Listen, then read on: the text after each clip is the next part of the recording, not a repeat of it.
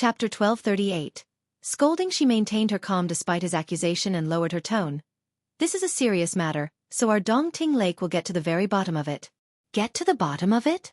Li Qie couldn't help but laugh. When the Iron Scale School bullied Zhang Baitu, when they tried to force him to sell the 100 Saints Hall, where was your lake then? And now, during the aftermath, your lake is trying to steer clear of anything to do with this event. Quite interesting. Well, Zhang Baitu softly spoke. Young noble, this really isn't the lake's fault. I didn't tell them at all. Li Qie smiled and waved his sleeve. You don't have to speak up for them. I know full well what is going on. You don't have to tell me that the lake has disposed of the bodies either. Zhang Baitu was scared. He didn't expect Li Qie to predict it this fast, so he had no response. Hong Yujiao answered instead. Brother Zhang is not at fault. This was the lake's decision and it has nothing to do with him. After hearing this, Li Qie slowly turned towards Hong Yujiao and smiled. This is more like it, spoken like a family. She took a deep breath and stared at him. With all due respect, this is not a joke. I hope you can clarify this matter or the sea demons in this region will put this on Dongting Lake. At that time, the lake will be isolated from the rest of the world. Isolated from the world? Li Qie laughed. This kind of thing will never happen. Kill 30 to 50 of someone's men and they will swear to never share the sky with you again. But if you kill 1 billion of them, they will obediently tuck their tails between their legs. Those who are unconvinced will have their bones litter the ground. His eyes turned cold at this point. I am not someone who agrees with using force to bully the weak, and I will not condone any immoral acts from my followers. However, those who dare to provoke me or harm my followers, regardless of whether they are strong or weak, will be killed before talking about who was right and wrong. Only when you use blood to talk will others understand where your bottom line is. Otherwise, people will think that you are an easy target, and they will bully you while thinking that the humans in the heaven spirit world are mere ants. It is a pity that your group did not inherit the hot blood of your ancestors or their willingness to kill. He continued on with indifference. Your lake is willing to sacrifice Zhang Baitu to separate itself from this situation. Maybe you would even give up the 100 Saints Hall altogether. As long as the interests of your lake are untouched, everything can be negotiated. Zhang Baitu trembled after hearing the line about killing all those who opposed you and answering with blood. It truly touched his heart. We do not have those intentions. Despite being unable to refute all of Li Qie's accusations, Hong Yujiao still said, we don't want to turn Brother Zhang into a shield. Our goal is to find out the truth so that others won't misconstrue the situation. Misconstrue? Li Qie laughed sarcastically and said, so what if they misunderstand? The Iron Scale School and outsiders are nothing. Who needs them to understand things clearly? So what if they don't? You can't even protect the spirits of your ancestors and have even forgotten their creed. Yet you care about the misunderstandings of outsiders? The damned geezers at Dongting Lake have lost their minds. Sir, I hope you can be more careful with your words. Dongting Lake has our own principles, and we shall do what we must. She didn't back down in response. We are grateful for you saving Brother Zhang, but if you keep on insulting Dongting Lake, don't blame me for no longer being polite. Sister, Zhang Baitu jumped up from his chair and dragged her away. Sister, you now understand the situation, so go back and report this to the sect master. He winked at her. He didn't want to see a fight between the two of them since her fate would be the same as the ones from the Iron Scale School. Instantly crushed by Li Qie. Baitu, Li Qie waved his sleeve and said, there's no need to be so sneaky around me. If I wanted to kill her, she wouldn't have been able to talk in front of me. The same goes for Dongting Lake. If I wanted to trouble them, I wouldn't be sitting here right now. Zhang Baitu awkwardly let go of her and wryly smiled. Young noble, she isn't trying to annoy you. She is only nervous about protecting Dongting Lake. If I was annoyed with her, I wouldn't have let her speak. Li Qie glared at him. The old man coughed and didn't say anything else. Li Qie shifted his attention towards the girl and said, I'm the killer. Your lake can go ahead and reveal it if you want to be rid of suspicion. Tell those brainless geezers to stop being short-sighted all day long and fixated on trivial matters. They have forgotten who their ancestors are and their own surnames for a few benefits. She glared at him. After all, he was directly scolding her elders. No one could swallow such anger. Sister, go already, the master is waiting for your news. Zhang Baitu dragged her away and motioned for her to quickly leave. She managed to restrain herself and coldly looked at Li Qie. I won't interfere with your disrespectful behavior, But if you insult Dongting Lake again, I will definitely deal with you. Li Qiye ignored her and focused on his drinks. She eventually left, brewing with indignation. If it wasn't for Zhang Baitu pulling her back, she would have definitely fought this arrogant person. Zhang Baitu was in a difficult position after she left. He rubbed his palms and smiled. Young noble, Sister Hong is a very good person.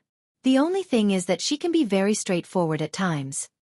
Even though their ancestors had grievances, this generation got along with each other. This was especially true for Hong Yujiao and himself. They were quite close, so he couldn't watch her go to her death. Li Qiye only smiled and didn't say anything. After a long time, Li Qiye looked at the faint mountain range one last time and decided to pay the bill. He looked over at Zhang Baitu and said, "Come, we'll go to Rainbow City." The two of them left the inn to go to the ferry. Everyone had to use this particular type of fish as transportation before they could reach Rainbow City. Once they got to the ferry, the sky suddenly turned dark. A gigantic ship descended from the sky, its size too immense to describe. Half of its hull was still hidden in the clouds, so no one could see it fully. This gigantic warship appearing at Rainbow Island attracted a lot of attention. Many people saw the conch insignia on the warship and became quite surprised. Someone asked, "Is that the roaring conch?" An old man slowly answered, "No, this isn't it. It might be the ship of a big character from there though." Another person speculated after seeing the ship. "Is it the Sea Shield Prince then?" The insignia of the roaring conch left many spectators shocked. This was a famous lineage throughout the entire heaven spirit world, not just limited to the Dragon Demon Sea. They had two sea gods that possessed the trident for a very long time. According to the tales, the moment their conch blared, all of the sea demons in the world would answer its call. A smaller ship flew out of the big warship. In fact, this smaller vessel was still quite sizable. It just seemed tiny in comparison to its huge friend. The warship didn't stop after the second one came out.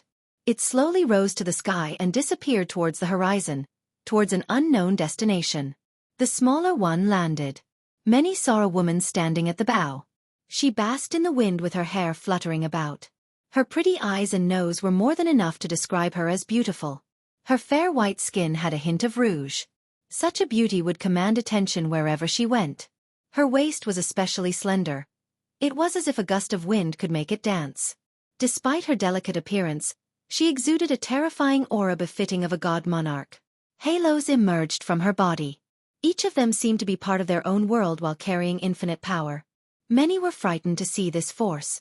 After all, she was an incredibly young god monarch. Wow, a god monarch.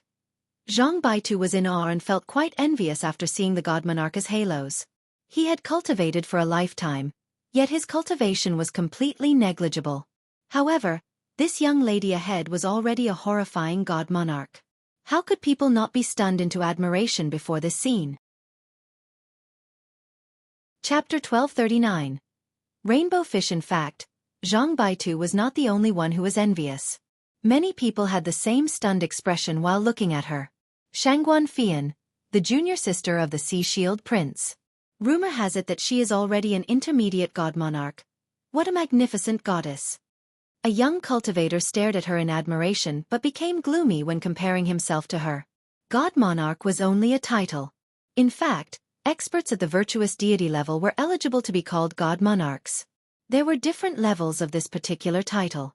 Cultivators generally divided them into 5 levels: minor monarch, intermediate monarch, grand monarch, true monarch, and bestowed monarch. However, she came from the wealthy roaring conch. She handed the payment over to the old man without batting an eye. He whistled again and 100 rainbow fish emerged. He commanded, "Go." The fish immediately pulled the ship away. To see this many fish drag away such a huge ship with their bubbles was quite a spectacular scene. More time passed. It was finally Li Qiye and Zhang Baitu's turn.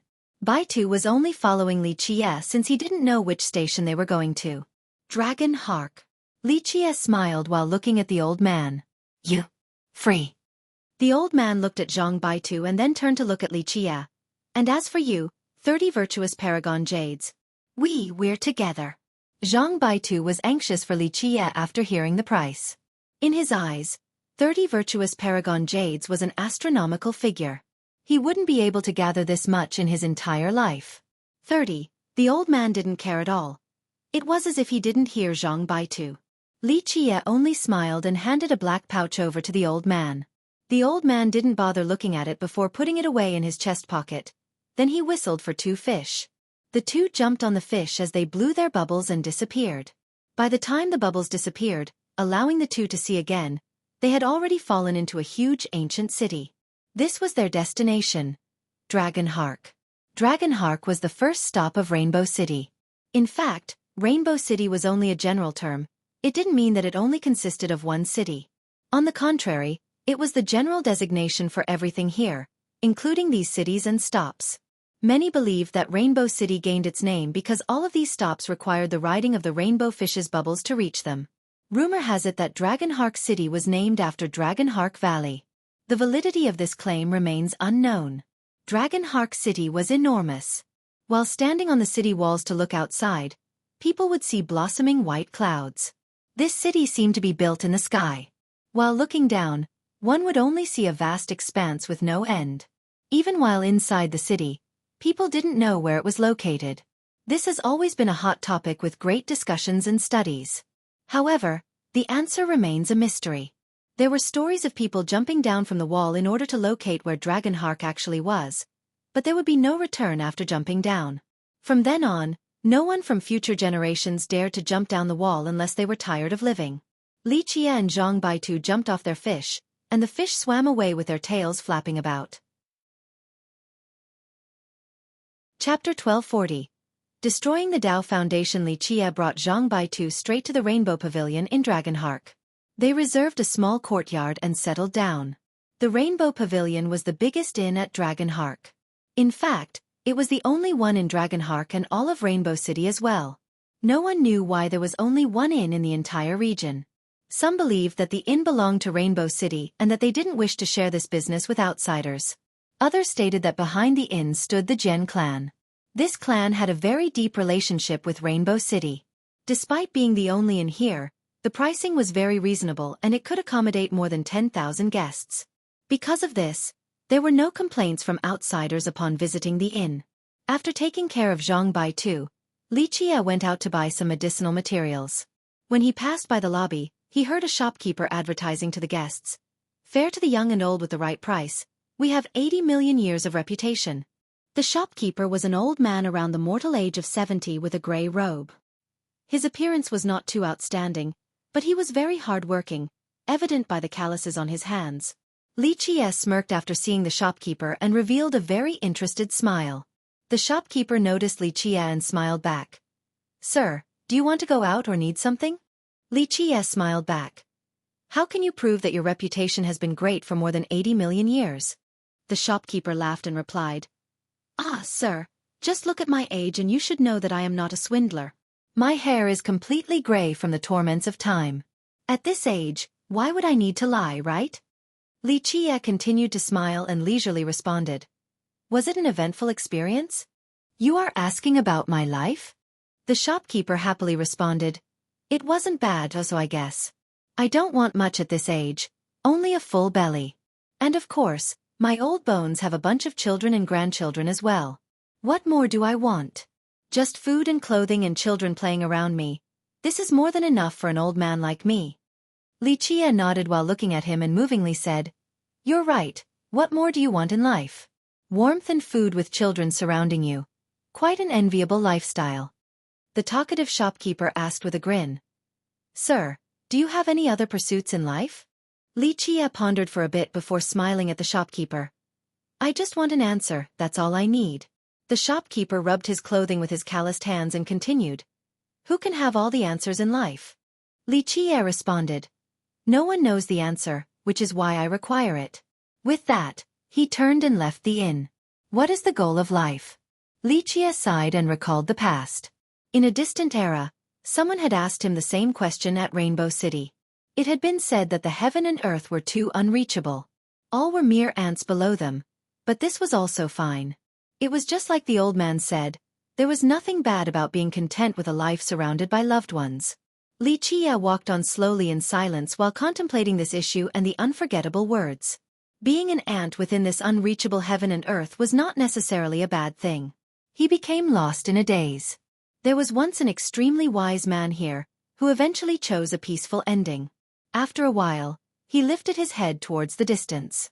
With an incomparably firm gaze, as if nothing and nobody could shake him, he said, "No matter how distant the heaven and earth might be and regardless of how long this path is before the end, I just need an answer.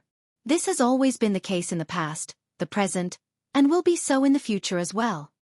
He smiled freely after this and entered the streets full of pedestrians. Rainbow City was too large to be measured. Even though there were very few land masses in the heaven spirit world, there were still several big cities. The ones here weren't necessarily the biggest ones in this world, but they were definitely among the top 10. Dragonhark, as the first stopping point, was very lively. This was the biggest market in Rainbow City. It could even be considered the largest in all of Heaven Spirit.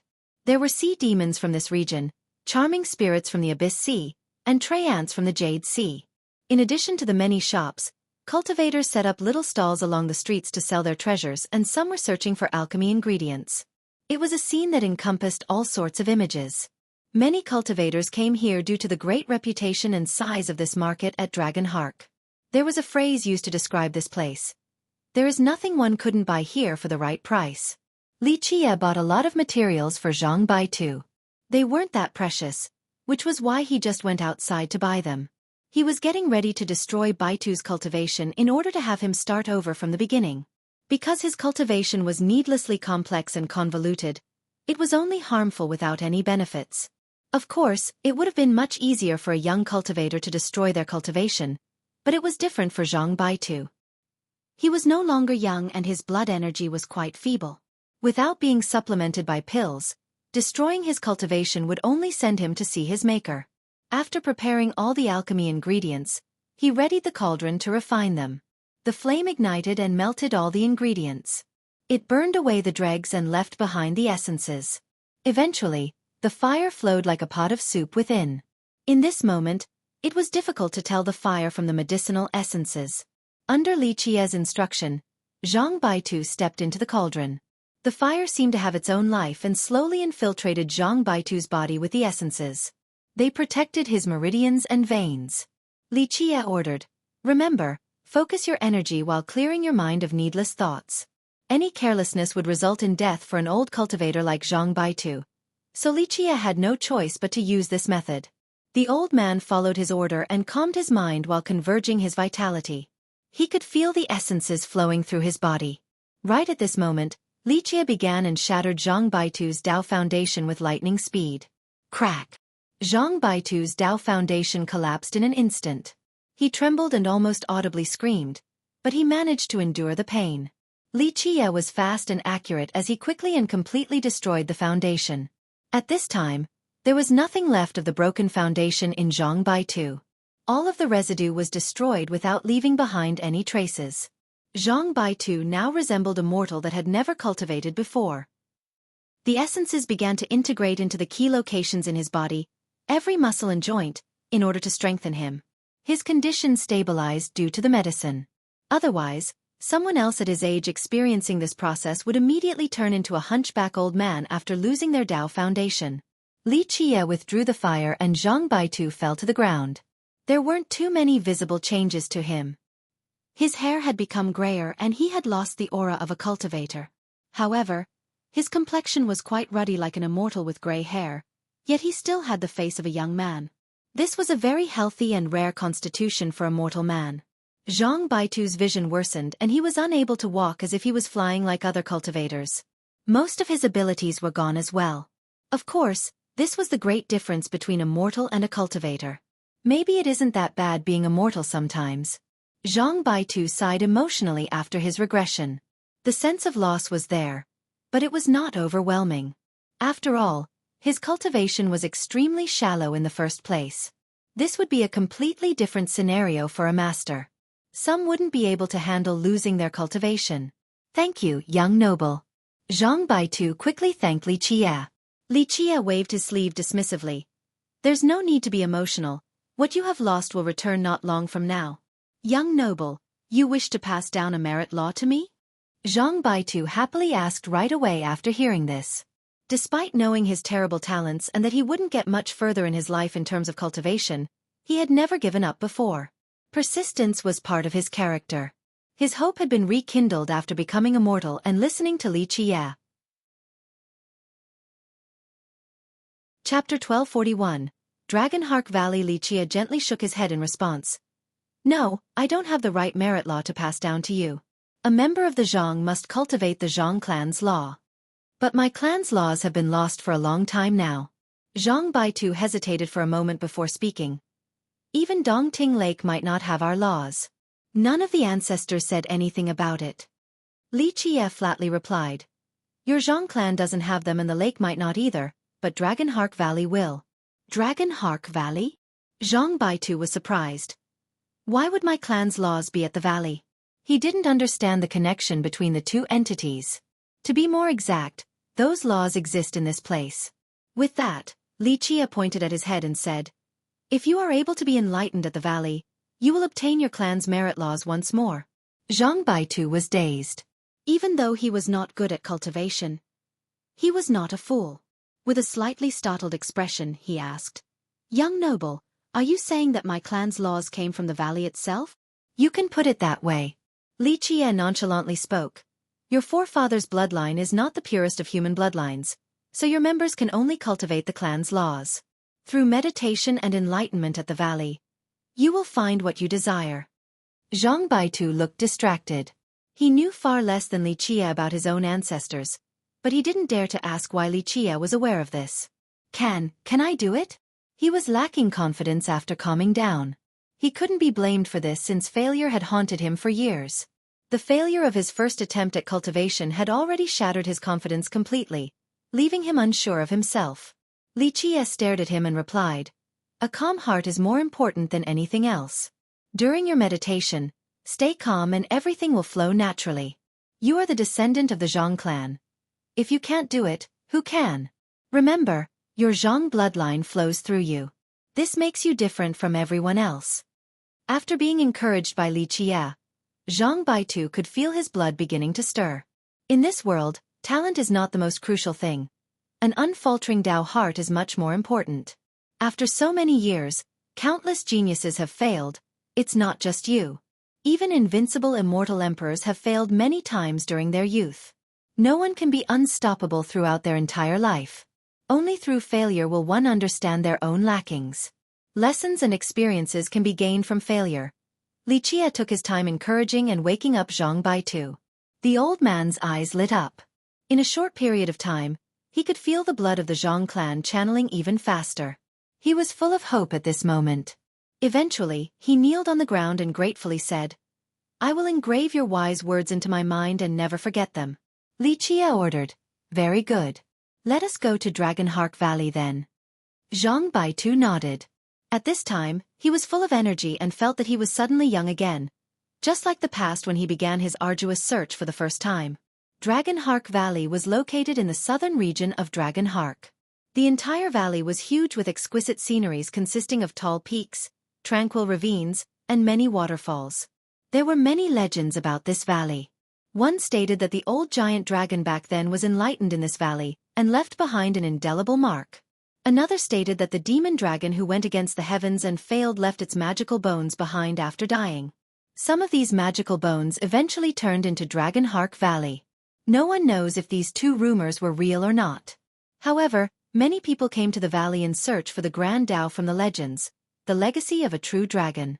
Alas, despite their pursuit for the mysteries here, many left empty-handed. Nevertheless, some claim to have heard a dragon's roar coming from the valley. After going back, they eventually comprehended more of the Tao. A few of them became experts and claimed that they had heard whispers of a true dragon granting them great wisdom. No one had heard of someone being able to obtain the legacy of this true dragon or the legendary magical bones. Nevertheless, there were indeed tangible benefits present at the valley. The two came to the entrance of the valley that resembled the gaping jaws of a dragon. Just this scene alone showed that the valley's reputation was more than just empty rumors. The moment they entered, they could see that there was already a line of cultivators waiting. Some were sticking around to watch as well. Get in line, hurry up. An old man dressed in a light blue robe with a pointed hat was guarding this entrance. 10 heavenly king jades, an extremely fair price. The old man collected money while yelling, "Come, come, do not miss the one and only Dragonheart Valley in this world.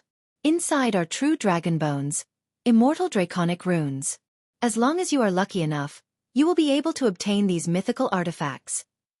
Think about it, just 10 heavenly king jades to trade for dragon bones and runes. What a generous trade. The old man's voice was quite powerful. With these artifacts, the next sea god could be you. The contemporary immortal emperor can't be anyone else but you. Becoming a tree father is possible as well. 10 heavenly king jades to win a chance at becoming a sea god, proving your regal ascendance or transforming into a tree father. This is the best transaction you could ever have. The old man kept on shouting like a street peddler while collecting all the jades. Are you serious? A young first-timer heard this and had to ask, are there really true dragon bones and immortal draconic runes in there? Ha ha ha, little fella. Don't listen to him. An older cultivator laughed and explained. He has always been shouting these words. 50 years ago when I last came, he was saying the same thing. You can't put it like that. The old man answered with a serious tone. My reputation is as valuable as gold and is completely trustworthy. I guarantee in the name of my ancestors that there are indeed draconic bones and runes inside. Stop. You told me the same thing 50 years ago and tricked me to come several times while giving you everything I had. In the end, did I leave with anything but empty hands? The old cultivator retorted with disdain while feeling annoyed. The old man didn't become angry with his answer. I can't be blamed for this. It only shows that you did not research enough. Otherwise, after several entries, you should have been able to get lucky, find the artifacts, and embark on the heaven-defying path to becoming a sea god and marrying a goddess, that's for sure. Come now. 10 heavenly king jades. This is an amazing deal. The old cultivator snorted and wasn't tempted by the old man. A skeptical cultivator remarked, if there are truly draconic bones and runes inside, then how come you aren't keeping them for your own use? The old man shook his head and said, Fellow Taoist, your perspective is too mundane. People say that the heavenly treasures of this world are meant for the destined. What kind of items are true dragon bones and immortal draconic runes? They are supreme immortal artifacts, so how can a lowly man like me obtain them? Because of this, I am leaving this opportunity to the fated ones. The skeptic had no response and kept quiet after hearing this.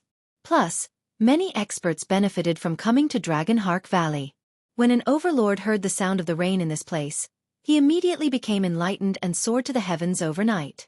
There was also a sea god who listened to the wind. In just one day, he created an invincible art, and from then on, he alone was unbeatable in this world.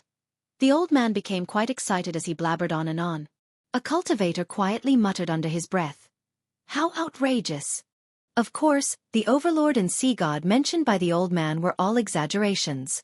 However, it was undeniable that there had been masters in the valley who obtained great harvests by just listening to the sounds in the valley itself. After his long boast, he told the skeptic from earlier, Okay, do you want in or not? If not, then go to the side. People are all lining up behind you. This skeptic hesitated for a moment but still decided to pay to enter the valley. In the line, Li Jie cheerfully smiled at this old man. He enjoyed listening to him a lot. When it was Li Jie and Zhang Baitu's turn, Baitu only looked at Li Jie since he couldn't take out so many refined jades. 2 people so 20 heavenly king jades. The old man smiled at them.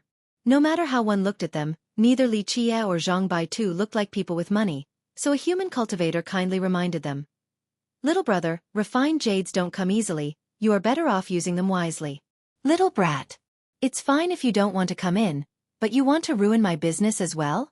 Do you want me to throw you into the bone sea right now? The old man violently changed his tune right away after seeing this human wanting to interfere with his business. Chapter 1242. Zhang Baitu's Dao Enlightenment. The human cultivator fled right away after being scolded by the old man.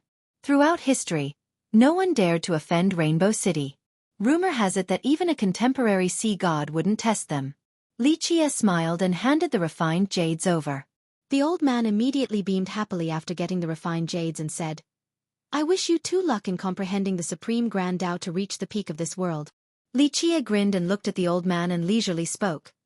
You said earlier that there are draconic bones and runes in the valley. If I carelessly dig them up, do they all belong to me then? Well. The old man's expression changed after hearing this, but he still revealed a smile in the end. Well, yes, of course. Xueqi saw his expression and started to laugh before patting his shoulder and said, I'm just joking. I'll only take him to listen to the sounds here for Dao enlightenment. With that, he brought Zhang Baitu into the valley. The old man's smile froze as his body became stiff. He watched Xueqi and Zhang Baitu disappear into the valley. I have to go too. Eventually, someone from the line spoke up, waking the old man up from his stupor. Just thinking about Xueqi's grin left the old man frightened with chills running down his spine. Rascal, don't play with me. Eventually, the old man murmured in a low voice that only he could hear. This was Zhang Baitu's first time coming to Dragonhark. Even though he knew about it beforehand, he didn't have enough money for the entry fee. He curiously asked, does this place really have those mythical items? In his eyes, Xueqi was an expert at everything. You shouldn't think about these things. Xueqi beamingly smiled in response. Finding them is nice, but it's fine to be without them as well. They are not meant for you. Zhang Baitu quietly nodded. He naturally didn't have unrealistic expectations. In his eyes, being able to comprehend the Zhang merit laws was more than enough. As for the bones and runes, they were supreme items that he didn't dare to think about. There were beautiful sceneries everywhere in this big valley with majestic cliffs, elegant springs, and a pleasant melody from the rustling leaves.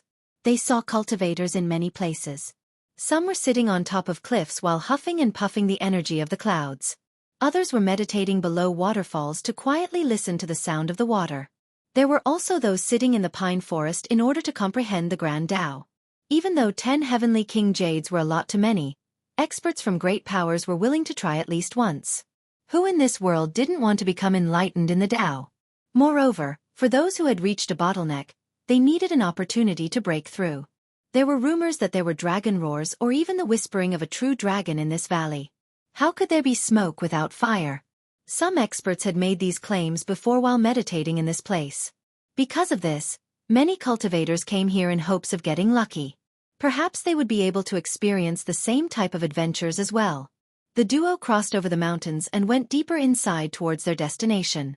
Young noble, have you been here before? Zhang Baitu asked after seeing how familiar Xueqi was with this place. Xueqi only responded with a mysterious grin. Many of the cultivators they met didn't find anything, so they kept on changing their location. Isn't that 100 disciple? A few cultivators recognized Zhang Baitu along the way. The majority of them were from the sects near Dongting Lake. Zhang Baitu had so many masters after joining numerous sects for nothing at all, so maybe he has accumulated enough experience. Come, let us see if he can comprehend anything. Although some cultivators were dismissive of him, others were irritated by their own lack of progress, so they wanted to tease him to get rid of their bad mood. In their eyes, Zhang Baitu was only a piece of trash. They could humiliate him however they want. Don't cross the line. Xueqi coldly spoke the moment these ill-willed cultivators approached his line. These cultivators stopped and one of them laughed. Oh? You must be Zhang Baitu's disciple. Ha, a foolish master can only produce an idiotic disciple. You think you can comprehend the Tao here as well? Xueqi ignored him and emotionlessly repeated. Don't cross the line or face the consequences. Brat, who do you think you are? Xueqi's attitude made a few younger cultivators with some status quite annoyed. They contemptuously spoke. You think we'll listen to you? What are you going to do about it? Only an ant, yet you still dare to shout in front of us. So what if we cross the line? Are you gonna bite me? Oh wait, I forgot. A dog that bites will never bark. With that, they headed towards Zhang Baitu. Xueqi didn't bat an eye. Instead, he performed a sweeping kick. These cultivators turned furious after seeing this, and one of the nobles said, Naive fool! Bang! They couldn't even counter since they were kicked flying by Xueqi. Blood spurted out along with many explosions. Xueqi mercilessly sent them into many huge trees with blood spraying everywhere. He then stared at them coldly and slowly walked over. At this time, these pale cultivators were frightened. They wanted to crawl back up, especially the noble-looking one. He screamed, You don't come over here, don't come over here. Chapter 1243. Dragon sound. In a short period of time, screams resounded left and right in these woods along with a series of bone-breaking noises. At this time, Li Qie was stomping on the legs of these cultivators. Their legs were crushed completely as they howled like slaughtered pigs. These shrill screams echoed across the thicket. Who is so ruthless? The screams alarmed some of the nearby cultivators. They came with curiosity and saw Li Qie's leg-breaking fest. Their eyes darted at each other and wondered just who this human kid was and why he dared to be so vicious. Eventually, with a loud bang, Li Qie stomped on the noble-looking youth and coldly glared at him. The paled cultivator busily shouted, Don't do anything stupid. I am a disciple of the Wyvern country, a great power in the Dragon Demon Sea. If you dare to kill me, my country will not treat it lightly. His wrist was stomped by Li Qie. This Wyvern disciple and everyone else shut up. They knew that they had messed with the wrong guy. This fellow was too ruthless.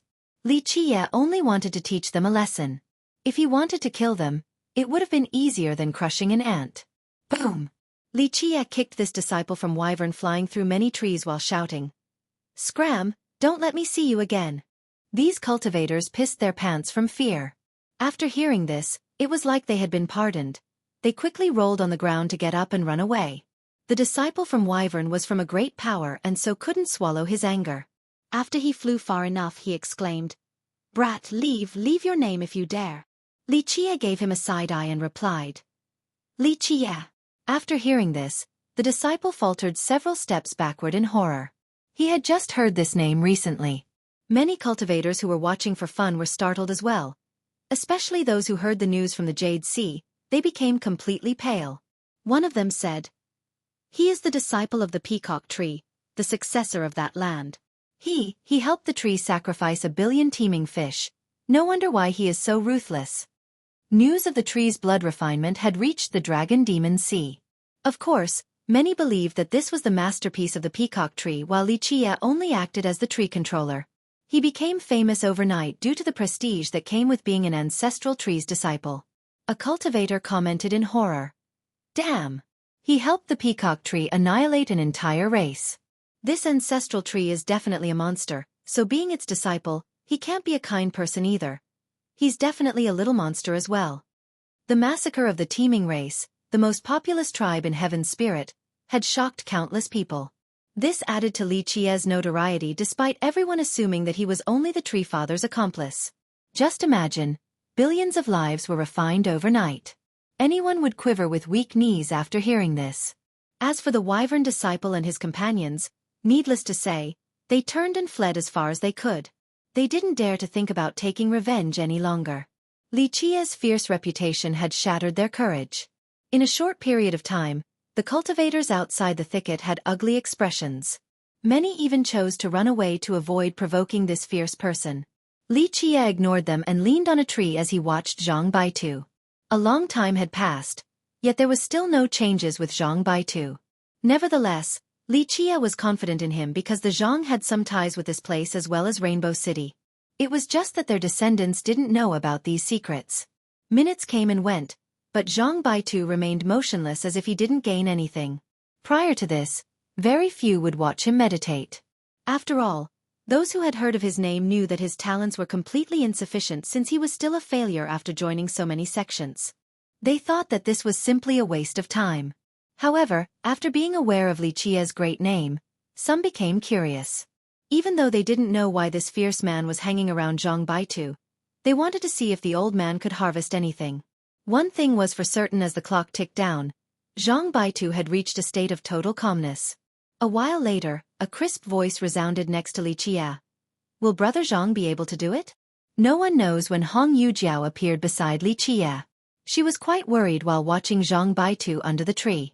Li Qie flatly said, All of you know nothing about what kind of people your ancestors were and what they experienced. This is because you have no interest in them at all. Hong Yujiao couldn't refute because she was indeed ignorant of them. Hong Yujiao eventually spoke. You are the successor of Peacockland, a tree controller. After returning, she uncovered all of his information and understood his identity. Li Qie didn't answer and continued his watch. I misunderstood you before. She spoke after a moment of silence. The peacock tree father has always been protecting the human race and is adored by many. You are its disciple, so I'm sure you weren't scheming against Dongting Lake. Li Qie chuckled after hearing this. It seemed that the misconception of him being related to the peacock tree had spread uncontrollably. However, he was too lazy to correct them. My father wants to meet you. She eventually revealed her goal. Li Qie laughed and replied, what does he want to talk about? The 100 Saints Hall or what happened with the Iron Scale School? Most likely the business of the human race. She replied, Peacock Land is the second largest haven for humans after the Exquisite Valley. Even though Dongting Lake isn't as large as Peacock Land, there are many things that can be done to mutual benefit. That's fine if he wants to talk. Tell him to come and see me. Li Qie just smiled with a completely indifferent attitude. She refrained from speaking. Li Qie's words sounded like a command for her father, so she couldn't exactly tell him this. It's time. Li Qie had been fixated on Zhang Baitu the whole time. His eyes flashed as he noticed something. Hong Yujiao quickly turned to look at her senior brother as well. A buzzing emanated from Zhang Baitu's body as it lit up, emitting a frightening light. The old tree behind him unexpectedly shook a little bit along with his body. It was as if they were touching something. The brilliance from his body increased as time went on, and the light slowly turned into rays. The tree then stopped moving and a very faint sound came about. While listening to it carefully, one could vaguely hear the roar of a true dragon. The roar sounded as if it was saying something, but humans couldn't understand it. Is that really the sound of a dragon? The cultivators outside the thicket were astonished. What? How is this possible? Zhang Baitu actually obtained a fortune? Some of them couldn't believe this scene while murmuring to themselves. They felt that this was simply impossible. Even though people said that dragon cries were present in the valley, only a very small number of masters were able to hear them. Others didn't have this privilege. Thus, it was even more impossible for Zhang Baitu, who was known to have rubbish talent. Continuously failing despite joining so many sects left others thinking of him as a being that was hopelessly stupid. It would be daydreaming for someone like him to think about gaining enlightenment in Dragonhark Valley. However, a strange visual phenomenon was occurring around him. The impossible was unraveling before the crowd. That's a dragon's cry? Hong Yujiao became absent-minded as well. She didn't have much hope in Zhang Baitu either. It was not because she looked down on him, but because he indeed possessed some flaws in terms of cultivation. I think so. The cultivators outside were jolted. They quickly sat down and focused in order to listen. They wanted to understand what the dragon was saying to obtain this fortune. Hong Yujiao attentively listened as well in order to comprehend the faint cries of the dragon. Chapter 1244. Dao Breakthrough. With the passage of time, Zhang Baitu's body became increasingly luminous while the dragon sounds from the old tree became more sonorous. In the end, it was no longer a vague sound. It truly became the voice of a dragon. It really is a dragon's cry. The valley truly has them. The voice of the dragon had alarmed many people. More and more came and were jolted by this sound. Despite the rumors of its existence, few people had heard it before. Many had failed and given up in the past, but now, they were both ecstatic and somewhat afraid after hearing it. In a short period of time, many cultivators began meditating right outside of this thicket and carefully listened to the profundities encompassed within these draconic sounds. By successfully doing so, perhaps they could understand the great mysteries of the Supreme Grand Tao. From that, it might lead them to the path where the true dragon bones and immortal draconic runes awaited. However, despite their best efforts, they couldn't understand it. Even Hong Yujiao was no exception. As time passed, the light from Zhang Baitu's body gradually dimmed and the dragon's voice from the old tree became fainter until it disappeared completely. Many listeners returned to the present after it disappeared. They received nothing out of it since they couldn't understand what it was saying or the mysteries within. They instead stared at Zhang Baitu in disbelief, especially those who knew about him beforehand. This was an incredibly cruel joke. He stood up before the crowd with a delighted expression. Without a doubt, he had quite a harvest. He walked to the front of Li Qie and immediately prostrated to express his gratitude. Thank you for guiding me from my past mistakes. This lowly one will never forget your kindness for the rest of my life. Li Qie nodded his head and accepted the grand gesture. Congratulations, senior brother. With today's enlightenment, your future potential is limitless. Hong Yujiao was happy for Zhang Baitu. By finally being able to take this step, he would surely have many amazing accomplishments later on. Sister, you are too kind. I only learned a little bit and can't be shameless enough to accept the praise of having limitless potential. Zhang Baitu was very modest in his response. Nevertheless, he was still very excited because, in his eyes, only geniuses would be able to explore the Grand Tao. Ordinary cultivators wouldn't reach this level, let alone a stupid person like himself. He couldn't even train regular merit laws, so he didn't dare to think about the impossibility that was exploring the Grand Tao. However, he felt as if his mind had been cleared. With his newfound wisdom, a Grand Tao was appearing right before him. People stared at him in disbelief due to his past reputation of being an incurable fool. It was simply inconceivable that such a guy could have become enlightened from listening to the voice of a dragon. Let's go. Li Qie told Zhang Baitu and turned to walk away. The brother and sister quickly followed him out of the thicket. Of course, this valley didn't only have dragon cries. It also contained other supreme immortal items, but Li Qie naturally wouldn't search for them.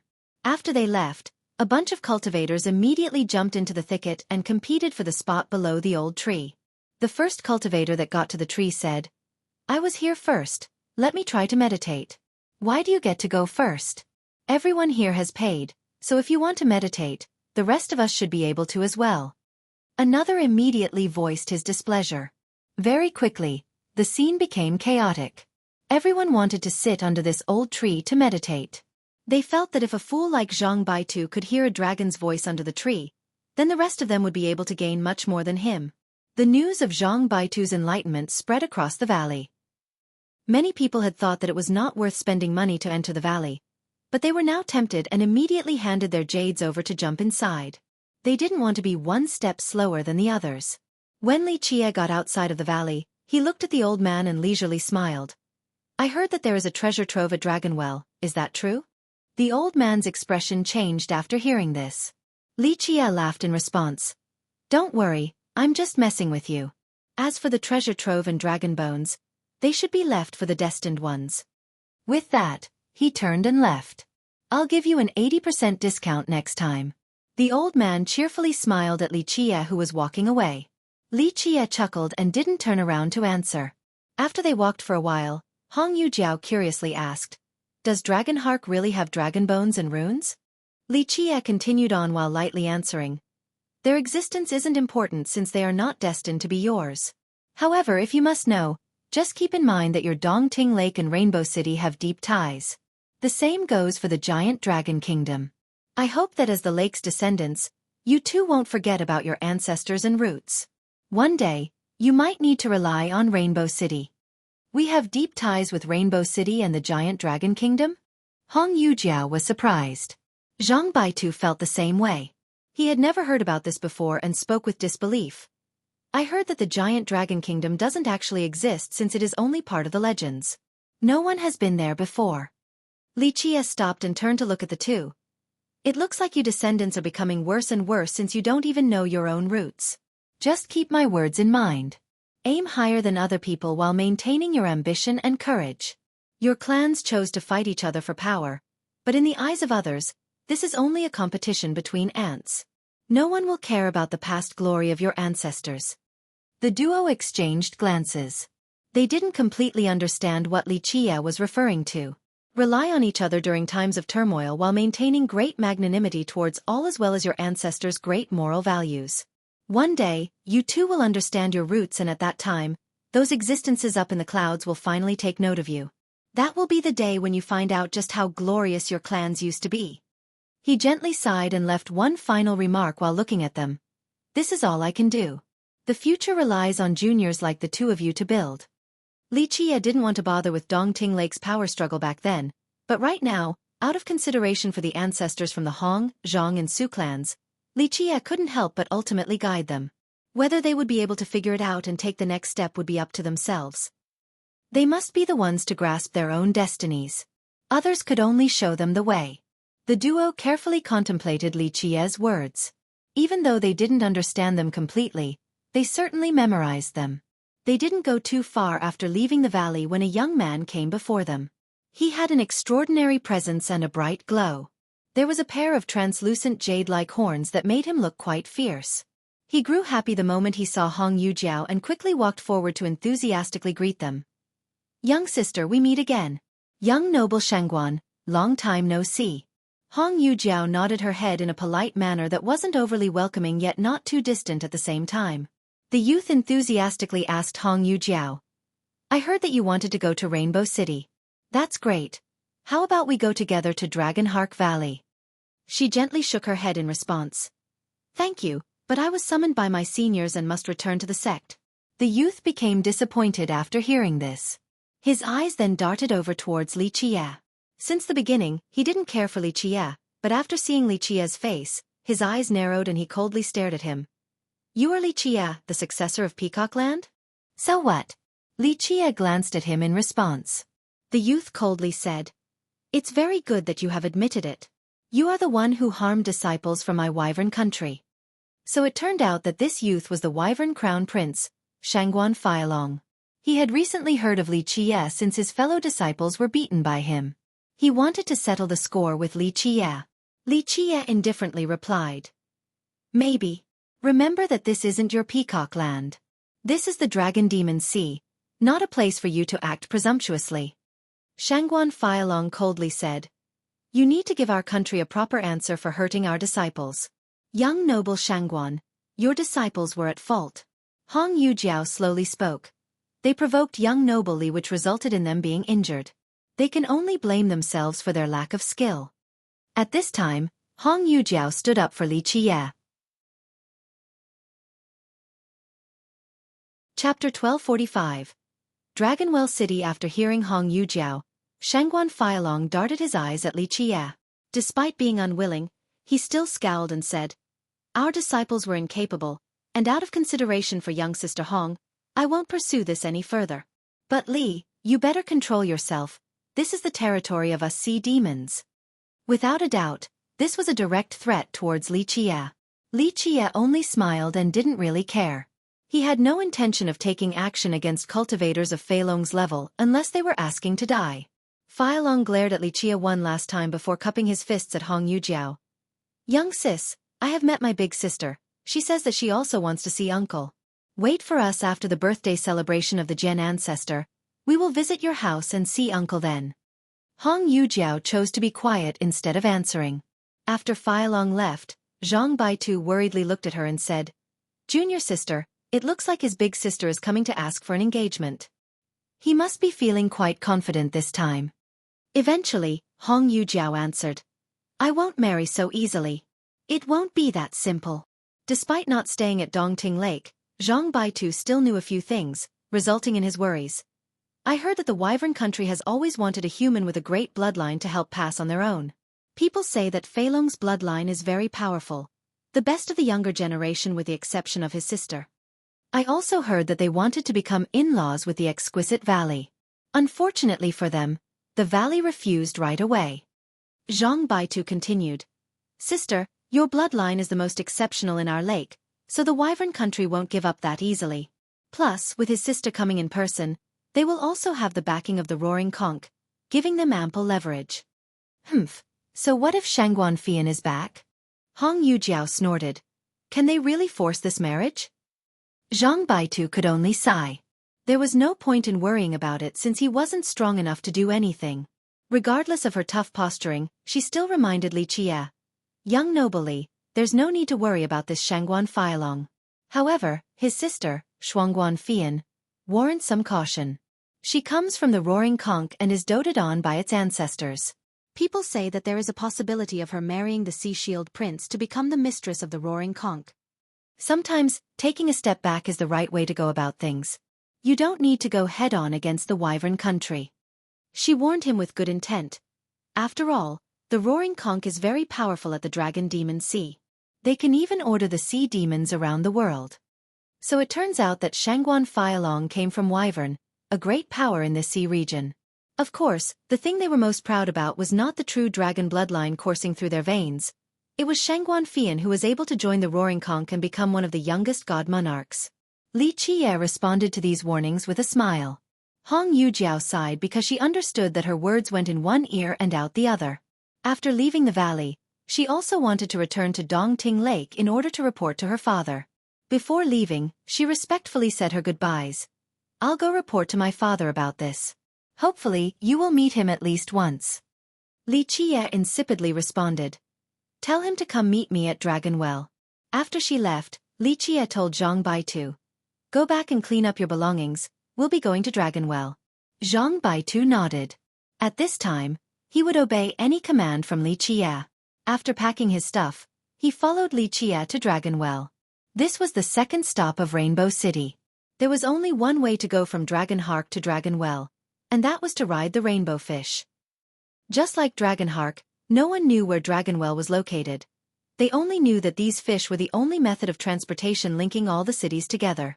At the very least, no one had heard of someone being able to go from one city to another using a different method.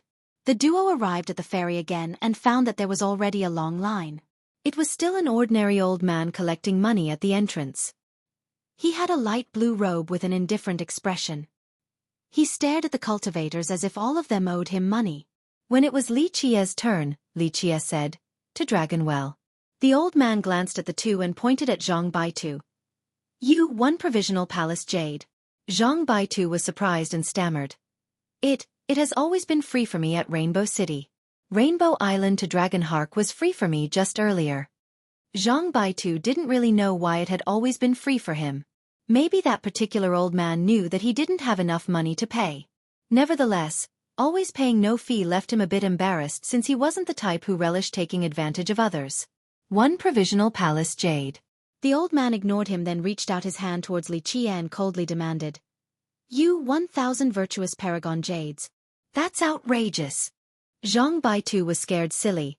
It didn't cost us that much to come here from Rainbow Island. Pay if you want to go. If not, then scram already. The old man angrily shouted, leaving no room for negotiation. Zhang Baitu glanced at Li Qie. This old man clearly wanted to play them. Especially Li Qie. Li Qie only smiled with a carefree attitude as he handed a black pouch over to the old man. The old man put the pouch away without looking at the contents before whistling for 2 rainbow fish. How much will you charge me to go to the city in the clouds? Li Qie smiled at the old man. The old man didn't bat an eye as he replied with the same emotionless expression. Who knows? Money is not a problem. Li Qie leisurely pressed on. I will have to go up there eventually, so take out your abacus to calculate how much it will cost. The cold old man didn't want to answer, so he didn't make a single sound. After sitting on the fish, Li Qie added in a serious tone. Since I have to visit it either way, I hope the rainbow fish will take me there at that time, okay? The old man remained quiet. At this time, the fish were spewing bubbles. They floated along the bubbles and disappeared right away. When Li Qie and Zhang Baitu regained their vision, they were in a different city. This was the second stop of Rainbow City, Dragon Well. According to the legends, Dragon Well hid unparalleled treasures that remained veiled from the public eye. After they disembarked the fish, Zhang Baitu curiously asked, Young noble, what kind of city is above the clouds? He knew that Rainbow City consisted of Dragon Hark, Dragon Well, and Dragon Spring, but he had never heard of a city above the clouds. People never mentioned it. You don't need to know, so don't ask. Li Qie gently shook his head. If one day the people up there notice you, then you will naturally learn about them. Just keep trying. The future is still full of opportunities. Zhang Baitu didn't ask again. He breathed deeply and nodded. Stay at the Rainbow Pavilion branch. Li Qie casually handed some jades to Zhang Baitu before leaving. Zhang Baitu watched him leave without asking where he wanted to go and headed for the inn right afterward. Li Qie walked along the long street with his heart slightly jumping. Something seemed to be affecting him as unwanted memories resurfaced in his mind. He took his time walking to the end of the street. An old mansion appeared before him. Its age didn't affect its majestic aura, as if there was an overlord presiding over the estate. A wooden plaque with the word Jian could be found hanging at the entrance. It was written in an archaic style that contained infinite prestige. The Jian clan of Rainbow City was a legendary existence. Despite its low profile, people still viewed it with awe and respect. Rumor has it that the Jian clan were the only outsiders who were allowed to stay long-term at Rainbow City. This was the only stopping place for humans in the entire city. Rainbow City was vast. Many powerful lineages, such as the Seven Martial Pavilion and the Roaring Conch, wanted to establish their own strongholds or divisions in this place. However, regardless of how strong they were, even when their sea gods were still alive, they couldn't get into Rainbow City. These powerful lineages didn't dare to act recklessly here without permission from the city. Chapter 1246. Jian Clan. The Jian Clan had established their lineage in Rainbow City a very long time ago. They had a pivotal position in this place, similar to their position in the Dragon Demon Sea and all of Heaven's Spirit. They were even more significant for the human race. As the only human lineage capable of staying in Rainbow City, the clan had done many favors for the human race. Even though the disciples from this clan rarely showed themselves outside of the city, they had always been very reasonable. No one has ever looked down on the Jian Clan, whether they be the Charming Spirit's Four Branches or the Trent's Golden Isle, as well as the Sea Demon's Roaring Conch and Seven Martial Pavilion. Whenever their ancestors visited Dragon Well, they would go visit the Jian Clan as well. In the Heaven Spirit world, whenever the Jian Clan got involved, the parties would always show them some consideration. The origin of the Jian Clan remained unknown. Outsiders didn't know what kind of lineage they were. The only thing known was that they were humans that were closely related to Rainbow City. This was not only a low-key clan but also one shrouded in mysteries. Many of the great powers, especially the behemoths, had traceable backgrounds. Their ancestors were either sea gods, tree fathers, or immortal emperors. The weakest among their ancestors would be unstoppable god kings, and tales of their ancestors would be sung in the contemporary. This was not the case for the Jian ancestors. The clan was just as mysterious as the giant Dragon Mountain range. It seemed that the clan suddenly appeared overnight. What was even stranger was that they established a stronghold in Rainbow City very quickly. While standing on the street and looking into the Jian Clan that was just inches away, Li Qie felt an indescribable emotion. For him, the Jian Clan was also a home. Many of his footprints and memories were left in this place. However, he didn't want to go inside right now. The heavens is too unreachable. There is nothing bad about being a trapped ant in this world. Alas once whispered this to him. Whenever he stood before these gates, these words would echo in his mind. There was nothing in this world that could hinder his path or make him stop. Alas, this sentence haunted his mind and made him feel quite uncomfortable. Resting was impossible for him. At least not in this lifetime. For many, starting a family and having children was not difficult, but this was a life unattainable for Li Qie. He sighed in disappointment and murmured, "I can't do that. I will never be an ant that submits to the world. I am the blood-stained hand that will slay to the very end. Death is my companion and blood makes up my bed." Through the ages, some wished that he would continue on while others hoped that he could rest. Alas, these people eventually left the world. No one could persevere with him on this endless fight. There was a little shop along the path. It sold snacks and lighter dishes with only a few tables. It wasn't early in the day anymore, but the old stove in the shop still let off curling steam and smoke. His heart slightly jolted after seeing the shop. He didn't enter the Jian Clan and instead quietly sat down at a table. There was only one gray-haired old man working as both the waiter and the cook. His apron looked dated. It had been exposed to smoke for an incredible amount of time, yet it was still clean. The old man quickly came and asked after Li Qie sat down. "Sir, what would you like?" Li Qie blurted out without thinking. "One bowl of boiled tofu." This was an all too familiar answer. He gently sighed again when his mind returned. "Okay, coming right up." The old man was very agile and immediately cooked some for him. Boiled tofu. Li Qie smiled wryly. Back then, he had tasted this dish countless times at this very shop. This was a style that originated from the mortal emperor world and was next to impossible to forget. At that time, there were two little girls who also enjoyed eating here. In the faint steam, these two were always at odds. Who would have thought that one of them would eventually become an invincible empress? It didn't take long before the old man presented the bowl before Li Qie.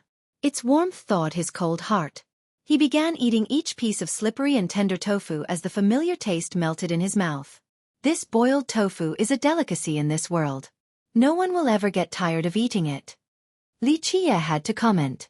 The old man revealed a simple smile and responded, "Sir, please don't laugh, but this dish in my shop is a peerless recipe that originated from the mortal emperor world. It has been passed down in my home from one generation to another without fail." Li Qie faintly smiled and continued to take his time eating. Of course, he knew where this craft came from more than anyone else. While savoring the familiar taste in his mouth in this mist-filled shop, it seemed that he had returned to those early years. In the hazy mist, he could see the two competitive little girls again. One had eyes full of wisdom while the other had a resolute glare. He suddenly saw the intelligent girl sitting there, quietly eating tofu with him. She didn't utter a single word, but all that needed to be said had been told. Eventually, everything disappeared into the rising steam from the hot bowl of tofu. The two girls destined to become the Empress and the Wise One dispersed. Everything was in the past. Both the Empress and the Wise Goddess had turned to smoke. He was the only one left after the long years. A while later, he looked up and noticed the Jian clan was decorated with lanterns and flowers. He asked the old man with an indifferent tone, "Is there a celebration at the Jian clan?" "Sir, haven't you heard?" The old man answered, "The 8,000th birthday of the Jian grandfather is coming up. Everyone from all over the seas are coming to wish him happy birthday." The old man looked at Li Qi'er in astonishment but refrained from commenting. Jian Longwei was a name full of clout in heaven's spirit. He was the current master of the Jian clan and had been in charge for several thousand years. His status was equal to a supreme god king. His 8,000th birthday was almost here. At that time, many big shots from all over the world would come to Dragonwell to give him their blessings. Of course, there was another meaning to his name. Just like Li Qi'er said, it wasn't a name that could be bestowed upon birth. While Li Qi'er continued to eat his tofu, a youth came out of the Jian clan and sat down in the shop as well. This youth was very handsome in his violet robe. One could see his bulging muscles underneath them as they exuded a robust feel. However, his strength was not that of a brute but rather a refined type of power. The youth spoke with a smile. "Uncle boiled tofu again. I love this dish of yours." "Okay, coming up." The old man smiled and got busy again. He then brought a bowl for the youth. The fellow wasn't reserved at all and dug in right away. It only took him 3 to 5 bites to finish the entire bowl. After heaving a satisfying belch, he finally noticed Li Qi'er inside the shop. Chapter 1247. Jian Shaotai. While watching Li Qi'er's unhurried manner of eating, the youth couldn't help but praise. "Brother, you really know how to savor the delicious flavors. The boiled tofu here is really just too good, but I finish way too fast. I'm just a cow chewing on the peony." While these two were staying at the inn, Dragonwell became even more lively. Its streets could only be described as being occupied by a sea of people. This was because Jian Longwei's 8,000th birthday was coming up. Many great powers from all corners of the world sent their important characters to give him their blessings. His pivotal status and the respect he garnered from all the races in heaven's spirit was not only because he was the leader of the Jian clan, he was also a god king. Some even say that he was at the incredible celestial god king level. Great lineages such as Gu Chun's 4 branches, the 7 Martial Pavilion, and the Swiftdao Holy Ground all sent people as well. A few guests garnered a lot of attention. For example, Shangguan Fian from the Roaring Conch and Gongsun Meiyu from the Profound Sea Dynasty. People couldn't turn their eyes away. Today, both of these supreme beauties with deep friendships came together. Their appearance at the birthday celebration in Dragonwell created a very pretty scene when they walked together. The public praised them as magnificent head-turners. Shangguan Fian was very famous at the Dragon Demon Sea for being a genius of the Roaring Conch. Needless to say more about Gongsun Meiyu, she was the profound monarch's concubine. Her charm seeped deep into the bones. The crowd started cheering when they presented their gifts. Miss Shangguan represents the Roaring Conch in gifting a phoenix conch in honor of the grandfather. A disciple responsible for accepting gifts accepted the item and recorded it down. Miss Gongsun represents the god monarch in gifting a longevity sea deer in honor of the grandfather. After hearing the announcement from this disciple, many in the audience marveled. The phoenix conch and longevity sea deer are both exceedingly rare treasures. Some were quite envious of the two gifts. They felt that only behemoths like the Roaring Conch and Profound Sea Dynasty would be able to afford such gifts. "Thank you for the generous presents." Jian Shaotai personally received the two girls. Chapter 1248. Hong Tianzhu. While Li Qi'er was still at the Rainbow Pavilion, Zhang Baitu was striking while the iron was hot in order to comprehend the grand Dao he saw earlier. Of course, Li Qi'er was not in a rush to attend the birthday celebration. It was not his main purpose for coming here. Hong Yujiao came as well. Her father was with her, along with some disciples from the lake.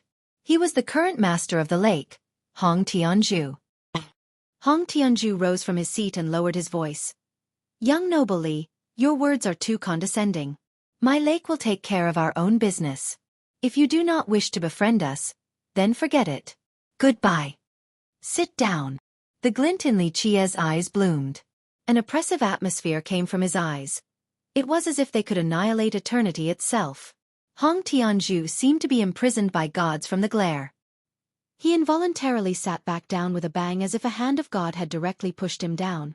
You still don't understand. Li Qia continued his scolding. Do you really think the phrase protected by the wise sages of the 100 Saints Hall is merely empty words? When was the last time you all visited and worshipped the souls of your ancestors? The wise sages of the 100 Saints Hall? He couldn't come up with an answer right away, but he knew of this particular phrase. Forget it. Li Qia gently sighed. I am too lazy to care about you all. If you want to work together with Peacock Land, I will show you the way by writing a letter to Kong Qinru of the Exquisite Valley. She will make the necessary arrangements for you. The Exquisite Valley, Lord? Hong Tianju was taken aback. He didn't know the relationship between Li Qia and Kong Qinru. In theory, Li Qia was the successor of Peacock Land, so he should be in charge of this business. Go, Qinru will assist you. Li Qia gently waved his sleeve. He was tired of this problem with Dongting Lake. Only his love for their ancestors kept him involved. Hong Tianju hesitated and asked, well, will the Exquisite Valley agree to assist us in this matter? He felt that he by himself was not enough to deal with the valley. Li Qia couldn't help but look at him and ask, don't tell me you haven't been communicating with the Exquisite Valley? Well, Hong Tianju rubbed his palms together awkwardly and replied, our Dongting Lake do have some dealings with the Exquisite Valley, but it is only by chance most of the time. He became a bit embarrassed at this point and didn't know what else to say. Chapter 1249. Contract. Li Qia noticed Hong Tianju's awkward demeanor and flatly said, I understand now. You no longer have the contract from back then. It was written by the ancestors from the Zhang clan, so their withdrawal cut off the alliance between you and the Exquisite Valley. How do you know that? Hong Tianju was shocked to hear this. This was a story so ancient that even their lake had almost forgotten about it. Hong Tianju wouldn't have recalled this matter if Li Qia didn't bring up working together with the Exquisite Valley. Even juniors from the lake didn't know about this contract, let alone outsiders. Li Qia didn't answer his question directly. After severing this contract, your lake's descendants didn't have the ability to form another one. In the end, the valley stopped caring about your lake. Hong Tianju's old face became a bit hot. He coughed and said, I won't deny that. Dongting Lake is indeed inferior compared to the past. We descendants have not done well, so the lake isn't strong like before. This inevitably made others underestimate us. Hong Tianju sighed after saying this. Suddenly, he felt as if he was one generation below Li Qia in the hierarchy. Li Qia sighed as well and stared at Hong Tianju. He couldn't give up on him, so he pointed the way for him. The valley didn't ignore you because of the decline. Even though the Zhang ancestors were the ones who signed the contract, the Hong and Su ancestors were most likely involved in passing it down as well. Take a moment to reflect on what your lake has become. The clans are distancing themselves from each other, and all of you have long forgotten the teachings of your ancestors. Today, one clan will be on top, tomorrow, another will take its place. Everything has become such a mess with a total failure to comply with your legacy's own teachings. Li Qia paused before continuing. With this abandonment, your sect has become chaotic. All of its energy and resources are consumed by internal conflicts. Do you feel that your lake can still be powerful under these conditions? Hong Tianju was a bit tongue-tied after hearing this. The lake was built upon the labor of all three clans. Without this system that was fortified by an agreement, your group is nothing more than a bunch of stray dogs competing for a piece of meat. Think about it. The continuous changes in leadership in such a capricious manner rendered the entire system useless. Do you think the valley would want to be involved with your lake under these circumstances? Each of your clans has their own agenda while lacking the will to carry out a strategy that will benefit the entire lake as a whole. Hong Tianju didn't know how to respond. Li Qia gently sighed. It is not impossible to form an alliance with the Exquisite Valley. The descendants of your clans need to sit down. Let go of what should be abandoned, do what must be done, follow your lineage's old teachings and become a solidera whole once more. Repent and more opportunities shall arise. Well, Hong Tianzhu hesitated. He didn't know why Li Qie knew so many things about them, but he was taking Li Qie much more seriously. He eventually said, "Young noble, this isn't that simple. Even if I want to reform the union, the other ancestors might not necessarily agree. Moreover, the clans themselves might not be willing to follow the ancestral teachings again." Hong Tianzhu's remark was not unreasonable. After all, who would be willing to give up their power after being in charge? This was simply asking for the impossible. No one could withstand the temptation of power. This was precisely the reason why several generations later, the lake abandoned their teachings and contended over resources and authority. This led to the chaos in the lake and, not long after this, many long-term agreements could no longer be sustained. Li Qie nonchalantly replied, "Let the souls of your ancestors decide in accordance with their ironclad teachings. Kill those who dare to disobey without showing mercy." Hong Tianzhu was dazed after hearing this. It sounded like a joke, but he didn't dare to say it. The souls of the ancestors were an intangible and spiritual matter. It was only a way of commemorating the ancestors and their glorious achievements. It was impossible to seek these spirits and ask for their arbitration. Who would listen to such an ethereal idea? It seems like you all don't even know what you have lost. Li Qie shook his head and said, "After abandoning your union and contract, even the ancestors have been forgotten. It's no wonder why the valley looks down on your lake. It has thrown away all of its ancestors' prestige and even the most precious inheritance they left behind. Why would the valley care about you? You think that the 100 Saints Hall is storing treasures, right?" Li Qie coldly stared at Hong Tianzhu. Hong Tianzhu became quite embarrassed. Some of their ancestors did think that the hall stored treasures. Some of them had even tried to open it to no avail. Li Qie felt a bit helpless at these descendants and told Hong Tianzhu, "Then let me ask you, has your lake been worshipping the souls of the ancestors and the lake itself?" Well, Hong Tianzhu coughed awkwardly and couldn't say anything for a long time.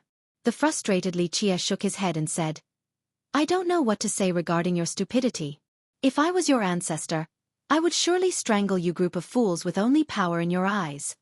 Do you actually think that you have been able to defend Dongting Lake because it has a superb defensive terrain with your insignificant strength? Don't you know how important this treasure ground is? Your ancestors expended countless efforts in order to obtain it. In the Dragon Demon Sea, all of the great lineages like the Seven Martial Pavilion, the Roaring Conch, and the Dream Empyrean could easily destroy the lake whenever they want." He went on to say, "Do you think defending the lake is to your group's credit? To put it bluntly, the Dream Empyrean's Meng Zhentian can easily annihilate you all by himself, so why is it that none of them have maneuvered against the lake? Is it because of your few contemporary ancestors? Haha, in the eyes of others, these ancestors are no different from insects. The real reason why your lake has survived till now is due to the souls of your ancestors protecting everyone. Because of them, your enemies do not dare to act recklessly. Without their protection, within this Dragon Demon Sea where the sea demons reign supreme, you ants would have been treated like fat pieces of meat and torn asunder by a group of bloodthirsty sharks." He snorted sarcastically as he finished his monologue.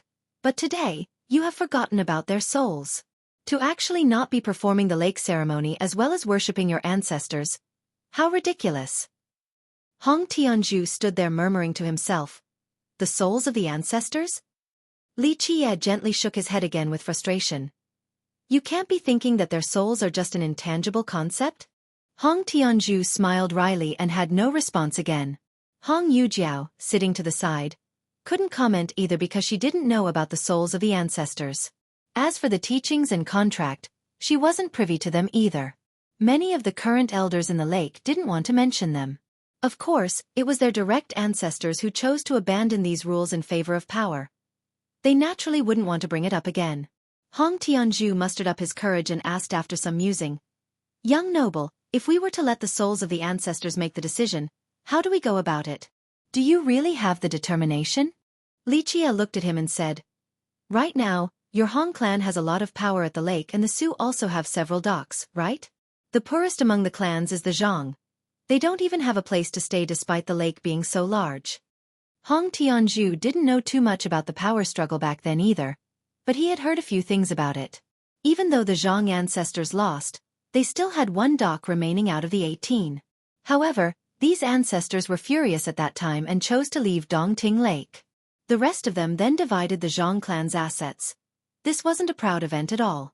Li Qie nonchalantly looked at him and said, "Will your Hong clan be willing to give up your power and resources?" Hong Tianzhu eventually answered, "I don't know what the ancestors will say, but you are right, our lake is indeed in disarray due to the power struggles. We only do what we want, so many of our covenants and pacts with others can't be implemented. If this keeps up, the lake will be even more fragmented and become weaker. I understand after listening to you today." He gently sighed. "We must be the ones to reshape the order of the lake. Otherwise, no one will respect us." As the master of the lake, he understood that many of their current agreements couldn't be carried out at all. Chapter 1250. Marriage Proposal. Li Qie watched over Hong Tianzhu for a bit before speaking. "Very well, if you are truly sincere, then it will be for the best. I will give your lake one last chance. If you can't seize it, then you are on your own in the future." Hong Tianzhu became excited and quickly bowed. "Thank you, young noble." Even though he knew neither what Li Qie was capable of or about the souls of the ancestors, his intuition was telling him that this was a once-in-million-years opportunity for their lake. If they were to miss it, then they would truly be on the verge of a real decline. Hong Yujiao was also confused at this moment. They didn't know who this man was, but she felt an unfathomable aura from him. When he sat there, it seemed as if he was the master of all. Both she and her father felt their statuses lowered while he would remain the same for all eternity. Li Qie asked Hong Tianzhu, "Did you come to Dragonwell to celebrate the Jian clan's birthday?" Hong Tianzhu quickly answered, "Young noble, you are correct. Our lake was invited for the 8,000th birthday, so we came to give the Jian grandfather our blessings." "Very well. We'll go together then. Having an audience with the grandfather will be good." Li Qie gently nodded. "As for whether you can build a friendship with the Jian clan in the future or not, that will depend on your own fortune." Meet the grandfather? Hong Tianzhu was both excited and nervous. Even though their lake did have some ties with the Jian clan, it was a very shallow relationship. To a large extent, the only reason they were invited to the celebration was most likely because they were also humans. Their lake was not qualified to see the grandfather alone. This was something left to behemoths like the Seven Martial Pavilion and Roaring Conch. How could he not be shocked by this development? It was truly a good opportunity for Dongting Lake. "Your Highness, please stop, our master is in a meeting." The voice of a disciple from the lake came from outside. But before this disciple could finish, the person had already barged inside. The intruder was the Wyvern Crown Prince, Shangguan Fialong. The disciple outside couldn't exactly stop him, so they were at an impasse. Hong Tianzhu and Hong Yujiao were surprised to see this sudden intrusion and slightly frowned. After coming inside, Shangguan Fialong felt annoyed when he saw Li Qie and snorted. However, he didn't push it further and decided to ignore Li Qie. He cupped his fist towards the other two and said, "Uncle, sister, please excuse my rude interruption, I was simply too anxious." The deed was done, so despite feeling unhappy, Hong Tianzhu managed to ask, "Nephew, is there an important event?" Shangguan Fialong was visually happy. He bowed and carefully spoke. "My big sis wants to invite you to the Jian clan to talk about the marriage between sister and me." "What marriage?" Hong Yujiao's expression shifted. Hong Tianzhu grimaced as well and said, "Nephew, this joke is going too far. It is too early to talk about marriage." "Uncle, it isn't early." Shangguan Fialong gloated. "My big sis has sent messages to the ancestors of the lake, and they have agreed. Moreover, our marriage will be administered by the Sea Shield Prince." Both the father and daughter were alarmed upon hearing this sudden development. They couldn't react in time. The ancestors of the lake have high hopes for this marriage and wish for it to happen soon. The happy youth spoke. "My big sis heard that uncle was staying at Dragonwell, so she told me to come and invite you to the Jian clan to discuss things further." Hong Tianzhu raised his brows and asked in a serious manner, "When did the ancestors agree to this?" "Just a while ago." Shangguan Fialong was all smiles. "Sister and I are a perfect match." "This marriage is a match made in heaven," Hong Yujiao coldly interrupted him. "I'll be in charge of my own marriage, the ancestors don't need to worry about it." Hong Yujiao was quite dissatisfied with the ancestors from the lake suddenly deciding her marriage for her. Hong Tianzhu felt the same way, evident by his grimace. He understood why the ancestors agreed so quickly. To a large extent, it was due to Fei Long's older sister, Shangguan Fian. She was one of the most excellent geniuses of the Roaring Conch. Plus, there had been rumors of her marrying her senior brother, the Sea Shield Prince, to become the future mistress of that sect. If the lake could form this marriage pact with the Wyvern country, they would also be able to suck up to the Roaring Conch. It would be very beneficial to have such a strong backing. However, he was not happy about this marriage. His daughter had the most excellent bloodline among the lake's younger generation. He naturally didn't want their Hong clan's best bloodline to go to a foreign race. Shangguan Fialong quickly responded to Hong Yujiao. Sister, we are childhood friends. You have the best bloodline while I will inherit the Wyvern country. Our children will be dragons and phoenixes amongst men. They could even inherit the true dragon's bloodline from my forefathers. Since when did the Wyvern country have a true dragon's bloodline? A very blunt voice interrupted Fialong. Li Chia coldly commented. A little snake crawling up from the seabed dares to claim to be a true dragon? Li Chia didn't show Fialong any respect. The Wyvern country is nothing. How can it be qualified to marry a daughter from the Hong clan?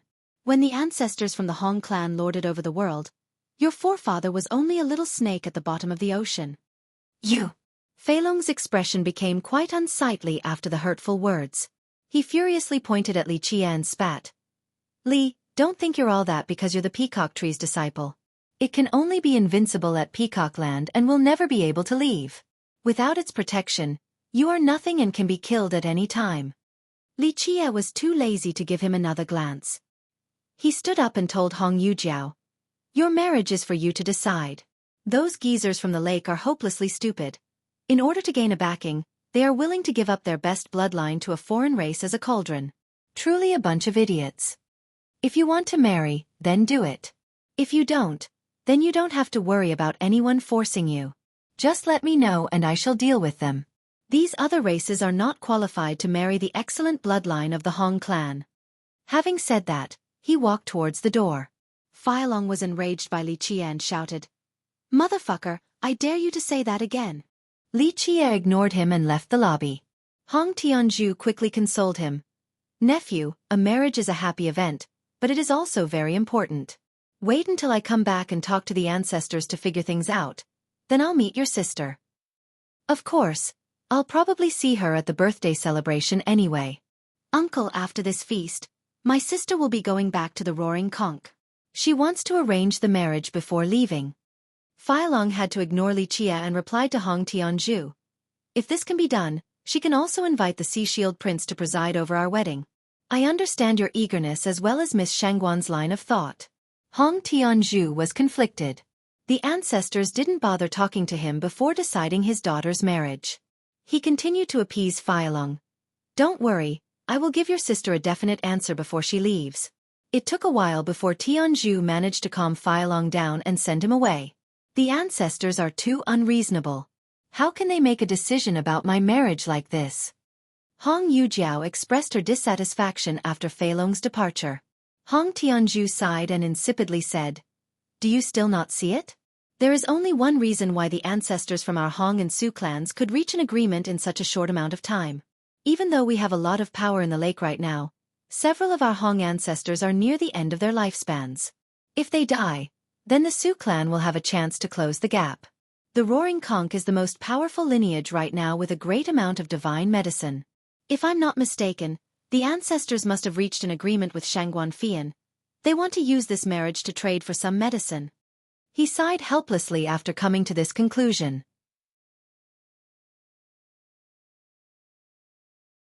Chapter 1251. Blood Shark Scion Hong Yujiao felt gloomy after hearing her father. Hong Tianzhu continued his explanation while feeling frustrated. As for the ancestors from the Su clan, it is pretty easy to guess why they are in favor of this marriage.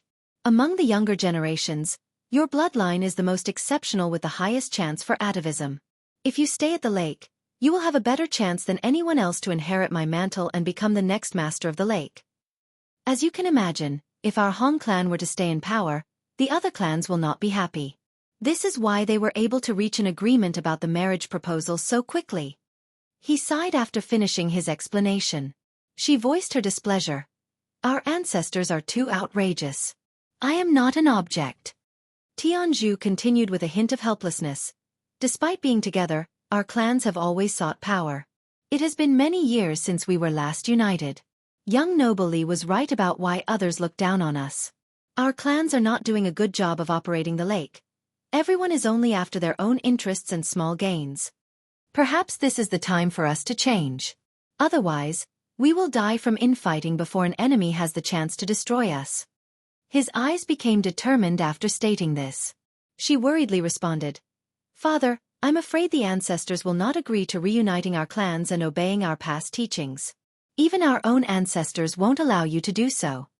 I know. Tianzhu gently sighed. But what else can we do? Do we keep on watching the internal struggle until our demise? He lowered his tone here. As for the marriage, I will personally discuss it with them. Their actions were too unreasonable this time. Having said that, he contemplated quietly for a while. A few days passed in the blink of an eye. Zhang Baitu had finally comprehended his own Tao and was overjoyed by his success. Not even in his wildest dreams did he imagine that such a day would come. He left his closed cultivation since the birthday celebration was swiftly approaching. Together with Li Qie, he went to the Jian clan along with Hong Tianzhu, Hong Yujiao, and some disciples from the lake. At this time, Dragonwell City was quite lively. People crowded together along the streets. This was especially true for the Jian mansion. Carriages were everywhere with people coming and going. Guests from all over the seas came to wish happy birthday to the Jian grandfather. Even imperial lineages created by sea gods and immortal emperors were no exceptions. Before arriving at the mansion, Li Qie's group met Feilong along the way. It seemed that he intended to walk together with them. Uncle, sister. Feilong cupped his fists and greeted them while only giving a cold humph towards Li Qie.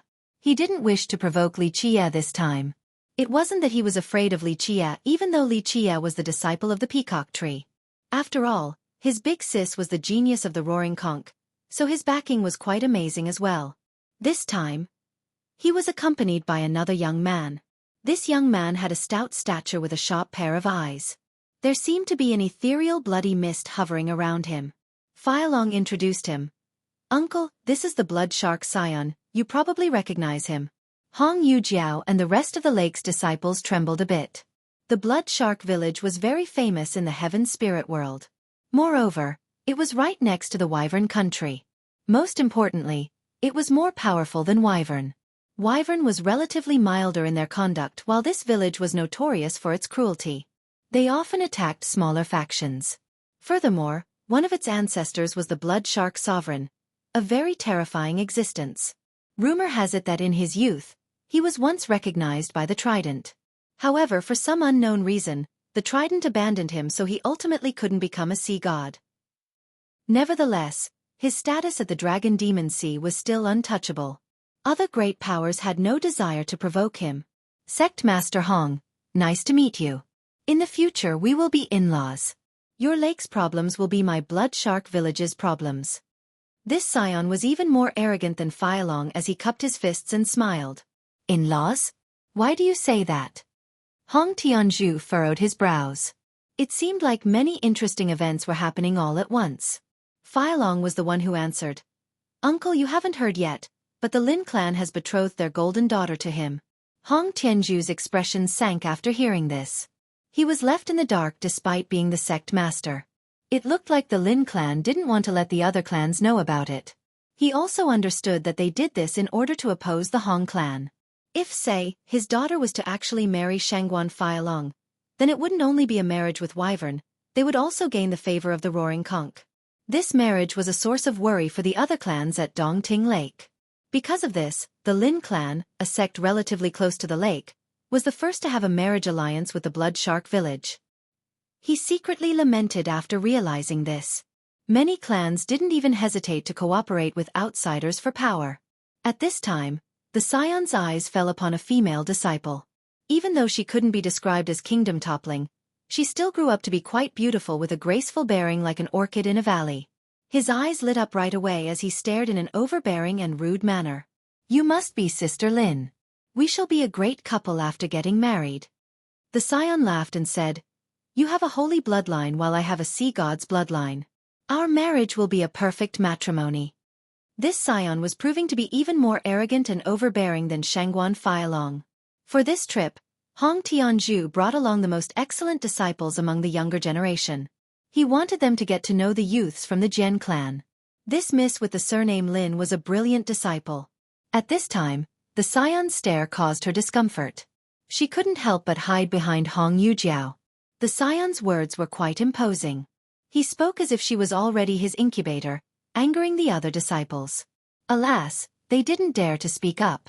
The scion ignored the glares from these disciples and remained haughty as he dismissively said, This marriage is very beneficial to your Dongting Lake.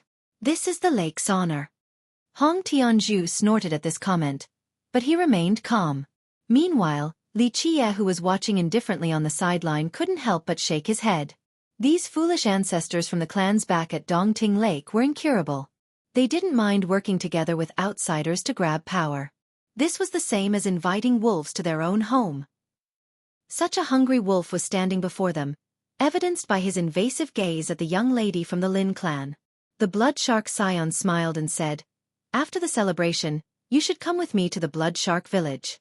I'll take you to see our customs.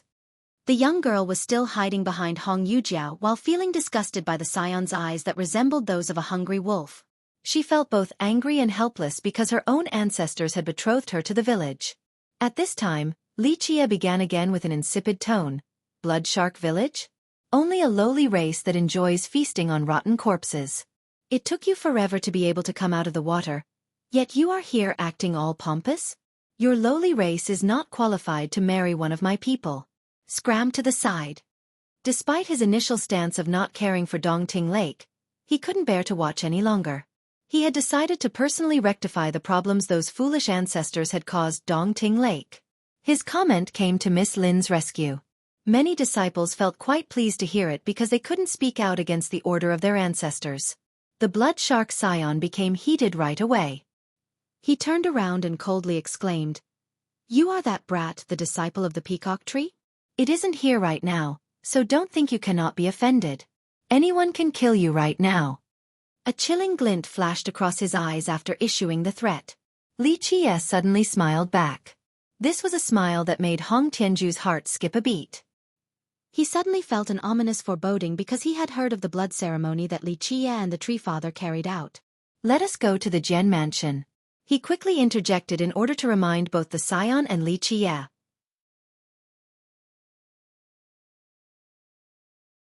Chapter 1252. Birthday celebration. Shangguan Feilong also stopped the blood shark scion from fighting and quickly added, Scion, there's no need to bother with a scoundrel like this. It will only ruin the mood of the grandfather's birthday. That wouldn't be good. The scion glanced at the Jian mansion not too far away and grunted to call it a day. Everyone had to be reserved at the Jian mansion. Don't worry, his head is already claimed. Feilong grinned and told Li Qie, We won't bother with you for now, but don't be happy for long. Queen Gong's son has already claimed your head. She has released a message about taking your head to sacrifice to her maid. Hong Yujiao and the rest of the disciples from the lake were aghast. Even Hong Tianzhu was a little stirred. He naturally knew who Queen Gong's son was. As the concubine of the profound god monarch, her backing was the monstrous profound dynasty. Who the hell is she? Li Qie didn't even bat an eye and simply didn't take it to heart. The rest of his group had no comments. The guy was too domineering. Among the younger generation, who would dare to make such a remark about Gong's son Meiyu? Haha, ignorant fool. No one will be able to save you once the queen is here. Feilong smiled deviously. In fact, it was him who told Meiyu about Li Qie's presence at Dragonwell. If Meiyu wasn't preoccupied with meeting the big characters from the Jian clan, she would have already tried to take his head as revenge for her maid, Gong's son Chenner. Gentlemen, we are here. Hong Tianzhu noticed the sparks in the air and quickly interrupted them when they made it to the entrance. The Jian disciples were welcoming guests. These disciples were very knowledgeable and quickly greeted the group. Master Hong, Blood Shark Scion, welcome to our humble abode. Hong Tianzhu returned the gesture. Even the Blood Shark Scion didn't dare to act presumptuously before the Jian clan. He politely conversed with these disciples. As for Feilong, He had been here already to deliver his gift, so he was very familiar with these disciples. While the others were talking with the Gen disciples, Miss Lin came next to Li Chia and whispered, "Thank you for earlier." Li Chia took a look at this gentle girl and noticed her slightly embarrassed demeanor. He sighed in his mind. In the past, these clans were completely united under one legion. Their battalions formed by their disciples once threatened the world with many great expeditions.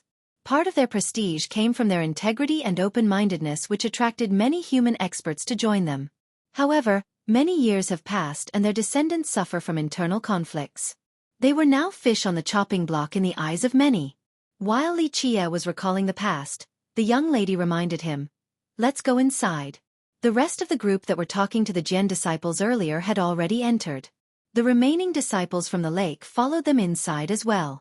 Li Chia and Miss Lin walked up the steps. While standing beneath the entrance, Li Chia looked up to look at the plaque. It was a very simple wooden board with the word Gen written on it. It contained an extraordinary divinity. That happy and outgoing smile with a hint of craftiness always accompanied her laughter. This laughter was too difficult to forget, always ringing in his ears when he looked at the plaque. "Your Excellency, the ruler of the universe and adjudicator of the heavens will.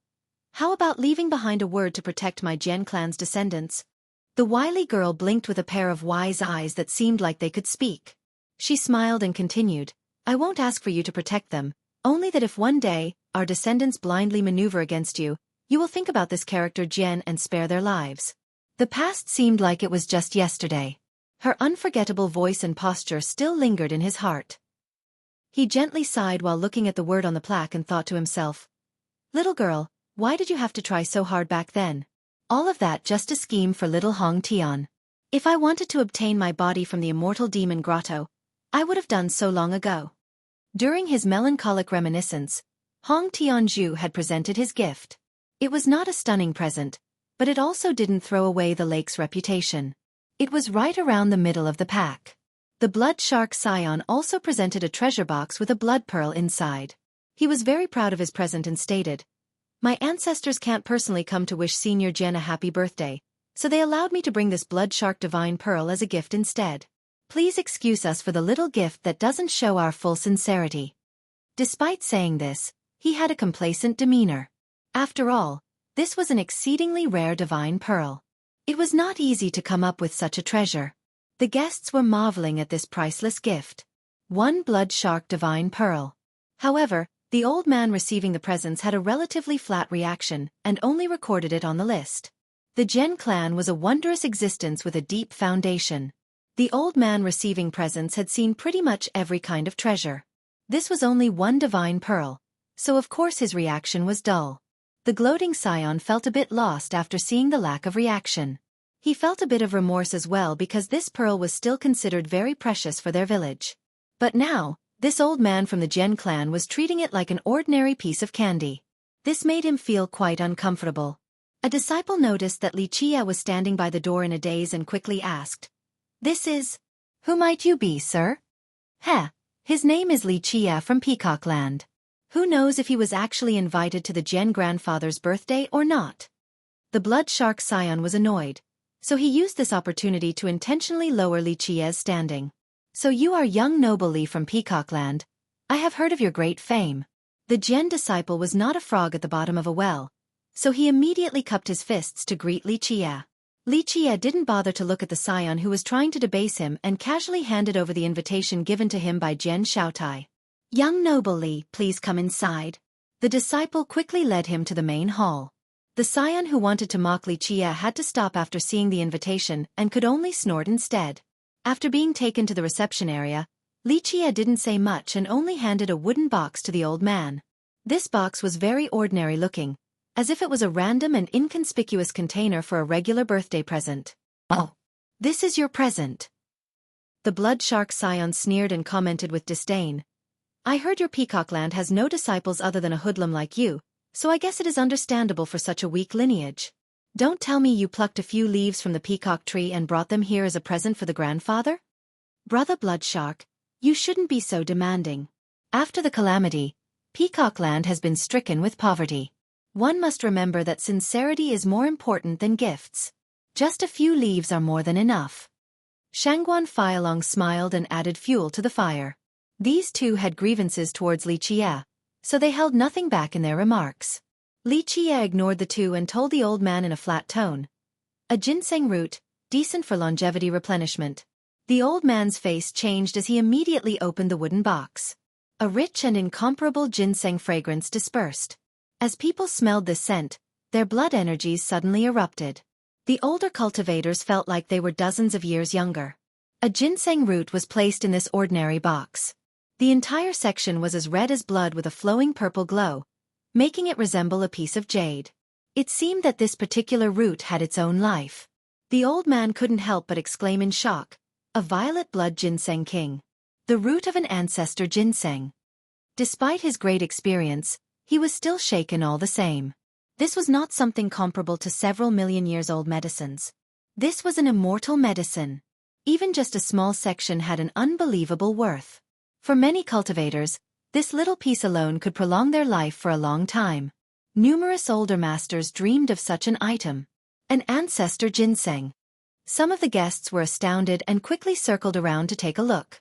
"This is my first time seeing an immortal item like this." A great power's ancestor was shocked and had saliva dripping from the corners of his mouth. Immortal medicine, amazing. This is something that can only be obtained with great fortune.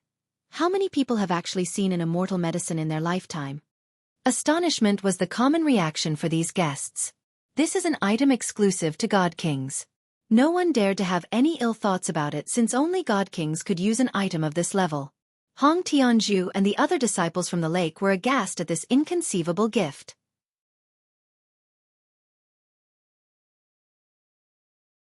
Chapter 1253. Jian Clan. This ginseng root amazed the spectators. The violet glow on its red body made it look like a priceless treasure to just about anyone. Feilong and the blood shark scion were embarrassed by this root. Their expressions became quite ugly. They were laughing at Li Qie earlier, but now, this ginseng root was a ruthless slap to their faces, leaving them with no room for retort. Of course, this was not Li Qie trying to show off. In terms of status, the Jian grandfather was still his junior. Giving this root to prolong his life was only a greeting gift for a junior. Jian Shaotai hurried out at this time. He was talking to his guest inside the mansion, but as soon as he heard from a disciple, he ran outside right away.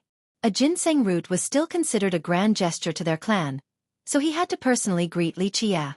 "Brother Li, thank you for the generous gift." He cupped his fists right away and said, "I thank you on behalf of our grandfather." This root was quite crucial to the grandfather since he was already 8,000 years old. It could prolong his life by at least 100 years. Li Qie just nodded and lightly said, "Don't mention it, just a small gift." This nonchalant attitude made some of the guests stare at the blood shark scion and Shangguan Feilong. Earlier, the scion was gloating after presenting a blood shark divine pearl and mocked Li Qie in the process. But now, Li Qie's ginseng root was countless times more precious than the pearl. Yet Li Qie still acted normally. The difference in the two's worth became clear with a glance. "Brother Li, Master Hong and fellow Taoists, please come inside." Jian Shaotai noticed that Li Qie was together with Hong Tianzhu's group, so he busily invited them in. Hong Tianzhu and the disciples brightened up after being personally invited by Shaotai, the successor of the Jian clan. Even though he rarely showed himself, his status was great. Normally, he would only greet guests from imperial lineages or sea god sections. Thus, they felt respected after receiving this gesture from him. As they were leaving, they walked by the blood shark scion. Li Qie only gave him a quick glance and stated, "This divine pearl is just a piece of crap. I would only use them to decorate the pen of livestock. It's not worth a single coin." Li Qie never took it easy on those who opposed him and left no room for conciliation. No one else dared to interfere with this personal grievance between the two. The scion's face reddened with anger after hearing this. He scowled and left right away. Feilong followed right after him. Staying any longer would only result in further humiliation. Jian Shaotai noticed the atmosphere and tried to change the topic. "Brother Li, this is your first time at our home. If you and everyone else don't mind, how about a tour?" Despite already being familiar with the mansion, Li Qie still gently nodded. A walk doesn't sound bad. The mansion occupied a wide area. Inside it had its own heavenly grotto, so it was more accurate to call it an ancestral ground than a mansion. There were temples and pavilions situated on majestic terrain everywhere. Rivers ran by with hills and other wondrous natural environments. Dongting Lake's disciples had an eye-opening experience while following Jian Shaotai through the mansion. They thought that it was just a series of buildings in the beginning instead of it being its own separate space. Outside of shock, they truly realized that the Jian clan wasn't just powerful in name. Li Qie gently sighed while walking through this familiar land with an indescribable feeling. All along, the Jian clan wanted him to come back. To a certain extent, the clan was started by him. However, after burying Jian Wenxin, he didn't want to come back here again because the same sentence kept echoing in his head whenever he returned. The heavens is too unreachable. There is nothing bad about being a trapped ant in this world. These were among her last words. Your Excellency, I know your ambition is as high as the heavens and as far-reaching as the limits of the world. After I rest, I hope that you can go even further and faster. This is my end, the best I can hope for. He gently shook his head after recalling her words. In her last moments, he didn't blame her or Empress Hong Tian. The only pity was that Hong Tian had always been a stubborn girl. After so long, she still didn't want to look back. However, it was precisely this unyielding stubbornness that carried her to such heights. Jian Shaotai, acting as a tour guide for everyone, noticed Li Qie's absent-mindedness and asked, "Brother Li, what's wrong?" Li Qie's mind returned as he smiled. "Nothing, I'm just a bit tired. I will go back to rest." "Okay then," Jian Shaotai replied. "I have made the arrangements for your group's living quarters. If you are tired, we can have this tour again tomorrow. That will be when grandfather will come out as well. I'll take you to see him then." Li Qie only chuckled in response. Meanwhile, the disciples from the lake enviously stared at Li Qie. The Jian grandfather was a celestial god king. Not just anyone could meet a character of this level in person. It was a kind of honor. Jian Shaotai led the group back to the guest rooms. However, they met other people on the way. "My queen, that's Li Qie." At this time, Shangguan Feilong and the blood shark Sion led two women here. Both of them could be considered kingdom-toppling and put girls like Hong Yujiao and Miss Lin to shame. One of them was brilliantly charming while the other noble and enchanting. Their indescribable beauty could sway the soul. This was especially true for the noble woman in her phoenix dress. She exuded the mature vibe of a woman that was too temptatious. Not only did they eclipse Hong Yujiao in beauty, their auras were powerful and imposing as well. The charming girl had divine halos emanating from her body. Belying her slender figure that gave her a fragile appearance, the halos still engulfed this world with a frightening god-monarch presence. She was the genius of the roaring conch, Shangguan Fian. The other woman's phoenix robe told the tale of her identity. She also had divine circles around her body with a spiritual mirror behind her head. This mirror could illuminate the entire world. It was irresistible and could steal away souls. This was the profound god monarcha's favorite concubine, Gong Sun Meiyu. She wasn't a beautiful yet useless decorative vase since she was already famous as a genius before marrying the monarch in the Abyss Sea. Her talents were superb since she cultivated the unique characteristics of the charming spirit to the highest level. Her bewitching eyes showed that she had mastered her seductive techniques. Rumor has it that her divine eyes could take control of others. Hong Tianzhu was alarmed after seeing the two women because he had heard of the feud between them and Li Qie. He knew that Li Qie had killed Gong Sun Meiyu's favorite maid, Gong Sun Qianer. Jian Shaotai frowned at this development as well. He was not one who was afraid of trouble. However, Shangguan Feilong and the Sion were stirring the pot, and this displeased him. "You are the one who killed my maid?" Gong Sun Meiyu's eyes fell upon Li Qie. Her phoenix eyes turned cold and stately. Li Qie was as calm as ever and only took a quick glimpse at Meiyu before replying in a flat tone. "Who?" "Gong Sun Qianer," Meiyu coldly said. "The woman you killed at the bottomless trench." "Oh yes, something like that indeed happened." Li Qie smiled. "Unfortunately, she shouldn't have made a move against me. I have never shown mercy to my enemies." "A life for a life." Meiyu's cold glare emitted a murderous intent. "I shall take your head and sacrifice it to her soul in the heavens." Feilong and the Sion became quite excited to see Meiyu wishing to deal with Li Qie. The two of them felt a sense of schadenfreude while waiting for her to kill him. Li Qie revealed a wide smile and raised his brows a little while looking at her. He then glanced at Fian and the other two before leisurely answering. "By yourself or everyone together?" I think it is better if all of you come together so that I won't have to waste too much time cleaning you up one by one.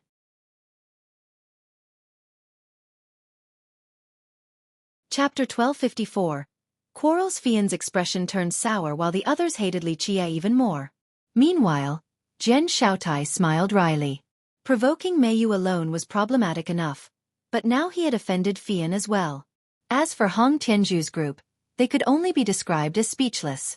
Mei Yu was backed by the Profound Dynasty while Fian came from the Roaring Conch. Both of these entities were untouchable. But now, Li Qie was antagonizing both of them. This was simply too crazy. It was as if he didn't care about his enemies. Quite bold. Fian's pretty eyes turned cold. The halos around her body became even brighter as she stared at him. I heard you are a tree controller. I want to see just how much you have learned from the peacock tree to allow you to act so bold and provoke me. Only a god monarch, no big deal. Li Qie lazily answered. I don't want to stain the Jian clan with blood today. Be smart and scram or I'll chop you to pieces. These words were too direct and domineering. Zhen Xiaotai felt his scalp tingling. This was adding oil to the fire. How confident, let me see it then. Before Mei Yu could erupt in anger, her eyes glared at him. In an instant, a murderous energy surged forth. Her halos suppressed the entire area, leaving others breathless. Ladies. Zhen Xiaotai quickly got between the two sides and blocked them from each other. He cupped his fists to both Li Qie and the two girls while smiling. Brother Li, Miss Gongsun and Miss Shangguan, how about everyone just calm down today? Take one step back and everything will be better. Today is a joyous occasion. So please, spare us some face. Just smile and drop it. As an outsider, he didn't want to bother with their feud. However, this was before the grandfather's celebration and bloodshed was a very unlucky omen. Sister Shangguan, spare his dog life for now. Let him hold on to his head for a while longer. Wait until after the birthday celebration, it won't be too late then. Mei Yu could endure this anger despite wanting revenge for her maid. After all, fighting and killing at the birthday celebrations of the Jian grandfather would be too disrespectful to the Jian clan. Even though she was the monarch's favorite, she still had a sense of propriety. You got lucky. In the end, Fian still showed some consideration towards Zhen Xiaotai. She peered back at Li Qie and said, if it wasn't for young noble Jian pleading for you, this date next year would have been your funeral. More like all of you are quite lucky. I do not wish to kill today, otherwise. Li Qie smiled gently, but his eyes flashed with a cold glint. Brother Li, this way please. Zhen Xiaotai was afraid that these three would quarrel and fight again, so he quickly led the way for Li Qie. Li Qie didn't make it difficult for Zhen Xiaotai. He just came back to the Jian clan and didn't want to kill. Otherwise, these girls wouldn't have the chance to act like this in front of him. His usual disposition would have made him kill anyone who revealed a murderous intent against him. The people from the lake heaved a sigh of relief. The confrontation between Li Qie and the two women left them out of breath. A real fight would have been a very serious event. Master Hong, I heard you have some reservations about the marriage between our clans? As Hong Tianzhu chased after Li Qie, Fian called for him with a distant tone before he could make it very far. Hong Tianzhu didn't want any of this, but he still had to stop and cup his fists. Miss Shangguan, it is not that I have a negative opinion of this marriage, it is just that this pertains to the most important event in the lives of the two children. We need careful deliberation before making a choice. The elders from your lake have already agreed. My little brother is very happy as well, and my country is willing. Master Hong, what else is there to talk about? Fian became quite imposing. With that, she stared at Hong Yujiao and stated, is it because your daughter is unwilling? Does she think that my wyvern country is not a match for your Hong clan? Well, I'm sure she doesn't think that. Hong Tianzhu coughed awkwardly. He didn't want this marriage either since it was inviting wolves into their home. However, the ancestors had all agreed, so it was difficult for him to refuse. Little sister Hong, do you not want such a wonderful thing? Gongsun Mei Yu chimed in at this time. Young noble Shangguan is a dragon among men. Wyvern is also a great power in the Dragon Demon Sea, and the two of you are quite a match. Your Hong bloodline can be considered a match for him. It will pass down excellent offspring for Wyvern. Hong Yujiao was already quite annoyed with Fian's aggressive tone, but she became even angrier because of Gongsun Mei Yu's interjection. The woman made it sound like this marriage was her trying to climb up the social ladder. In fact, after seeing Fian's presumptuous attitude, Hong Yujiao hated the idea of this marriage even more. Her temper was not that mild, so she coldly responded to Fian. Miss Shangguan, I will be in charge of my marriage. Fian continued to glare as she replied. One's marriage should be arranged by their elders. If the ancestors from the Hong clan have decided, you just need to follow their arrangements. Li Chia turned back and interrupted Fian. If she doesn't want this engagement, then scram already. Don't use that shitty attitude to try and bully them. My Hong clan is not something your wyvern country can reach up to. Her previously subsided anger immediately rose again. Fai Long, on the other hand, couldn't help but step forward and shouted as well. Li, you are not part of the Hong clan, so this has nothing to do with you. The business of the Hong is not for you to interfere with. Fian coldly glared at him and said, Ignorant junior, I didn't want to spill blood in this place, but you deserve a slapping with that comment. Li Chia leisurely smiled in response. You are right. I didn't want to kill or spill blood here, but a slapping isn't a bad idea. Brother Li. Jian Shaotai quickly stopped him and nearly grabbed him in order to stop him from rushing forward to teach Fian a lesson. Brother Li, please give this little brother some face. Out of consideration for me, just calm down today and don't worry about any enmity. Everyone can deal with these grudges in several days, right? Jian Xiaotie's bitter expression showed that he was on the verge of begging. Li Chia glanced at him before flatly speaking. Tell them to stay the hell out of my sight. After today, there will be no more mercy. With that, he turned and left. Jian Shaotai was relieved. In fact, he didn't know that Li Chia was being quite considerate of him already. If it was any other time, he would have immediately began killing without a care after being provoked this much. This was his first day of returning after a very long time. He didn't wish to spill blood in the Jian clan right away. Hong Tianzhu sighed as well and quickly followed Li Chia with his disciples. Master Hong, Fian stated coldly after seeing that Tianzhu wanted to leave. You should reconsider. Don't let an outsider interfere with such an important matter. It won't be good for Dongting Lake. This remark was not only aggressive but also threatening. Hong Tianzhu naturally understood the implications and stiffened after hearing the words. Nevertheless, he didn't respond and followed Li Chia. He felt very helpless in this matter. He had personally returned to the lake a couple of days ago in order to convince the ancestors, but was unsuccessful. Even though he didn't want to depend on others for this marriage, he felt an urge to trust Li Chia this time. If no one could stop Fian, then this marriage would be a foregone conclusion. Hong Yujiao didn't want to marry Fai Long, but Tianzhu himself didn't have the ability to change his daughter's fate. Thus, he decided to gamble and latch onto this saving grace, Li Chia. Yujiao was quiet the entire way. She was in a daze and didn't know what to do. She was certain that she didn't want to marry Fai Long. However, if the ancestors wouldn't change their minds, then there was nothing else she could do. Brother Li, there's no need to confront them so directly. Sometimes the circuitous path is the right one. As a human, Jian Shaotai kindly reminded Li Chia. In the Dragon Demon Sea, humans are at a disadvantage. This is the world of sea demons. If you take the roaring conch head-on, I'm afraid you will lose sooner or later. Li Chia only smiled and answered nonchalantly. Shaotai, I simply didn't want to kill today over this kind of shit, but after tomorrow, I will kill anyone who continues to be blind, even if it is inside the Jian mansion. Jian Shaotai was without words after hearing this. He warned Li Chia with good intentions, but Li Chia simply didn't take it to heart.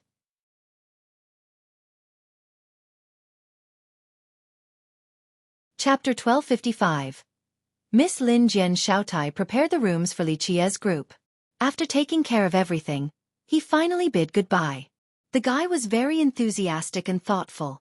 This was not only because of Li Chia's valuable gift, but also because everyone was human, so he was even more attentive towards Li Chia's group. Hong Tianzhu and the other disciples rode on Li Chia's coattails and enjoyed this superb treatment.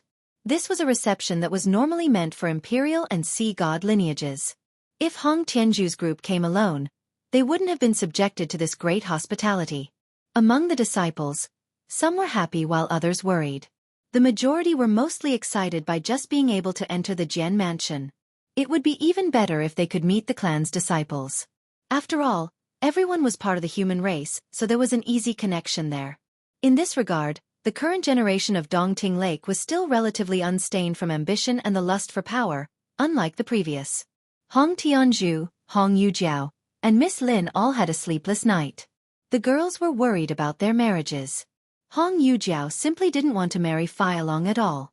This was doubly true for Miss Lin. She didn't know the blood shark scion at all. Moreover, his reputation was quite bad. After the marriage, she would just become an incubator, used for her holy bloodline. However, these two could only despair at their fate, unable to change it. At this time, they couldn't help but think about Li Qie. He was only a stranger whom they knew nothing about except that he came from Peacock Land. Nevertheless, he still gave them a favorable impression, especially when he supported them in preventing their marriages, further fueling their hope. They inadvertently prayed that this stranger could change their fate. Needless to say about Hong Tianzhu, his night was even longer. He didn't only think about his daughter's marriage, but also the fate of his disciples. More importantly, the future of the lake itself. Even though he was the master of the lake, his own power was limited. The ancestors from the clans did as they pleased, so he couldn't coordinate the lake as a whole. It was simply impossible to make the lake stronger under such circumstances.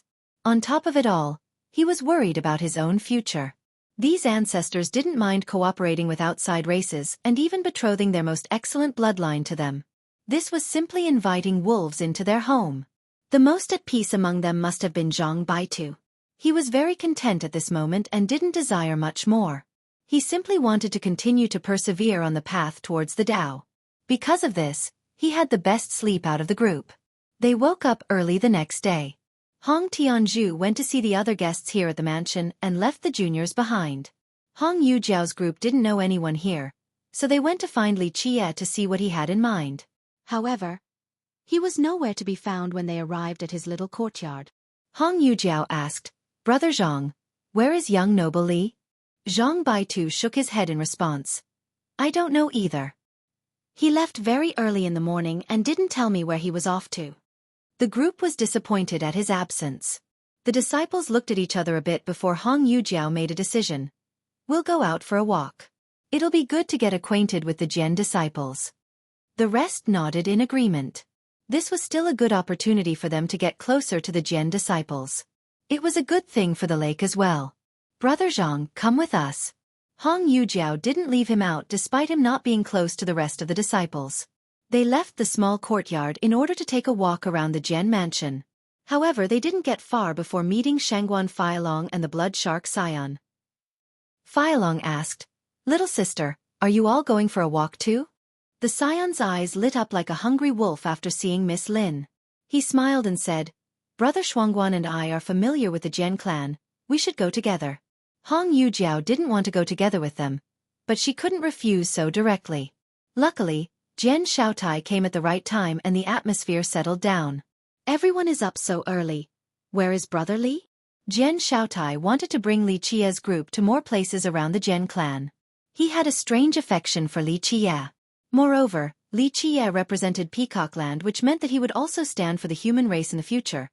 So Jian Shaotai was happy to befriend him. "We don't know." Hong Yujiao's group shook their heads as she replied. "Young noble Li has left much earlier. We don't know where he went." Jian Shaotai said with a little disappointment, "Oh, the venerable ancestor came out today from his cultivation, so I wanted to introduce Brother Li to him. My big sis and Queen Gong's son have gone to meet his venerableness as well." Feilong immediately added. He spoke with an elated expression.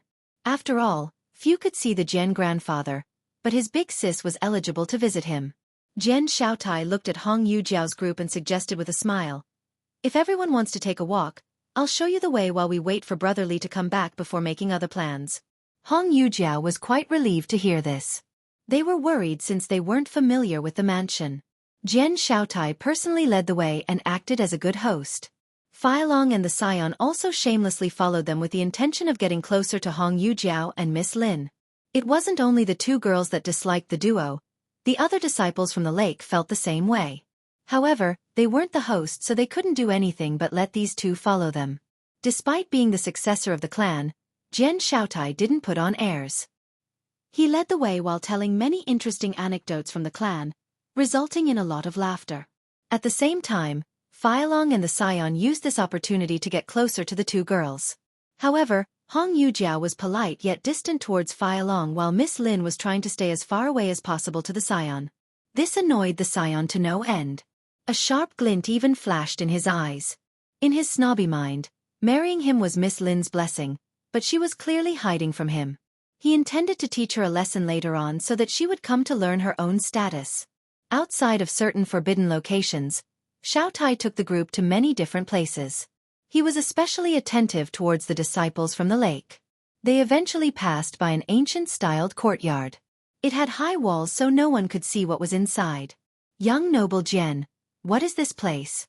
Zhang Baitu became curious at this fortress-like courtyard with its high walls. Jian Xueqi stopped and explained. This is an old building in our clan that is normally closed and locked. I can't enter either. He knew very little about this old courtyard, only that it dated back to the era of their progenitor. As for its purpose, he and the other disciples simply did not know. Normally, this courtyard wouldn't be open to outsiders. He, as the successor, had only entered a few times. Alas, he failed to see through the mysteries inside and assumed that it was only a regular building. Young noble Jian, the door is open. A lake disciple walking ahead cried out and curiously looked inside. Jian Xueqi was surprised to hear this and quickened his pace. Sure enough, the normally shut wooden door was actually open. Who opened it? Jian Xueqi was caught off guard and immediately went inside. The disciples from the lake were curious and followed him. This courtyard was not large. There was a lot of green bamboo here with their shadows swaying around.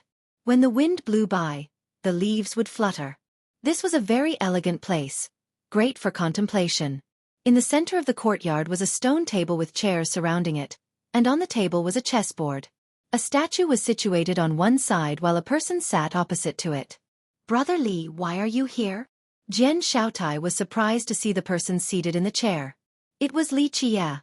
He sat there quietly as if he didn't hear the question. The rest of the group saw him and didn't think that he would be here after leaving so early in the morning.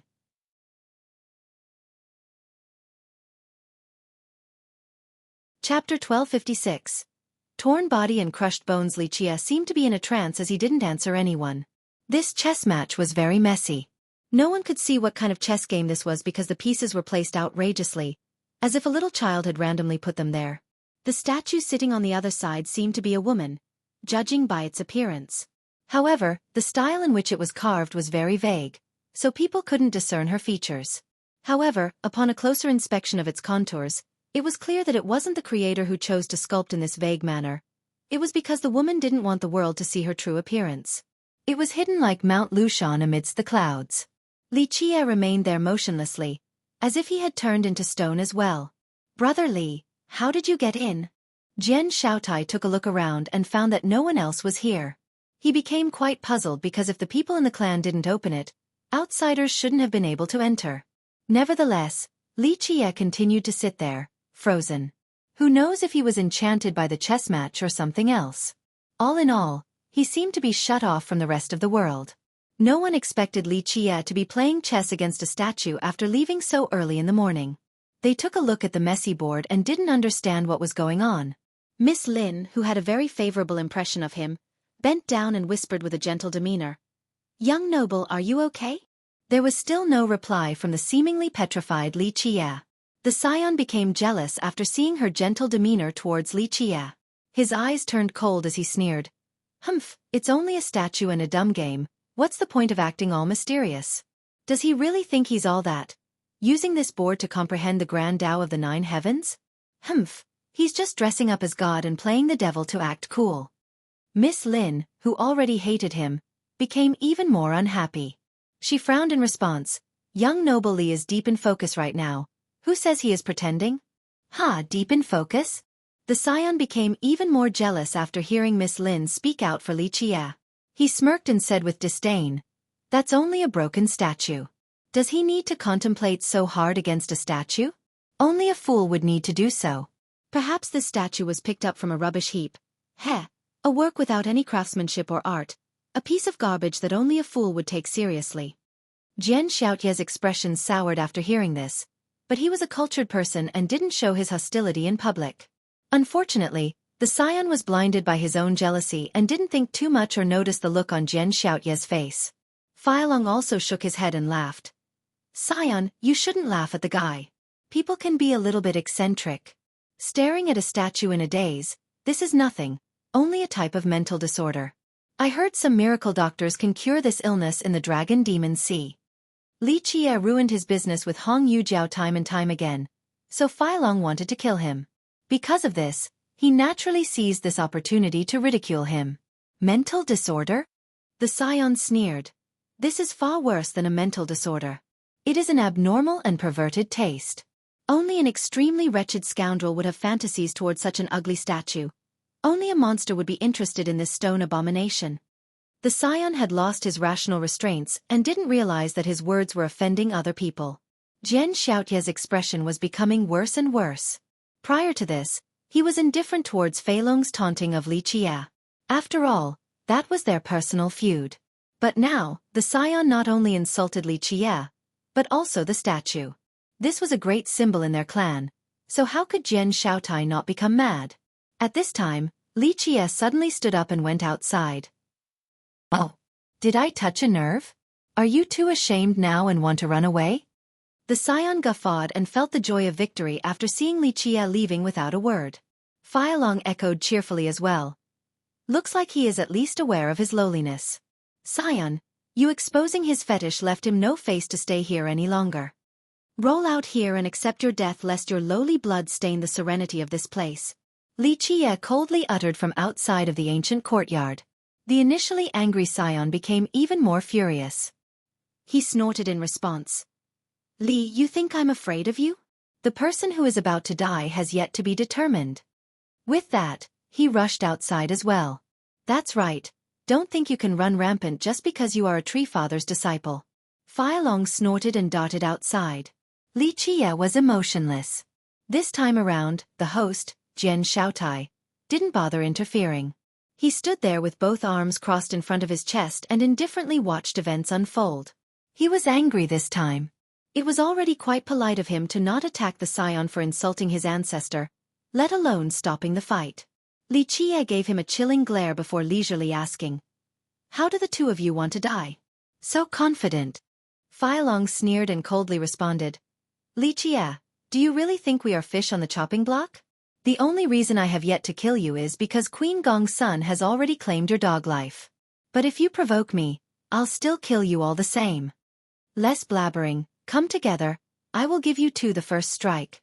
Li Qie was unusually cold. Those who knew him would find this whole scene very surprising and become frightened. They knew that when he had such a cold appearance, his bloodthirst would be roused. At such a juncture, he would start killing without mercy no matter who the opponent might be. In fact, Li Qie viewed these two as ants, so he could turn a deaf ear to their jeering. Unfortunately, they were fatally naive and insulted the statue. After uttering those words, their fates were sealed. No one would be able to save them from certain demise. How arrogant! The scion crazily laughed before stating, "Li, who the hell do you think you are? Do you really think that having a tree father for a master is that great? My ancestor was an invincible sea god. Your background is nothing in comparison." The blood shark sovereign from their village had been recognized by the trident, but it eventually abandoned him, so he failed to become a full-fledged sea god. Nevertheless, the village still took pride in him being accepted by the trident and claimed that their ancestor was a sea god.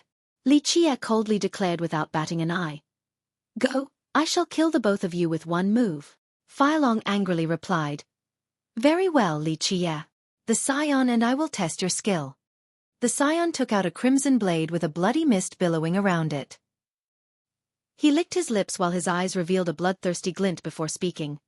"Little animal, my blade has not tasted blood in a long time, I'll let it have its fill today." Miss Lin turned pale from shock and kindly reminded Li Qie, "Young noble, be careful of his blade." Her demeanor only further ignited the scion's fury. He furiously screamed, "Little animal, die!" With that, his body turned into a bloody ray as he came slashing towards Li Qie. A bang was followed by a snap, and then the harsh sound of bones cracking. Everyone saw Li Qie fling the scion straight to the ground with one hand. The ground cracked along with the scion's flesh. Li Qie then grabbed him by the leg and continued to smash him mercilessly, causing his blood to splash everywhere. Li Qie was too fast and no one could even see how the scion fell into his hands. They only saw the smashing. Fleshy bits began to fly alongside the blood. At this time, these broken bits of meat were still bouncing on the ground, drenched in warm blood.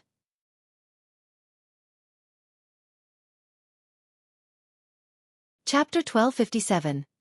Cemetery. This scene of carnage was simply too shocking. Hong Yujiao and the disciples from the lake all felt the urge to puke.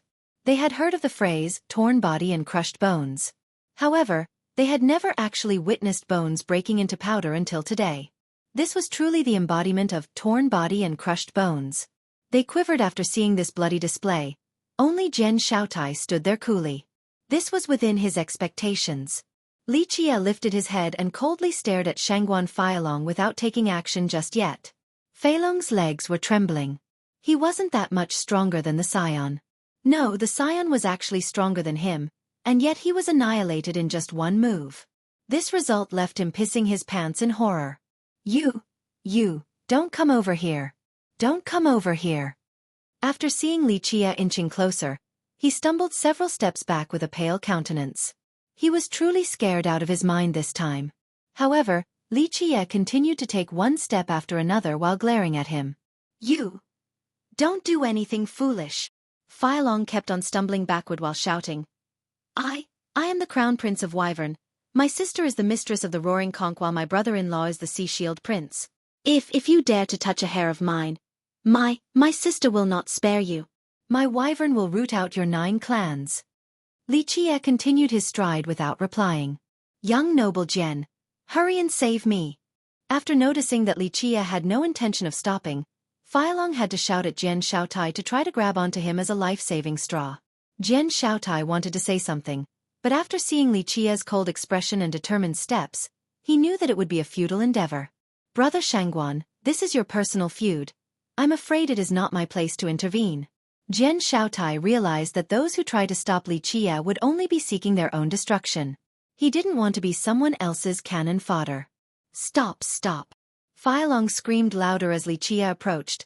I won't marry Hong Yujiao then. You can have her, okay? In the face of death, Feilong desperately said everything he could. He would do anything just to survive. Hong Yujiao immediately looked at him with disdain after hearing this. The disciples of the lake gave him the same glance. Li Qie stopped and coldly told Feilong, I will give you a chance to attack. Feilong swallowed a mouthful of saliva and said, If you stand still, I'll do it. Very well, I will give you a chance and stand still.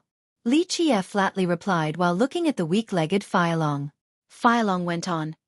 You must keep your word and not move at all or else I'll be the winner. Li Qie indifferently said. Quickly, I won't move. However, Li Qie couldn't even finish his sentence before Feilong began to desperately run away with all of his strength. At this moment, he wished his mother had given him 2 more legs to allow him to flee even faster. Li Qie couldn't help but shake his head disapprovingly after seeing the frantic escape. His eyes turned cold with a flash that shot out as fast as a divine arrow. No!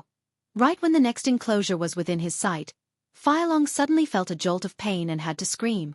Next, his corpse fell to the ground with a loud thump. Li Qie nonchalantly murmured after killing Feilong with his glare, daring to cultivate with such a Dao heart. Even the lake's disciples looked down on him at this moment. Even though the blood shark scion was loathful, at least he was still a fierce character. Feilong gave up his own marriage and showed that he would hand over his fiancée to someone else just to survive. After disposing of the 2, Li Qie acted as if nothing had happened. He ordered Shaotai before entering the old courtyard again. Shaotai, I'll leave them to you. Squeak. After his entry, the wooden doors to the courtyard suddenly shut tight. Shaotai wanted to speak, but Li Qie had already locked himself inside. In the end, he could only sigh. A disciple from the lake said with admiration, Young noble Li is so powerful. Another one added, He is the disciple of an ancestral tree, how could he not be powerful? Hong Yujiao watched as his shadow disappeared into the courtyard and lamented with a sigh as well. This person was a dragon shrouded in clouds and mists. No one could truly see through him. Miss Lin was temporarily frozen while recalling Li Qie's invincible demeanor and style when he stood up for her. A long time passed before she calmed down as her face inadvertently blushed. After going inside, Lichia sat down before the chessboard again to look at the statue in a daze. After a while he lamented, "The burden I feel whenever I come here has kept me from coming back for all this time, but I have to leave in this generation, so let me see you one more time." With that, he raised a chess piece and placed it down on the board again. The whole scheme of the board suddenly changed. The movement of one piece could stabilize the universe. Baz! The atmosphere of the board resembled an ocean of stars. It was vast and endless as it slowly swirled like a vortex. Lichia stepped inside this starry vortex and disappeared in the blink of an eye. When he regained his sight, he found himself in a place with beautiful mountains and rivers. In this place was the warm sunlight accompanied by a pleasant spring breeze. The sunlight was very gentle like the sweet embrace of a woman. There was a small hillside. The entire hill was spread like a palm to hug someone. It was covered with grassy plains, and one would smell a comfortable fragrance if they were to rest here. 2 rows of treasure bamboos were planted to the left and right sides of this hill. These extremely precious trees exuded purple glows. Each one was priceless. At the same time, there was an old well on one side that emitted an ethereal mist. A purple hue could be found within, and the plumes of this mist continued to emanate throughout the entire hill. This well that was engulfed in a purple mist resembled an immortal land, while its wondrous brilliance made it seem as if there was an incredible item buried at the bottom. Upon a careful inspection, one would find a tablet within the mist-filled land. It had the appearance of an antique, indicating that it was made from the legendary celestial violet stone. It was truly extravagant to carve a tombstone out of this celestial stone. Fewer people in this world were able to enjoy such treatment. Not even a god-king was eligible for this grand gesture. In memory of Jian Wenxin, this was written on the tablet. Just these 5 words alone could last for an eternity. The withering of time failed to erode it. Li Qie was petrified while standing before the tablet. He eventually lied down on the grass in front of it. He slowly closed his eyes as if he wanted to sleep here. Everything became incredibly quiet and peaceful, a state of gentle repose. After a long time, he opened his eyes to look at the well as he spoke with a faint smile. "You know, when I took the dragon well in order to bring a spirit vein to this place, the geezer from the giant dragon mountain was very unhappy. After so many years, that old man is still so stingy. His greedy nature probably won't ever change." The world remained silent. No one could talk or respond in this serenity. So much time has passed that I have let go of what should be let go of. I have made peace with the past. Lichia looked at the blue sky and chuckled. But that girl Hong Tian will not let it go. She won't admit her mistake back then and refuses to stand down. Alas, being right or wrong doesn't matter to me since I have lived for so long. Both of you did what you did for my sake. The world remained still. No response could be found. Among the winding distant years, not too many people have understood me and know of my desire. Li Qie heaved a sentimental sigh and continued. "It is a pity that you wanted an ordinary life. Perhaps your endless wisdom allowed you to see through the prosperity of this world. In your eyes, a mundane life was the most precious thing. After experiencing the pains in life, you wanted to pursue an ordinary happiness and hope to have a warm home. Alas, I am destined to go on a long journey and you couldn't hold me back. Of course, I didn't force you to follow me into endless wars, an endless cycle of murder." Li Qie sighed softly.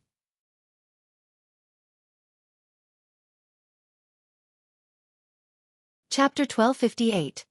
Past feelings, one grave and one person in a hushed world. The wind was gently blowing like a gentle hand caressing every inch of the flesh. A warm sensation accompanied its coolness, inducing a drowsy desire. Li Qie lied there and whispered intimately. No one knows if he was simply expressing himself or letting go of all burdens. The reason I didn't want to go back was not because I couldn't forget the past. That's all it is, the past. Li Qie said with a trace of helplessness. Whenever I come to Rainbow City, I can't help but recall your unforgettable words. A prolonged silence ensued as Li Qie became quite sentimental. He eventually lifted his head to look at the tombstone. I came back in order to say goodbye. My journey this time will be full of the unknown. In the 9 heavens and 10 earths, I'm not afraid of the god-fiends, emperors, or deities, not even the geezers from the Qian clan. Sooner or later, I will trample on them all. I will massacre all those who try to stop me and even annihilate their clans completely. Li Jie claimed while looking at the horizon. However, his mood soured once more. The only uncertainty is the great war at the end of the world. No one knows what will come of this world. Perhaps my era will be everlasting, or it will be utterly destroyed. But someone needs to take this final step. I won't stop no matter what the final outcome might be. No, I can't be stopped and I won't make compromises either. You told me that the heavens is too unreachable and that there is nothing bad about being a trapped ant in this world. He mournfully said, but I will not be an ant. I can't handle being an ant. Whether it be the immortal demon grotto or the end of the world, I will continue even if the path is endless. Just like back then when you asked me if I wanted to stay. My answer will always be never. His eyes became determined. In years past, some have broken my bones, some have exposed me to all kinds of suffering, some completely sealed my world and some mocked and reviled me. Then there were the many who loved me, whom I loved, and those who were loyal to me. They slowly disappeared in the river of time. But whether it's my enemies, friends, or even lovers, none of them can stop me from reaching the end. I will either become eternal or mere ashes. These are the only two possible outcomes for me. When you asked why I didn't indulge myself and became a happy and satisfied mortal, this is my answer. I refuse to compromise with anyone. He became silent after stating this. This might be our final farewell. As for Hong Tian, it will be up to her. I don't blame her, but if she blames me, I can't do anything about it. Farewell, Wenxin, the one who understood me and my ambition the most.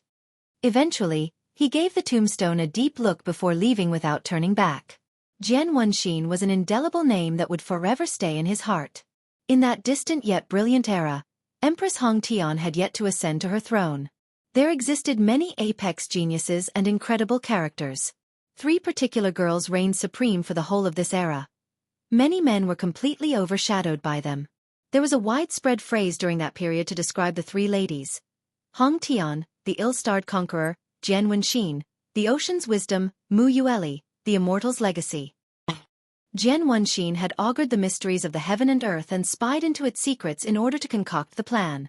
Because of this, she wasted too much energy and arrived at her deathbed.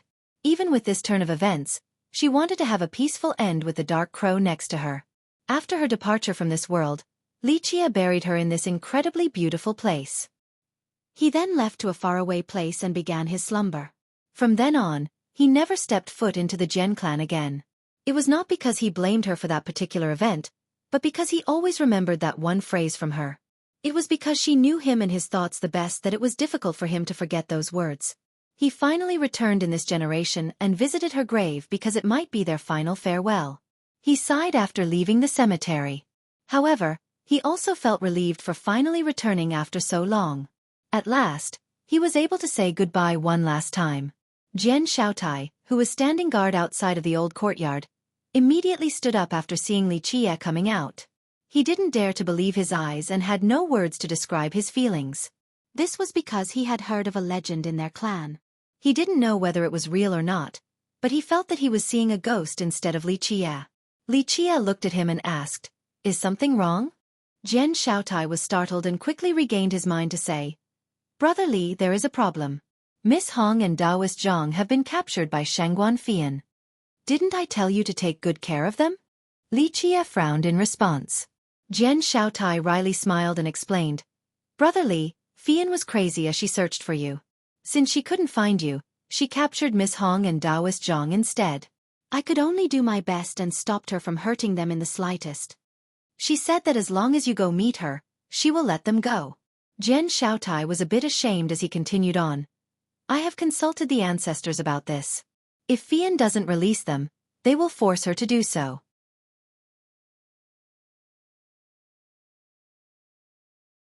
Chapter 1259. Gathering of Heroes. So it turned out that after Li Jie killed Shangguan Feilong, his sister became furious and wanted to kill Li Jie as an offering for her brother. After she came running, Li Jie could no longer be found, so she directed her anger towards the disciples from the lake instead.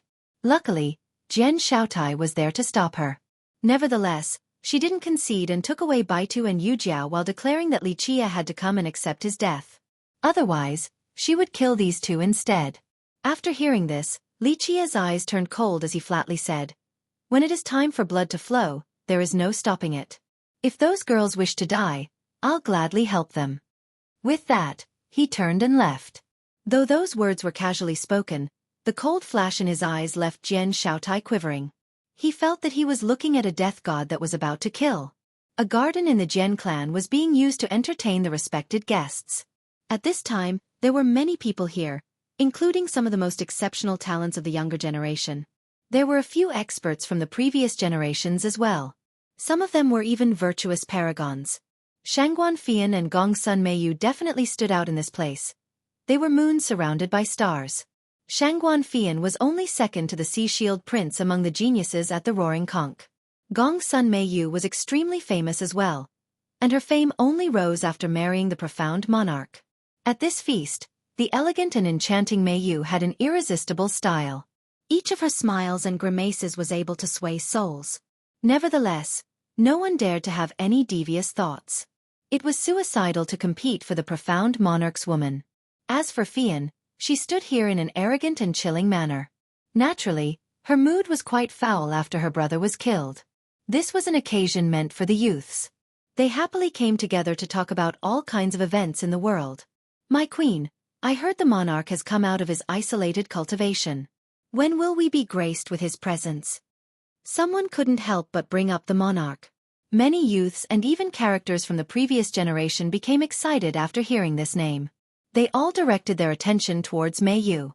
The profound monarch's fame was not empty. His title was slightly approved of by the older god monarchs as well. It would be a mistake if someone were to think that he was old. In fact, he was not that much older than Gongsun Meiyu. His talents and constitution could easily be imagined due to his early accomplishments. He came from the profound Sea dynasty, one of the 4 branches of immortal Emperor Gu Chun. This was the first emperor in this world, and his 4 branches were formed during the Desolate Era. From this, one could see how old and strong these branches were among the charming spirits. They had produced 3 immortal emperors and 1 grand completion immortal physique. This allowed them to have an unshakable status in heaven's spirit. The monarch had been extremely gifted since his youth. After becoming a monarch, he came into control of the profound dynasty. After hearing the question, the charming to the bones Meiyu chuckled. This slight smile made others tremble uncontrollably. She answered, "The monarch has returned to the origin. He is opening up his territory to create a kingdom in order to receive the tributes of his people." Everyone here quivered after hearing this. The youths were full of envy and admiration. To become a true monarch at such a young age was incredibly awe-inspiring. There were 5 levels to god monarchs. In the mind of the older generation, only those at the true monarch level and above were considered god monarchs. For example, Fian was an intermediate monarch. However, in the eyes of the strong, she was not much at all. She was still a bit lacking before she deserved the title of god monarch. Furthermore, there was a great gap between an intermediate monarch and a true monarch. After reaching the true level, this monarch would have their own citizens and be able to receive tributes from them that would strengthen their blood energy. Thus, these monarchs had an innate advantage that intermediate monarchs couldn't make up for. Right now, the profound monarch had opened up his kingdom to receive power from this new source. What a pity! An older paragon gently sighed. If the monarch chose the path of the heavens, he could probably have become an immortal emperor to become a ruler alongside the Sea Shield Prince. Many people gently nodded in agreement. Only Meiyu smiled and proudly declared, "Even if the monarch can't become an immortal emperor, he will definitely become something quite close to one." No one would refute this claim because they believed the profound monarch was worthy of this high evaluation. That's right, the charming spirits have the profound monarch and the sea demons have the Sea Shield Prince. Who else can compare to them in the contemporary? A cultivator wanted to please Meiyu with flattery. An old paragon nodded and praised. "Yes. The Sea Shield Prince has pretty much received the recognition of the trident. After doing so, he will be able to reach the peak and become a sea god. From then on, he won't need to fear even an immortal emperor any longer." Many people grew excited when they heard this, especially the sea demons. Their blood began to surge after the trident was brought up. This was an inevitable reaction for those of their race. It was the ultimate artifact of their race and completely invincible in this world. It was even better than an immortal emperor true treasure, so it became the sea demons' pride. In their eyes, even if they couldn't shoulder the heaven's will, they could still fight an immortal emperor as long as the wielder could handle the trident. A demon sect master commented emotionally. Ever since the Lithotides sea god, the trident has not appeared. Its appearance this time will herald a new supreme. The Roaring Conch was one of the strongest sea demon lineages in this region. They had produced 2 sea gods in the past. However, there was another behemoth around, the 7 Martial Pavilion. It was even stronger since it had given rise to 3 sea gods before. The Sea Shield Prince was considered the strongest prodigy among the sea demons, but the 7 Seas goddess was just as excellent. There was even a rumor stating that she had learned all 7 grand styles from the pavilion. Mayu only smiled after hearing this. The prince is a supreme genius. I'm sure he will become the next sea god. Fian also coldly responded. My senior brother can compete with any other genius in this generation. The trident shall be his alone no matter who the other competitors might be. Fian's cold expression slightly melted after talking about her brother. People were taken aback after hearing her evaluation. After all, she was still a monarch, yet she held him in such high regard. This was indicative of his strength. In fact, some had heard that Fian gave up on the path of the heavens because she knew she was not as strong as her brother. Because of this, she trod the path of the Grand Era instead. The normally aloof girl couldn't help but comment more on her senior brother. He will not only become a sea god but also a user of a grand completion immortal physique. Others will only be wasting time trying to compete against him for the trident. Her demeanor unavoidably became one of yearning and adoration. Another sea demon flattered. The prince's void physique has been famous for a long time now. Even if the 7 Seas goddess knows all 7 styles of the pavilion, she still might not be able to contend against him. Despite the glorified praise, many people exchanged glances filled with respect. This was because the Sea Shield Prince was rumored to have a half-completion immortal physique.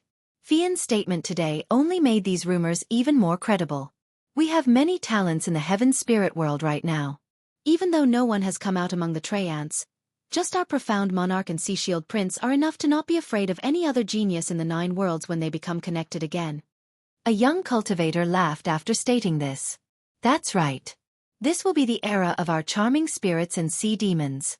As for the human race, they aren't worth mentioning. Another echoed the sentiment. I heard that a human named Xueqi has come out recently. He is quite strong as well. A reckless boy couldn't help but comment.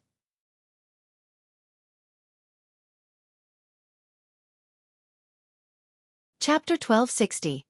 Divine Reflection Seductive Gaze. Many people were astounded after hearing this reckless kid. Everyone knew about the enmity between Xueqi and Gongsun Meiyu since he killed her maid. And recently, he killed Fian's little brother as well. Someone next to him gently gave him a nudge. However, this kid was too honest and continued on without realizing the situation. Why are you pushing me? I'm just telling the truth. Rumor has it that back at the Jade Sea, Xueqi refined billions of teeming fish, something that no one in history has ever dared to do before. The Traiants in that region are saying that he is as ferocious as a butcher. Everyone is afraid of him there. The people standing next to him felt helpless and wanted to make some distance between him and them. They looked away as if to say that they didn't know this crazy fella. Fian, who was sitting there coldly, scowled after hearing this, but she didn't act up. Nevertheless, many still noticed her displeasure and immediately spoke. I have heard about the blood sacrifice as well, but that's only a rumor. The real mastermind was the peacock tree. Xueqi was only an errand boy carrying out instructions. But it was still refining an entire army of teeming fish. The young boy was unrelenting. He still dared to stand before so many of them. This speaks volume of his great courage. If it was me, I would have pissed my pants already. Courage at times is only blind ignorance and arrogance. Fian coldly stated, cultivators rely on power. Ignorance will only lead to death. Shut up, no more from you. The senior of the reckless boy noticed Fian becoming angry and quickly slapped him.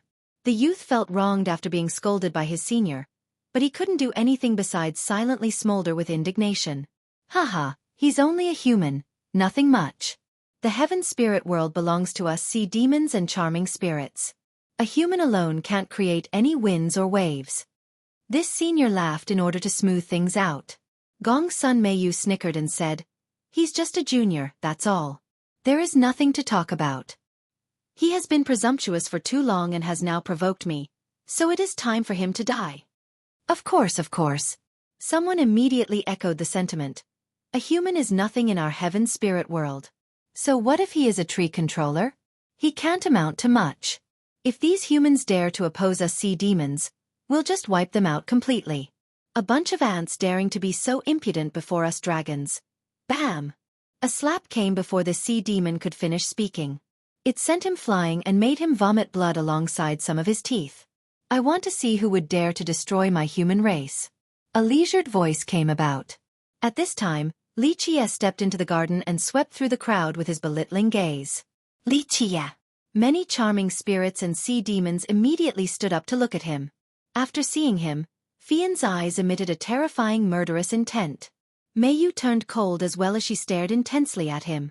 Li Qie gave them dismissive glances and nonchalantly said, "Hand over Zhang Baitu and Hong Yujiao." Fian's god monarch halos began to pulsate.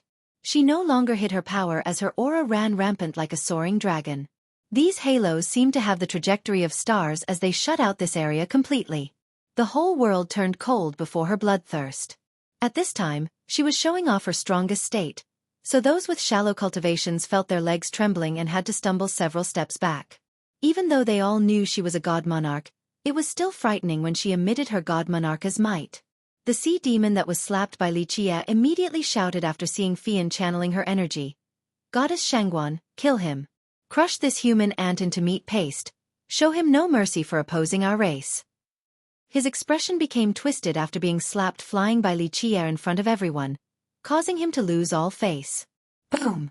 Li Qie kicked him down again, creating a deep pit with blood dyeing the paved slate. Li Qie demanded, "Let them go, this is your last chance." Fian's bloodthirst surged even more, causing everyone to shiver. Her murderous intent came sweeping by, seemingly flaying the flesh off of everyone standing nearby. Fian mercilessly exclaimed, "I can let them go if you kneel and kowtow to profess your crime, then commit suicide. I will use your skull as an offering to my brother in heaven and let those two go. Otherwise, not only will you suffer a fate worse than death, those around you will suffer the same way." "It seems that you still don't know life from death." Li Qie chuckled. "Come and accept your death." The entire world was flipped upside down when Fian stepped forward. Her aura suppressed the entire garden so others couldn't even move half a step. Some even felt the impulse to kneel. Her aura rendered people out of breath before she even attacked. This made people exchange glances while feeling chills. Her fame as a god monarch was not baseless at all. When a god monarch is around, virtuous paragons are nothing. Even an ordinary paragon from the previous generation had to murmur after feeling the pressure. "Sister Shangguan, there's no need to kill him so fast. Torture him first. Let him taste the agony of betrayal and watch his friends die." Gong Sun Meiyu suddenly interjected right as Fian was about to attack. With a buzz, a bright mirror emerged behind her head. Profound runes appeared right on the mirror. Everything became as bright as scintillating snow. Nothing could hide before its light. Celestial reflection. A few people who knew about her looked at each other then quietly retreated to make some distance. Celestial reflection was something that only charming spirits could do. People also called it divine reflection. It was extremely heaven-defying since it could solve the mysteries of the Tao and understand the void as well as examine the changes of nature and sense the heaven and earth. She had cultivated this mirror-form constitution to a very high level, resulting in a technique that frightened the courage out of others. At this time, two people walked out from a pavilion. It was Zhang Baitu and Hong Yujiao who were captured earlier. They looked sluggish as if they were puppets as they stood behind Gong Sun Meiyu. "Here are the ones you're looking for. Unfortunately, they are my slaves now." Meiyu's smile was bewitching. The bright mirror behind her was even more influential as it robbed others of their will. She viciously chuckled and continued, "Since you have killed my maid, your friends will be my new slaves. I will torture them until they choose the sweet release of death." Many charming spirits shuddered after seeing the two in a trance. A big shot murmured, "The seductive gaze of the divine reflection." The seductive gaze was Gong Sun Meiyu's terrifying art. She was born with a natural aptitude to be an enchantress and cultivated her mirror into this type of gaze. She was able to bewitch and control people to freely use as her puppets. Li Qie grimaced after seeing the two standing behind her and coldly uttered, "You're courting death." "Oh, is that so?" Meiyu smiled in response. "If you fall into my hands, I will show you a fate worse than death. With that, she smiled ominously and ordered, "You too, go kill him." Zhang Baitu and Hong Yujiao immediately rushed out after hearing her command. They ferociously lunged for Li Qie. Even though they weren't particularly strong, especially Zhang Baitu who was quite weak, they used everything they had in order to kill Li Qie. However, Li Qie simply lowered both of his hands and immobilized the two on the spot. In the blink of an eye, his eyes shot out 2 rays of laws that struck their foreheads. With the sound of something unlocking, the two of them seemed to be struck by lightning and took several steps back. Young noble. Both of them woke up right away with a clear pair of eyes. Li Qie was able to dispel their confusion without a doubt. Li Qie then started walking towards Gongsun Meiyu. "Oh, you are unexpectedly capable." Meiyu was actually startled from this, but she maintained a confident appearance and revealed a seductive smile.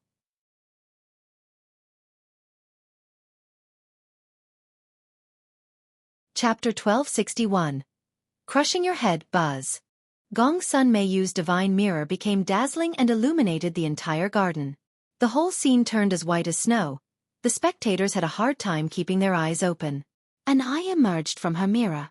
This extremely beautiful and spirited eye turned seductive in an instant. Its extraordinary splendor would cause people to instantly lose their way. "Watch out!" Zhang Baitu and Hong Yujiao both shouted in horror. They had suffered under her technique before and knew just how terrifying it was. However, Jian Shaotai quickly dragged them away from the fight. "Young noble, do you really want to hit me?" Meiyu's voice was seductive to the bones. It caused others to feel weak and caused their souls to leave their bodies. Her beautiful eyes emitted strange yet enchanting glows like the limpid autumn water. Li Qie stopped and stared obsessively at her. In a short period of time, her eyes became even more charming. It sent waves right into Li Qie's eyes in order to captivate him completely. "You are so beautiful." The confused Li Qie murmured to himself while standing there motionlessly. "So frightening." Many people gasped before this scene. She could control the enemy without the need to fight at all. Meiyu sneered after seeing Li Qie falling under her control and voiced her disdain. "And here I thought that you were actually strong. You can't even handle a single blow. Such a Dao heart is not worth mentioning." Fian coldly glared at him. Li Qie was a dead man in her eyes. She could do whatever she wanted to him.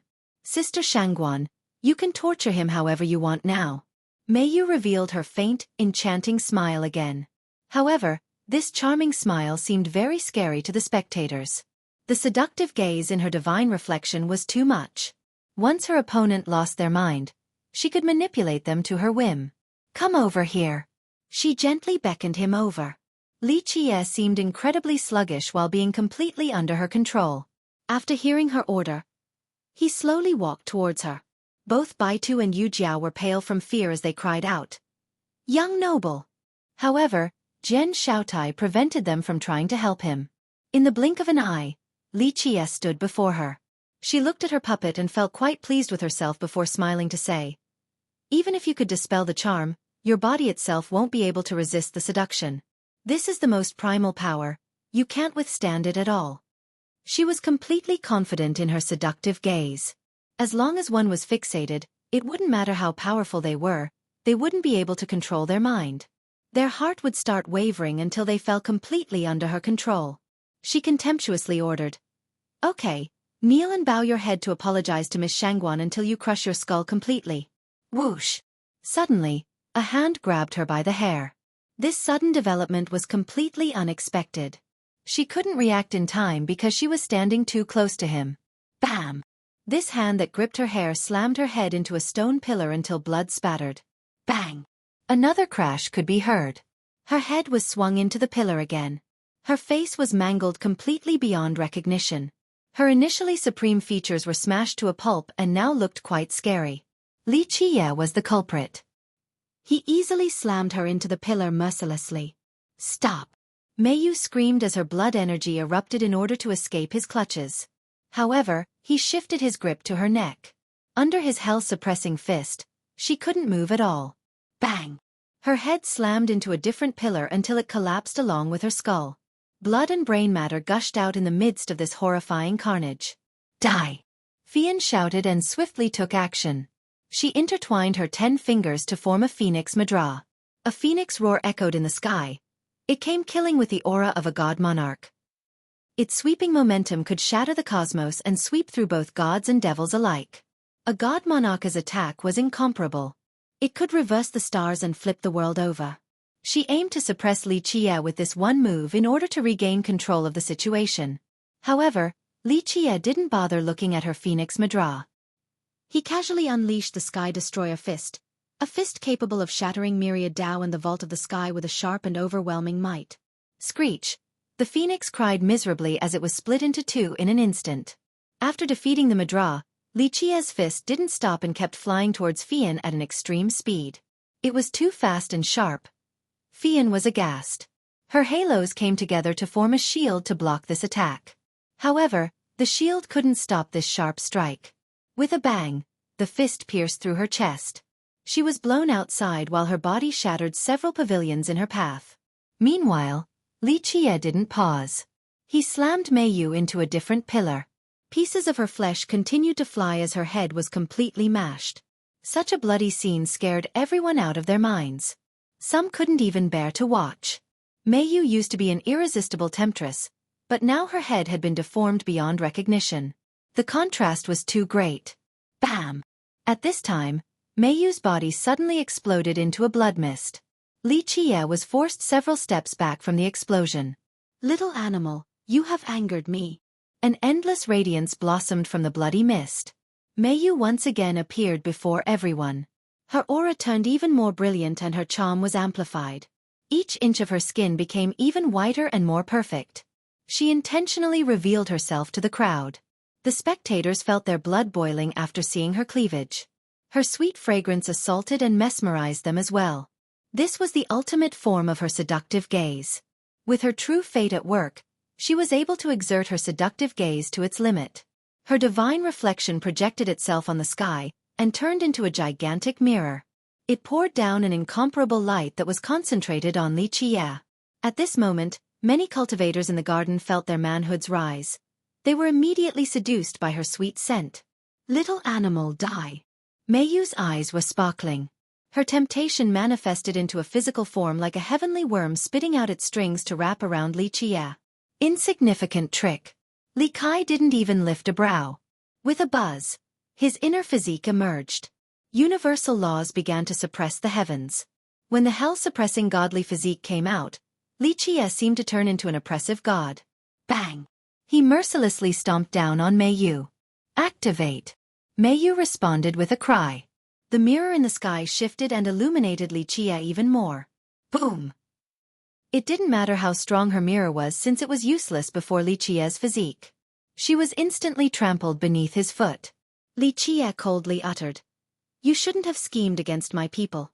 "You!" Mei Yu screamed and wiggled back and forth in order to escape. Alas, she couldn't move at all due to the weight of the immortal physique. "Little friend, show mercy." An old man suddenly appeared in the garden. He reached out towards Li Qie in order to save Mei Yu. Li Qie spread out his palm and a black hole emerged and instantly engulfed this man. Under the Heaven Devourer evil fist, even this old man could do nothing but accept his banishment. "Ancestor!" Jian Shaotai was shocked to see the banishment. Li Qie insipidly said, "No one can save you." The hell-suppressing physique activated and came crashing down, obliterating Mei Yu. "No!" She screamed before her death. Her true fate was shattered and turned into bright particles that slowly dispersed. There was not the slightest trace of her left in the aftermath.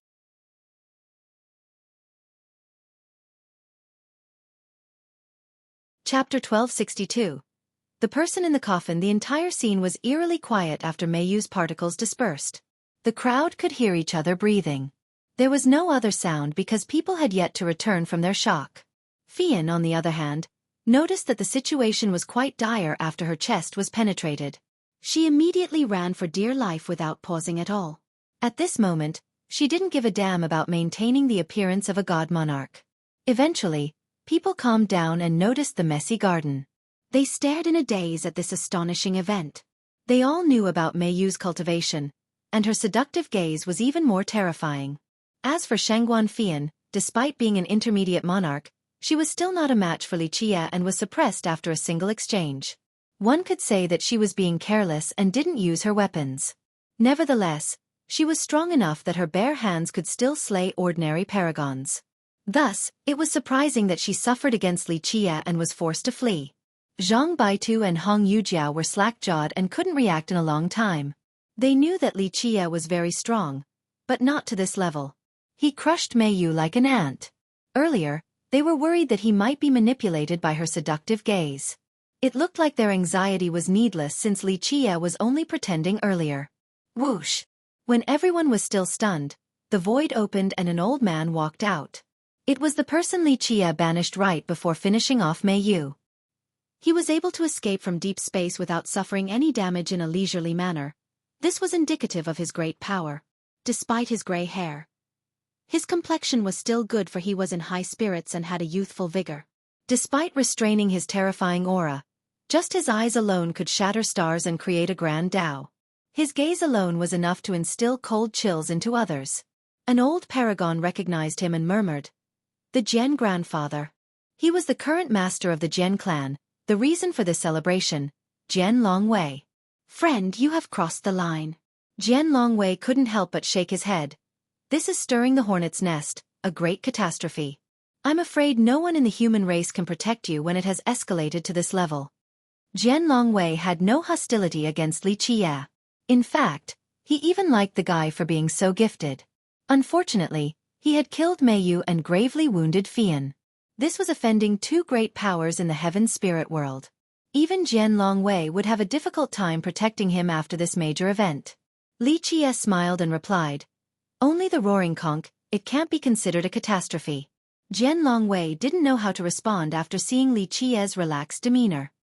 He assumed that this was a case of a calf not being afraid of a tiger and said, "The roaring conch can command 100 tribes.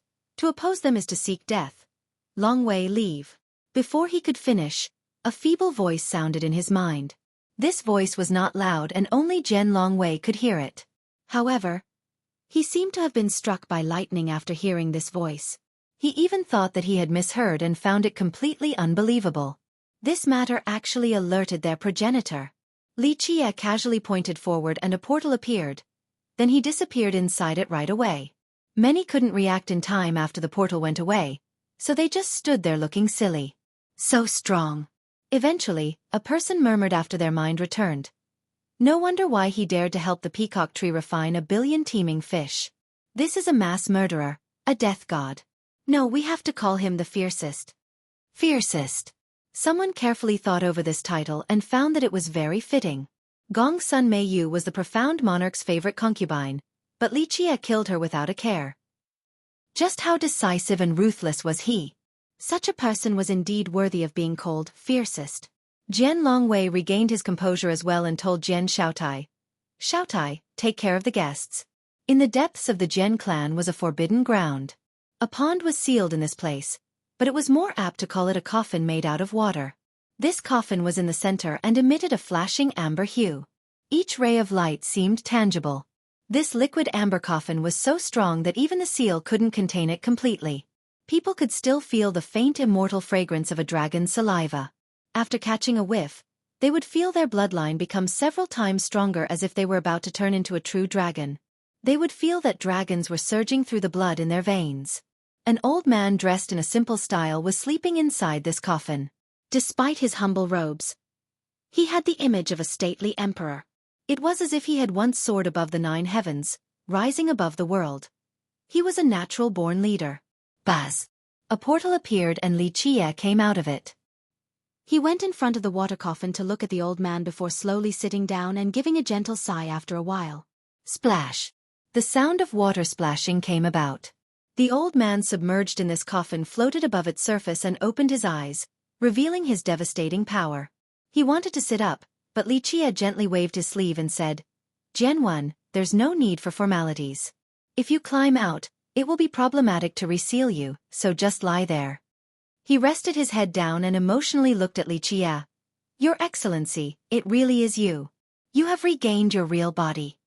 Li Qia sat there in a carefree manner and nodded. "It is thanks to Lil Blackie. He paid a great price." The old man in the coffin gently sighed in response. "Your Excellency, everything Blackie had was thanks to you. You gave him life, gave him invincibility. What he did was simply to repay you. Lichia sat there and watched his friend who had grown old.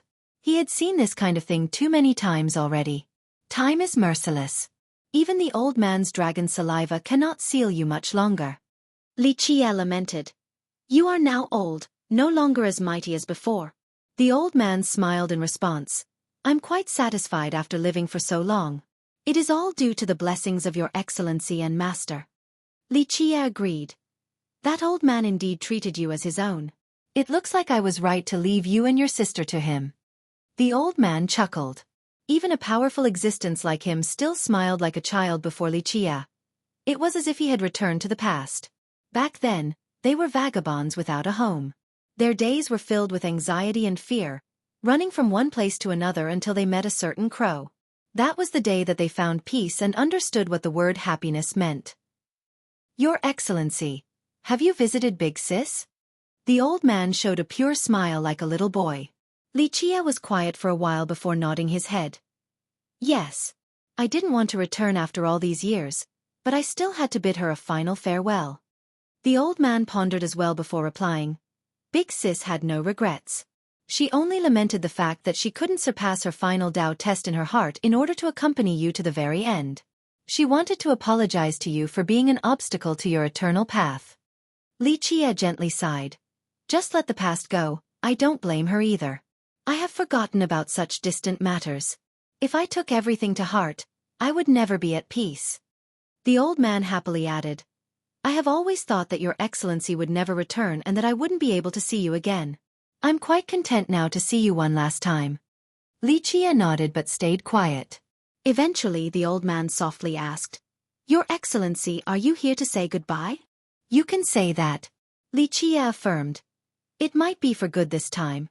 Seeing you one last time will fulfill one of my wishes. He asked with a very strange and complicated expression. Are you going up there now? It is a world where gods and emperors coexist.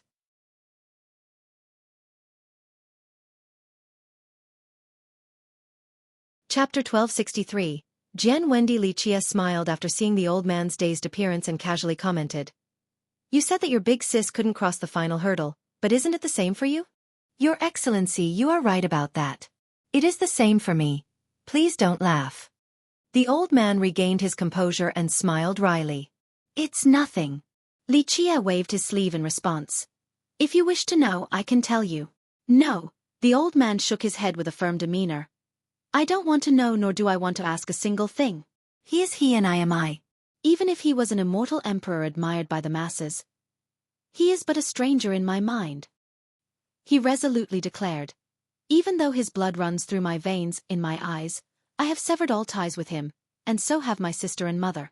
The moment we had to flee for dear life that day was the moment we were no longer related to him. My surname is Jian, my sister's surname is Jian, and so is our mother's. Lichia sighed after seeing his expression. Just let it go. Everything will be buried in the river of time. Yes, it is over already. Who will still remember or know about it? The dazed old man quietly whispered.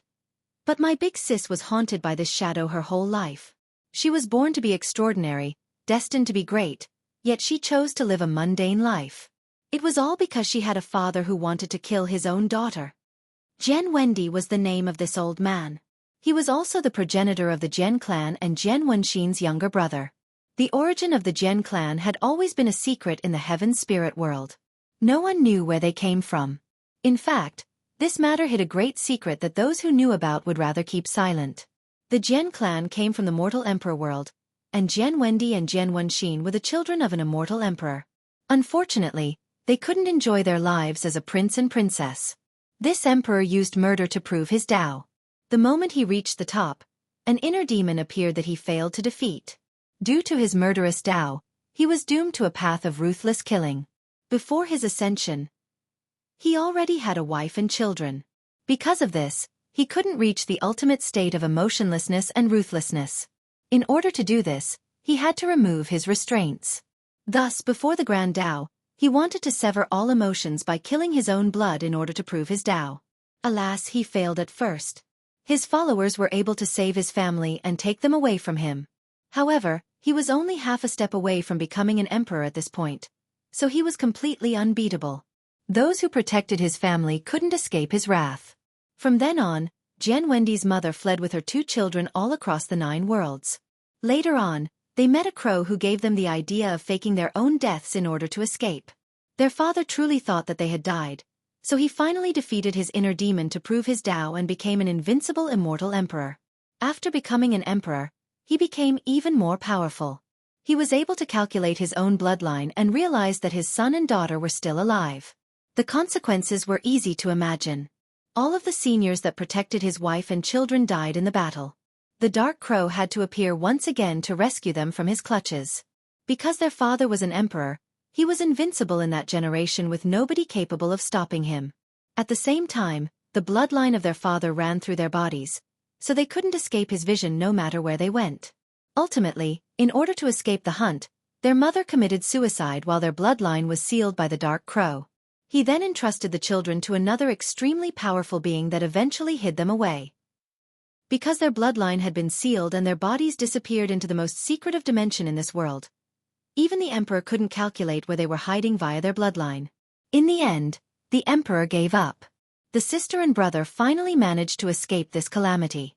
As more generations went by, their sealed bloodline was eventually unlocked.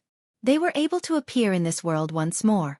The invincible existence that had protected them all this time took them in as disciples. Because of this, these 2 were able to start the Jian clan. It's over, everything is now gone. Jian Wendi eventually shook his head and said, I am a member of the Jian clan, the past no longer has anything to do with me. Ever since the start of their escape, the 2 had decided to take their mother's surname in order to cut off all relations with their father. Li Qie felt a bit sorrowful while looking at Jian Wendi. Even though the 2 of them were able to escape, the whole experience still cast an indelible shadow that hung over their hearts for the rest of their lives. Her sister was born to be extraordinary, and extraordinary she was. Alas, she ultimately pursued the peaceful life of a mortal. Because of this, she gave up competing for the heaven's will and a chance to become an emperor.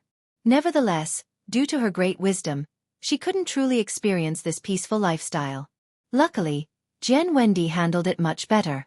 Even though he couldn't surpass the Tao block in his heart, the Jian clan, under his leadership, still prospered and became an inheritance that lasted to this day. After a good while, Jian Wendi commented with regret, It is a pity that I cannot follow you, Your Excellency, to serve you during your journey. Li Qie waved his sleeve and flatly said, It is enough for you to stay here and protect the Jian clan. As for paying me back, your sister has done plenty. You don't owe me anything. Jian Wendi disagreed. No, Your Excellency. In my mind you are my second parent. Without you, my sister and I wouldn't have survived and my Jian clan definitely wouldn't be what it is today. I only hate the fact that I don't wish to go further. I can't face it. Li Qie sighed. I'm also very happy to see the current Jian clan. This place can be considered my home as well. Jian Wendi smiled innocently like a child in front of Li Qie. It was thanks to Li Qie that the 2 of them were able to have the courage to live on. Jian Wendi issued a command. Tell Long Wei and Xueqi to come here. Jian Long Wei eventually entered with Jian Xueqi behind him. The 2 were quite startled to see Li Qie casually sitting there. Jian Long Wei was 8,000 years old now, but the times he had met the progenitor could be counted on one's hand. Outside of earth-shattering events, the progenitor normally wouldn't summon him. As for Jian Xueqi, he had only met the progenitor once. It was during his coming of age. From then on, he wasn't summoned again. In fact, not many members of any clan would be able to see their progenitors. This included the ancestors as well. Jian Wendi ordered the 2. Kneel before His Excellency.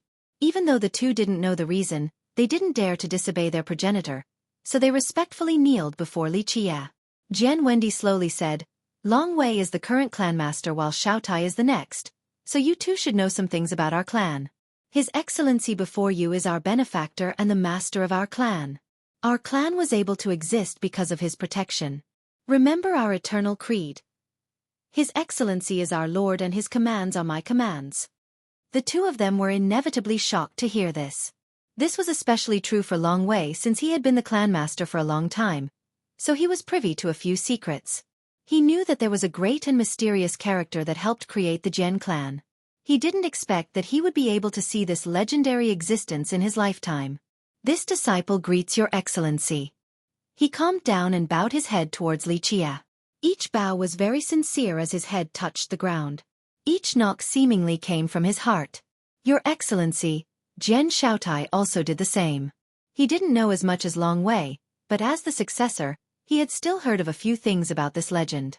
He didn't expect to see a mythical being that could even ambush immortal emperors. Moreover, this existence had been right beside him for the last several days. Rise. Li Qie accepted the grand gesture from these two and gently waved his hand. After these two stood up, Jian Wendi ordered, "Take your leave, I will talk to His Excellency now." They motioned a respectful gesture before quietly retreating. The children are filial and gifted at both fighting and scheming, so I am not worried about the Jian clan at all. Li Qie nodded. As long as the old geezer is still there, the Jian clan just needs to do its own thing. Nothing will be able to cause trouble for the clan as it continues to stand strong.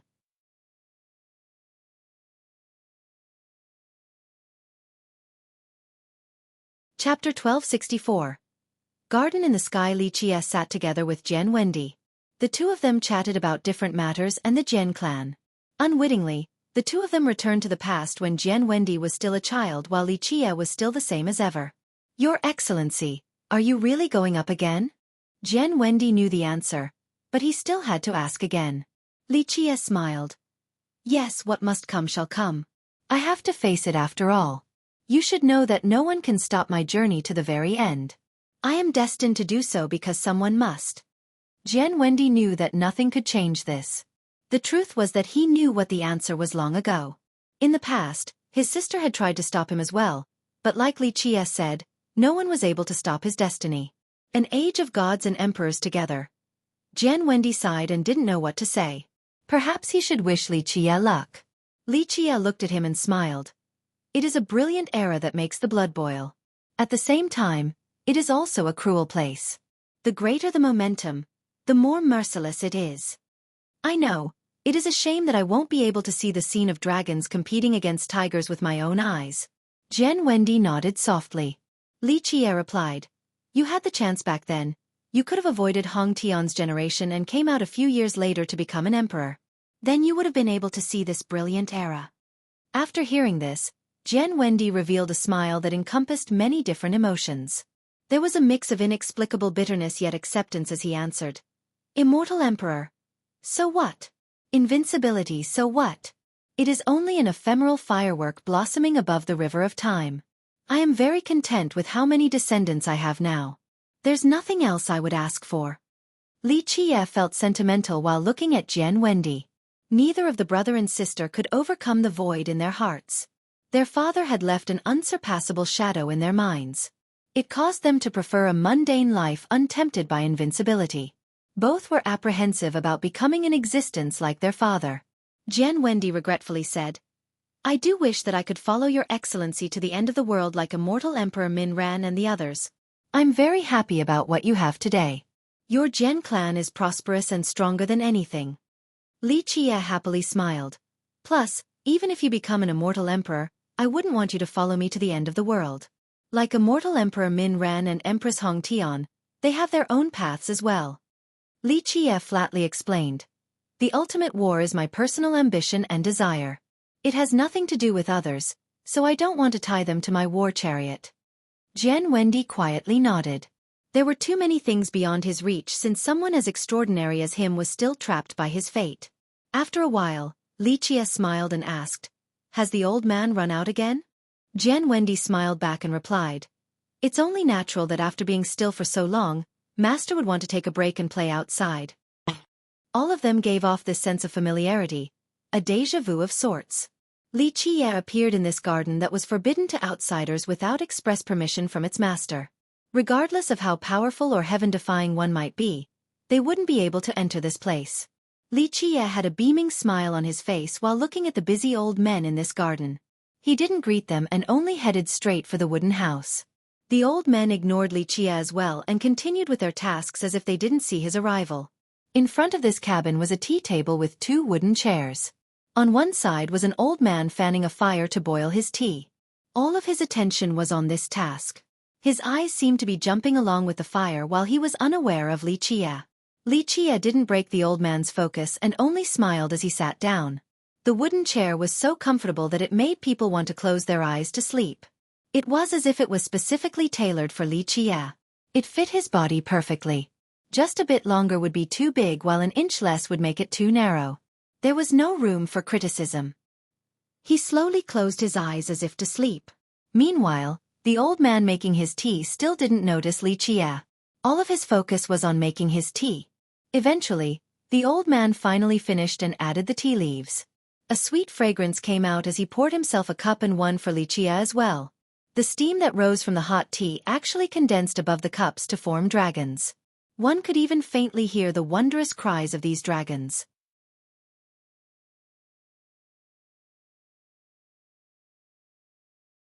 Chapter 1265. Old man Li Chia seemed to wake up as he accepted the teacup. He gently took a sip, letting the tea seep into his belly. There was an indescribable comfort that stemmed from the perfect temperature. Dragon cries resounded from his belly as if he had just swallowed a gigantic dragon. Li Chia couldn't help but praise. A great tea like this dragon tea can only be found in this place. The aftertaste was incredible as well. He finally opened his eyes fully and found the garden to be at peace. The old men that were gardening earlier had all disappeared.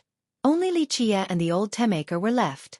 At this time, the old man seated himself in the other chair and slowly savored the taste of his tea in a natural and leisurely manner. It was as if he was drinking a tea of immortals. In fact, his tea was not far from being an immortal tea. Even immortal emperors wouldn't necessarily be able to drink his dragon tea.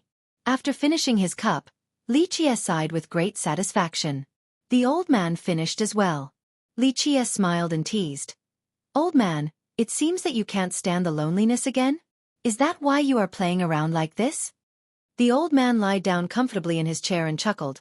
"Being in bed for too long makes my arms and legs numb, so I had to get up to do some work. Toiling is unavoidable in life after all. Being hard at work is good. I was actually afraid you would panic from having nothing to do." Li Chia smiled back. The old man happily looked at the countless strange flowers in the garden and said in a carefree manner, "What can I do with these old bones of mine?" "Don't worry about that, Crow. Plus, I can't leave the giant dragon mountain either way, so I'm just running around and playing the merchant. Just some coolies' works." Li Chia laughed. He was truly enjoying the carefree atmosphere at the garden. This was a conversation with someone at the same level as him, yet they weren't enemies. It was a very enjoyable matter. "I thought you would continue to plot and hide behind the scenes until all the old men take action. I didn't expect you to come out in this generation." The old man stated, "It is quite surprising that you were able to resist the supreme artifact in the immortal demon grotto as well. I actually thought that you would return there and try to seize it. Am I really that kind of person?" Li Chia couldn't help but smile. "I have always been upright. I'm not the type to scheme like that." "Upright?" The old man burst out in laughter. "If a crow like you claims to be upright, then even the high heavens would start tearing up from laughing." Li Chia was amused as well. "Eventually," he replied. "After I left, that existence in the grotto still figured out some way to make my situation very unstable." Lil Blackie was too anxious. In a fit of rage, he recklessly charged in there. He sighed softly at this point. "That brat always treated you as a father." The old man dismissively said, "Outside of that little girl, nothing else is as important to him as you, so of course he did what he did." Li Chia replied with remorse. "Back then when I took him to the mortal emperor world, I only hoped for him to be able to soar to the 9 heavens like an eagle. Unfortunately, he couldn't let go of a few things and decided to stay in the mortal emperor world. Because of that, well, you know what happened to him afterward. His decision also made you lose the opportunity to seize the grotto. Haven't you always been scheming for that item? Unfortunately, you failed." The old man stood up and chuckled. "It is true that I want the item, but only if it doesn't risk many people's lives. I can only say that I got very close to doing so. I guess certain things were doomed from the start." Li Chia gently shook his head. "Hey, this is fine too. If it wasn't for Lil Blackie getting you out of there and by chance, if you actually obtained that item, the old heavens would turn blind. If you could obtain all the supreme items that you wanted, how could others bear such injustice? Even the villainous heavens wouldn't want to live on in such an unfair world." The old man cheerfully gloated at Li Qi's misfortune. Just let the past go. I've grown tired of living after such a long life anyway. Li Qi smiled. Since Lil Blackie has saved me, I'll just live freely through this generation and go all out. I'll finish what must be done. There's no need to worry about life and death afterward. But being able to give up is really nice, really nice. Li Qi lamented. By letting things go, everything else will feel acceptable in life. Or rather, many other things are insignificant compared to just being alive. As long as you don't care, things that used to be important will no longer matter. Like the drifting clouds, they won't be worth mentioning. Damned crow, it is not the same for you. The old man smiled and replied, I have lost completely. This made me realize that I have other things to protect in life, such as my children. If you give up, you would be wasting your immortality. The old man reflected, if possible, you should gamble everything just once. If you win, you will have everything. If you lose, at least lose everything as well after utilizing everything at your disposal. After suffering an utter defeat, you might be able to see through it and let go. With that, he smiled. When you don't have anything left to bet with, you will have no choice but to give up. Maybe. Li Qi had a somber expression as he responded. If I'm able to put everything on the table, then I might as well gamble it all away just once. When Wen Xin asked me why I can't stop, the truth is that I didn't know back then either. Perhaps it is because I haven't tasted true defeat, being left with nothing but empty hands. Maybe this defeat will even end with my death. Regardless of victory or defeat or even death, there is nothing to be afraid of. The old man said, Your life has been quite productive. For many generations, who has led a more brilliant life than you? You have experienced and done everything possible. Even if you stay as an ant, it would still have been a good life. An ant trapped between the heaven and earth. Li Qi eventually shook his head and smiled before putting on a determined look. Even as an ant, I still don't want to hide. One day, I will stand above all else. My destiny is my own. The heavens will not decide my fate. That's what I want to hear. The old man laughed in agreement. Even as an ant, you would still rather be an extraordinary ant than an insignificant one. Well said. Li Qi chuckled. Yes, I want to be an extraordinary ant.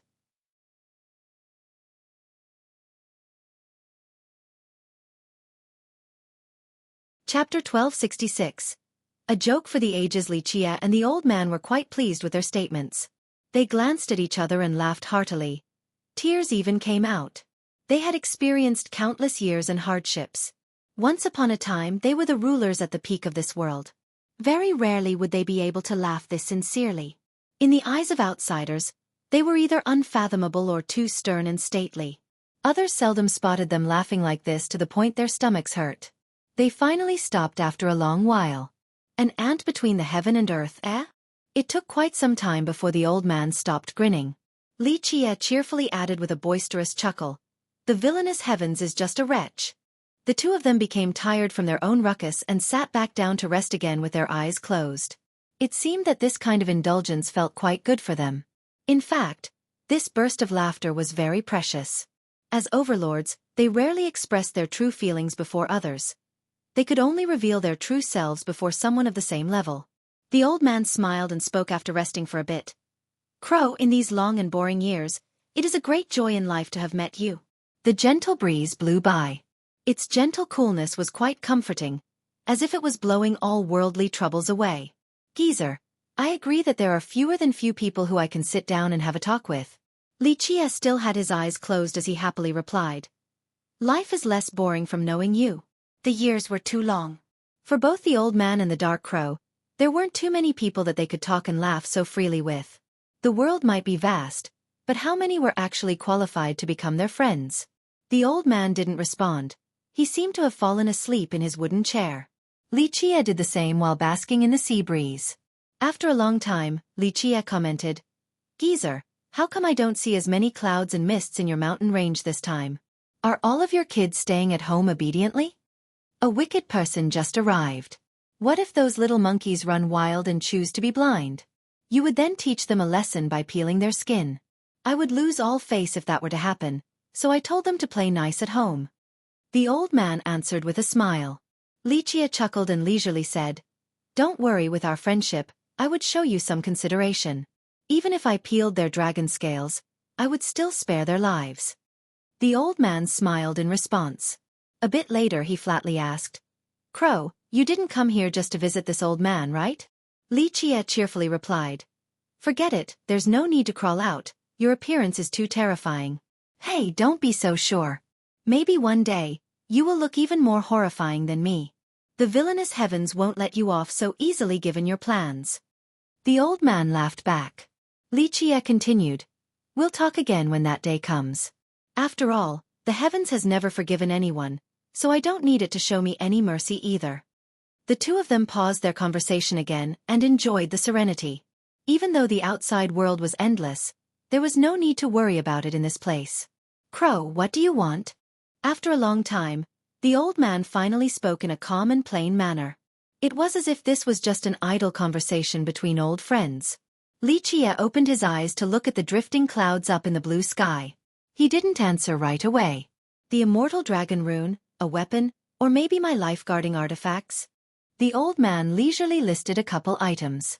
This plain manner of speaking made it seem like the topic was insignificant, but if others were to find out that he was referring to supreme treasures, they would be scared silly. Don't worry, you can keep your little items. I would be too greedy if I tried to take them away from you. Li Qie only smiled. The old man smiled as well and didn't seem to care too much. Geezer. Eventually, Li Qie got to the point. Back then, that brat Busi came to ask you for help, correct? It was the old man's turn to be quiet. Li Qie chuckled before continuing.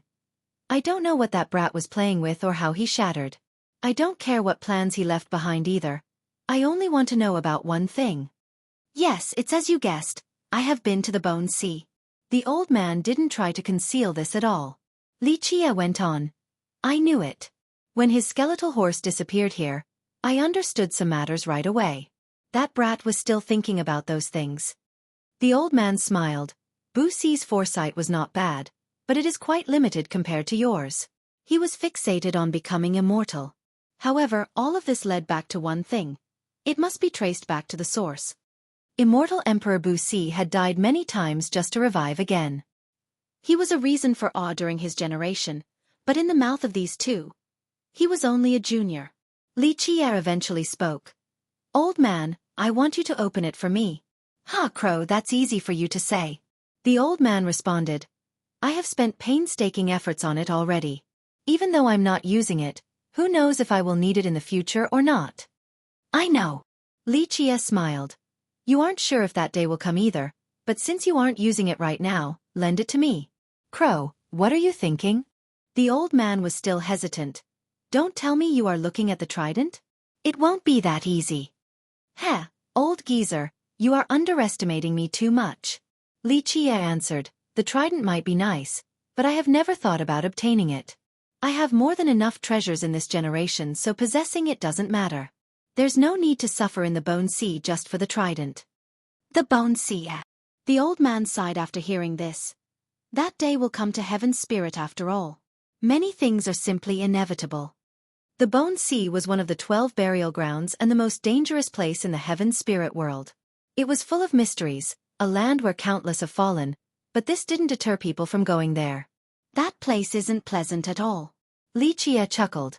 But I do have to admit that it isn't a bad location. It is worthy of making so many people drool with greed. Greed. The old man chortled. It's the same for all 12 burial grounds, but in those devilish places, only the living can enjoy the spoils. It doesn't matter since I'm not trying to find a nest or anything. Li Qie smiled, however, there is something I need over there. Old man, you have been there many times before, so I need you to open it for me.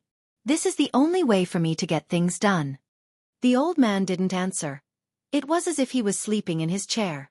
Li Qie didn't rush him either. It seemed as if he had forgotten about his own question while enjoying the breeze. Crow. The old man took a long time before answering. We might be friends. After all, I took in those two as my disciples since I needed to pass down my lineage. The brat married my daughter and this was perfect to make up for my lacking bloodline. However, I know there is no free lunch. Li Qie replied. Geezer, tell me what you want. As long as I can get it, I will seriously consider. The old man lied there as if he was contemplating the issue. Eventually he opened his mouth. Crow, I am now old. I don't know how much longer this old body of mine can last. I have already obtained pretty much everything I've ever wanted. As for treasures, they are just worldly possessions. I have no need for them. Old man, don't tell me you want to betroth another daughter somewhere to me. Xueqi joked. If that's the case, then forget it. The old man smiled and shook his head. Come on, Crow, others don't know who you are but I do. If I betroth a daughter to you, she'll just live a life of suffering. I don't want my little girl to wash her face with tears every day. My little girls aren't worthy to climb up your high branch. The old man half-jokingly smiled and said, I only want them to be safe and live happily.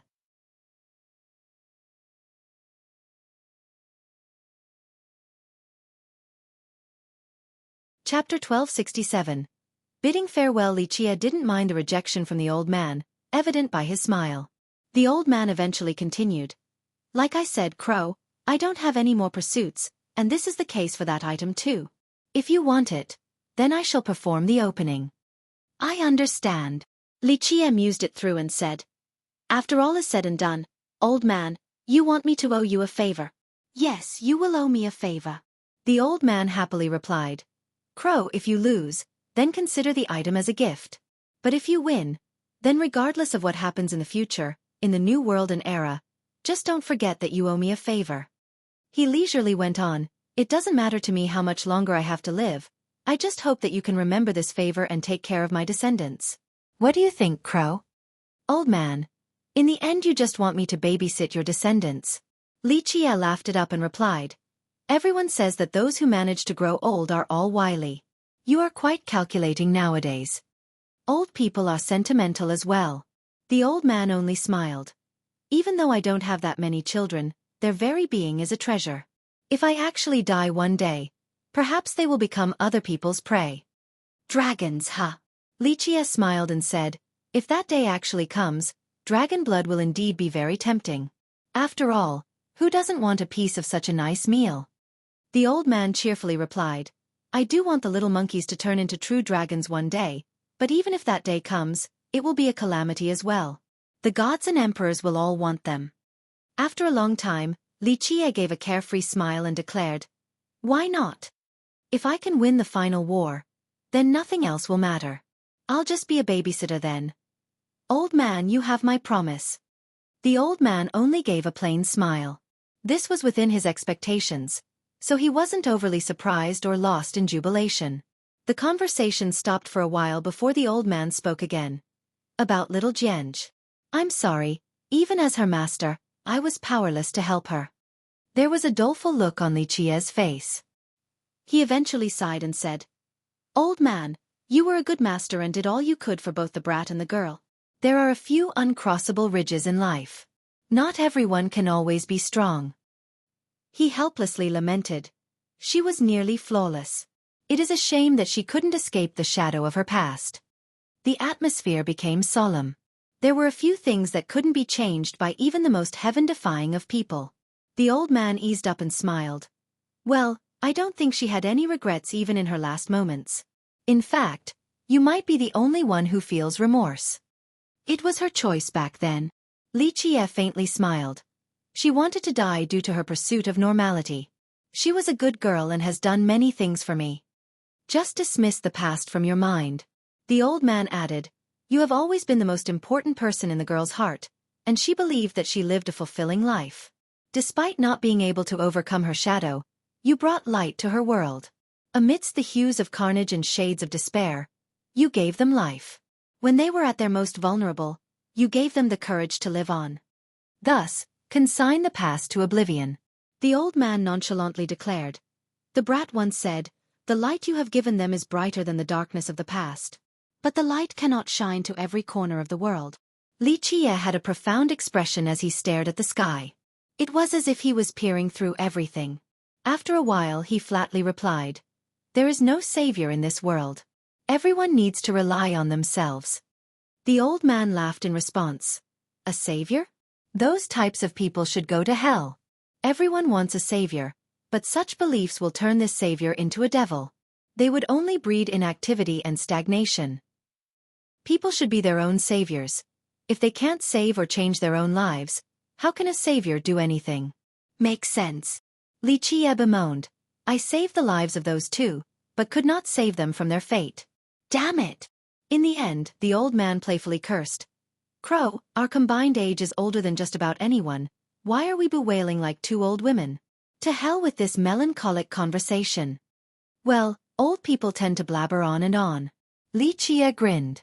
The two ended up quietly looking at the sky as if it was the most beautiful scene in the world. This moment of solace was undisturbable. It was a time true overlords like them could find peace. After a long time the old man spoke again. Crow, I will not see you off. Return from whence you came. Li Qie quipped. Fine, it would be too scary if you climbed out of the nest. I know the way. Just like that, Li Qie stood up and looked at the old man to say, Geezer, this is farewell. Perhaps this will be our last meeting. Take care, damned crow. The old man responded with a smile. Li Qie nodded and turned around without saying anything else. Crow. He didn't get far before the old man cried out. Li Qie paused his steps. The old man sat up straight and put on a solemn expression to say, There are some legends that you have probably heard about. Once you cross that line and reach a certain threshold, destruction is imminent. It's not a legend. Li Qie became quite austere as well. It is the truth and I'll face it even when I have to cross that juncture. The old man slowly asked, Are you prepared? I shall be fearless and fight to the very end when that day comes. As long as I don't fall, nothing will happen. His voice resounded in the clouds. The old man softly sighed and murmured, The inevitable will come after all. I'm afraid no one will be able to escape. I believe you can. Li Qie joked. Old man, be ready for when it does come. I know you have the power to do so. He left after saying this. The old man sat there in silence. After a very long time, he muttered to himself, Either the start of a new age or the withering of all. He ended with a woeful sigh and disappeared. The garden became extremely quiet. This was an eerie silence. If it wasn't for the odd flowers and other vegetation here and there, people would mistake this place for a dead zone. Li Qie finally returned to the Jian mansion and was immediately greeted by Jian Longwei and Jian Shaotai. They bowed before him and said, Your Excellency. No need for formalities. Li Qie waved his hand. Act as before. I won't be staying here for too long. I will be leaving after finishing some matters. After hearing this, the two couldn't do anything except bow their heads again. They hoped that Li Qie could stay and teach them a thing or two. In their eyes, if they could be taught by the legendary teacher of immortal emperors, they would gain lifelong benefits from it. Jian Shaotai busily told Li Qie, Your Excellency, a few things have happened at Dongting Lake, so Master Hong wishes to see you. Li Qie ordered. Tell him to come and see me. Dongting Lake has ties with me, so I shall help them. A bit later, Hong Tianzhou came running in. He quickly bowed his head after seeing Li Qie. Young noble, things aren't looking too good. Wyvern and the Blood Shark village demand an answer from us or else they'll send in their troops. Li Qie had killed Shangguan Feilong and the Blood Shark scion. This enraged these two powers, prompting them to demand that the lake hand Li Qie over. Otherwise they would crush the lake. Send in their troops? Li Qie smiled. Let them come so that their blood can dye the blue ocean red.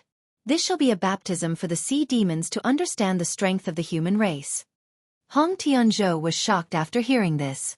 He couldn't help but recall the events at the Peacockland and how terrifying it must have been when 1 billion fish were sacrificed. Wyvern and the Blood Shark village are nothing. Jian Shaotai was stirred. He said, Give the order, Your Excellency. Our disciples shall trample both of them with haste.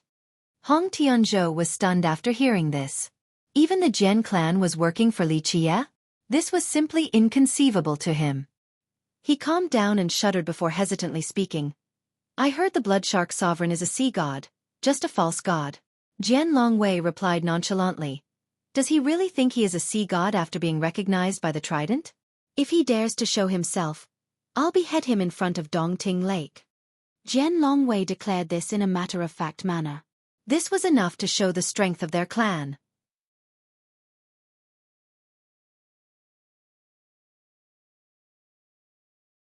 Chapter 1268. Besieged Hong Tianzhou was astonished after hearing this. If an existence like the Blood Shark Sovereign was regarded with such disdain, then just how fierce and domineering was this Jian Longwei? At the same time, he felt his blood boiling because his lake would definitely be able to overcome this crisis with the Jian clan's help. "I'll do it myself." Li Qie voiced his refusal with a gesture and flatly said, "It is time for the sea demons to open their eyes to the proud human race. Let them know that even at the Dragon Demon Sea, humans can still suppress the heavens." Jian Longwei didn't dare to compete against Li Qie for this merit. They understood that this person was a supreme overlord. Even if a sea god came along, they would be annihilated. Li Qie was someone who had killed immortal emperors after all. Li Qie told Hong Tianzhou, "If the enemies come sieging, then we shall fight and bury them beneath the sea." Hong Tianzhou opened his mouth, but no words came out due to some hesitation. Li Qie glanced at him and said, "No need for scruples, say what you want." Hong Tianzhou took a deep breath and made up his mind. The ancestors they want to negotiate for peace and are willing to accept the demands from Wyvern and the village. Negotiate for peace? Li Qie laughed and coldly uttered. "Since when did Dongting Lake become so weak? Would your ancestors ever negotiate with their enemies? When they were still around, surrender would not cross their minds even if they were whittled down to the very last man on the battlefield. Their bones were cast from iron and their hot blood could erect the strongest citadel in this world." Li Qie angrily scolded Hong Tianzhou. "In those years, god kings and imperial lineages were nothing in your ancestors' eyes. The banners of your clans symbolized a will made of steel and the most invincible corp that annihilated their enemies and crushed all cities in their way. But look at their descendants now. Even ants like Wyvern and the Blood Shark village can walk all over you, subjecting you to servility. Have you no shame in letting down their supreme, hard-earned prestige?" Tianzhou felt his face and blood getting hotter. He recalled the glory days of his ancestors when Dongting Lake could look at the rest of the world with disdain. It was just as Li Qie had said, his ancestors were invincible with nerves of steel. When they were alive, they proudly trod through the 9 worlds and swept through all of their enemies. Hong Tianzhou was ignited. If they were to kneel before these great powers today, it would be a great letdown to their ancestors. Hong Tianzhou threw caution to the wind and clenched his teeth before declaring, "Young noble, if you are willing to help me, I am ready to lead our disciples to battle instead of negotiating for peace, even if the elders do not agree." "It is good that you have this determination." Li Qie looked at him and nodded. "Return to Dongting Lake and observe how Wyvern and the Blood Shark village, these ants, shall be trampled by your ancestors. Let the descendants of the lake remember their invincibility once more so that they will never dishonor their ancestors' prestige again. We shall fight alongside you, young noble." Hong Tianzhou's blood was boiling in this moment as he clenched his fists. Jian Longwei nodded his head approvingly after seeing this. He knew that Hong Tianzhou's momentary burst of heroism had won Li Qie's favor. This will change the fate of the lake as well as his own. If he had faltered earlier and wanted to negotiate, Li Qie would drop this matter right then and there. From then on, the lake would never rise again after falling into the hands of its enemies. Both Wyvern and the Blood Shark village were furious at the murderer, Li Qie. Shangguan Fian, who had suffered defeat to him, vowed to kill him as well. In just one night, these two powers mustered a 100,000-strong army. They quickly mobilized to Dongting Lake and released a message about their intent to destroy it. This commotion excited this marine region. Many cultivators and sects eagerly awaited the show. Some sea demons were quietly gathering in the dark as well. Dongting Lake was coveted by many due to its rich nature. So now, when the lake was about to fall, everyone would want to share a cup of the soup. This was especially true for the sea demon sects close to Dongting Lake. They were secretly waiting for this battle to end. If the lake were to lose, then they would divide it. If the other two powers were to lose, then that would signal an eventually decline, meaning that there would be more promising territories up for grabs. Dongting Lake, listen up. Hand over the human brat, Li Qie, and put down your weapons in surrender. We may forgive you then. Otherwise, your lake shall be crushed. The village master and king of Wyvern personally led this expedition. Before the Grand Army had even arrived, they already sent out this demand to the lake. With the siege looming over their heads, everyone in the lake became quite nervous. The ancestors here held a meeting throughout the entire night. The Su, Lin, and Hong clans were very unhappy with Hong Tianzhou for contributing to this trouble. It could even be said that they were furious. In their eyes, he was inviting a disaster to the lake. Originally, they wanted to form a marriage pact with Wyvern and the Blood Shark village. This development would be mutually beneficial since they could bolster their own status and authority. However, there were no longer any marriages, only enmity. Rumble. On this day, this sea region was full of monstrous waves. Two great armies came from both sides of the lake in a pincer maneuver. On the left was Wyvern and on the right was the Blood Shark village. This was a premeditated military deployment. Wyvern's army consisted of many gigantic serpents soaring above the surface. This was a sea demon lineage that claimed to be descended from true dragons. The blood of true dragons flowed inside them. Of course, this was only them exaggerating their own worth. A more credible explanation was that their ancestor was a gigantic sea serpent. The dragon blood inside them was very thin. As for what type of dragon it was, this was still up for debate. Therefore, the disciples from Wyvern were born as sea serpents. After becoming powerful enough, they would finally gain a humanoid form. Having a humanoid form at birth meant that their bloodline was extremely noble. If I knew this beforehand, I probably wouldn't have chosen Wyvern. Maybe Hydra or Drake would have been a better fit, or Hornless Dragon Country to play it really safe. Of course, the masters of this country were willing to maintain their true forms because it had a greater battle prowess. This, however, was very unfavorable for passing down their bloodline. At this time, a very long sea serpent resembling a gigantic dragon swam closer with a ferocious momentum. It looked like 100,000 dragons were dancing in the sky. At the same time, blood sharks were cutting through the towering waves. Each of them was quite large, so surging tides were generated with each sweep of their tails. They had long and sharp white teeth. When they opened their jaws, these teeth looked just like swords. Their cold glints instilled fear into the spectators. Old men were standing on some of them. These were all elders with soaring blood energies that made it seem as if they wanted to tear the world apart. Dongting Lake, we give you 1 day to hand over Lichia and surrender or face the consequences. Shangguan Fian finally showed herself in this great army with her divine halos. She fled the Jian clan after suffering a complete defeat and was able to stay alive. This time, she came back with help. She didn't only want revenge but also to take this opportunity to turn Dongting Lake into her own. She came prepared this time and had great confidence in herself. Even if Lichia and the lake were stronger than expected, they would still die. The encirclement around the lake left the crowd with varying emotions. Some were happy, some were shocked, and some had ulterior motives. Of course, there were some spectators that were watching purely for entertainment. Someone murmured while watching Dongting Lake under siege. Shangguan Fian wants to wash away the humiliation from the Jian clan. Li Chia was really vicious then. He is indeed very ruthless. He even dared to kill the concubine of the profound monarch. It looks like he doesn't give a damn about anything. A sea demon sect master said, but he might have difficulty escaping unscathed this time, even with Dongting Lake's protection. I heard Shangguan Fian didn't only come prepared, she also brought a weapon of a sea god. More importantly, I heard some rumors that she has been able to convince the Blood Shark Sovereign to come and personally destroy the lake. The Blood Shark Sovereign. Both humans and sea demons were shivering after hearing this name. Wow, a legendary sea god. When he comes out, who will be able to contend against him? A newly debuted cultivator was full of awe.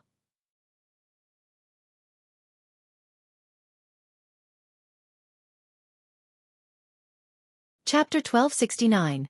Foreign aggression and internal turmoil. The Blood Shark Sovereign's reputation spread far and wide. Many people were startled to hear this name. This was especially true for the youth who had just made their debut. They thought of the sovereign as an untouchable existence. It really is a bit too much to call him a sea god, but he is powerful without a doubt. A paragon who knew about what happened back then shook his head. Yes, I can't deny that he is strong, but he didn't become a sea god back then. The trident ultimately abandoned him. Even if he isn't a sea god, if a real one doesn't show up, who can stop him? A youth said, once the sovereign is here, Dongting Lake will be destroyed and Lichia will die. This is fine. The humans will know the consequences of opposing sea demons in this region. Some humans were quite annoyed at this rhetoric. Another couldn't help but retort. Generations are always changing. So what if the Blood Shark Sovereign is strong? Lichia is the strongest genius of the human race. He has sacrificed billions of teeming fish, defeated Fian with one hand and stomped Meiyu to death. He will be invincible in the younger generation. The humans had been weak in this world for very long, but they had high hopes in Li Qie, the rising star of the younger generation. If, say, a human could become an immortal emperor in this generation, then the human race would have a greater status. They could even suppress the sea demons in this world. Humph, don't flatter him too much. An unhappy young sea demon replied. Everyone in the world knows that it was the peacock tree who performed the sacrifice. Li Qie was only the errand boy. As for him hurting Miss Shangguan, it was only because he is a despicable wretch and ambushed her when she wasn't paying attention. Otherwise, how could he hurt a god monarch like her? Oh. Then what about Gong's son Meiyu? He killed her with one stomp. Humph, in my eyes.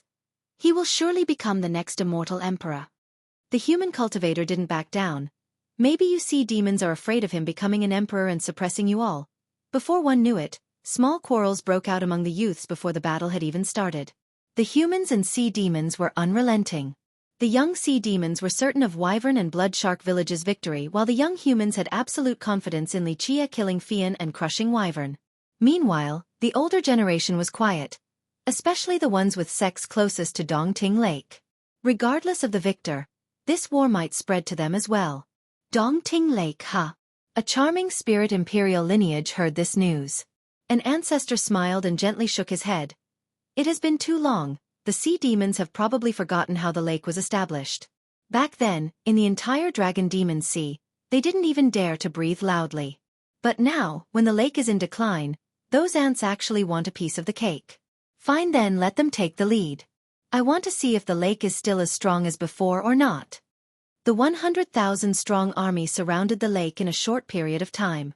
Alarms rang everywhere across the lake. It didn't matter if the disciples were willing to fight or not. They had to prepare for war. Hong Tianzhu brought Hong Yujiao back to the lake overnight. Of course, Li Qie was with them as well. The lake had entered a state of alert. All locations were heavily guarded with checkpoints scattered across the 18 docks full of patrolling disciples.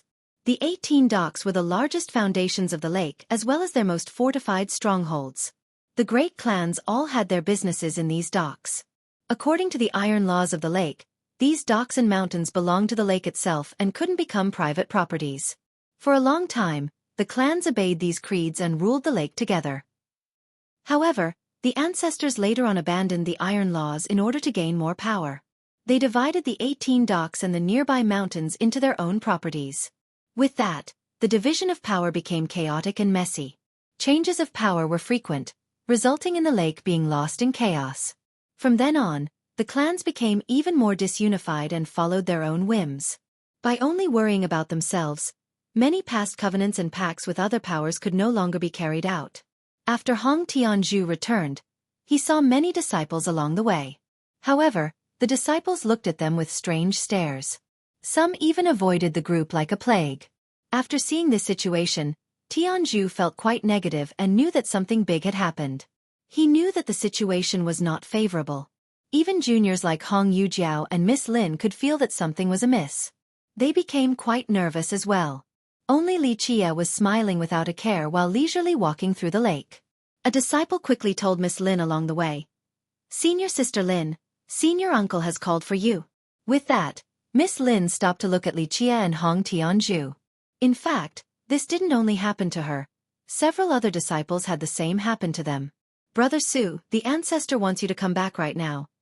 Previously, many disciples didn't know how to start this conversation, but after the Lin disciple took the initiative, they all came up and opened their mouths. The group consisted of many excellent disciples from the different clans. They came with Hong Tianzhu to the Jian clan in order to befriend them. These disciples glanced at Hong Tianzhu at this time. They weren't stupid and knew that something was wrong. In their minds, Hong Tianzhu was a good clan master. He was ambitious with great vision, so they were willing to follow him.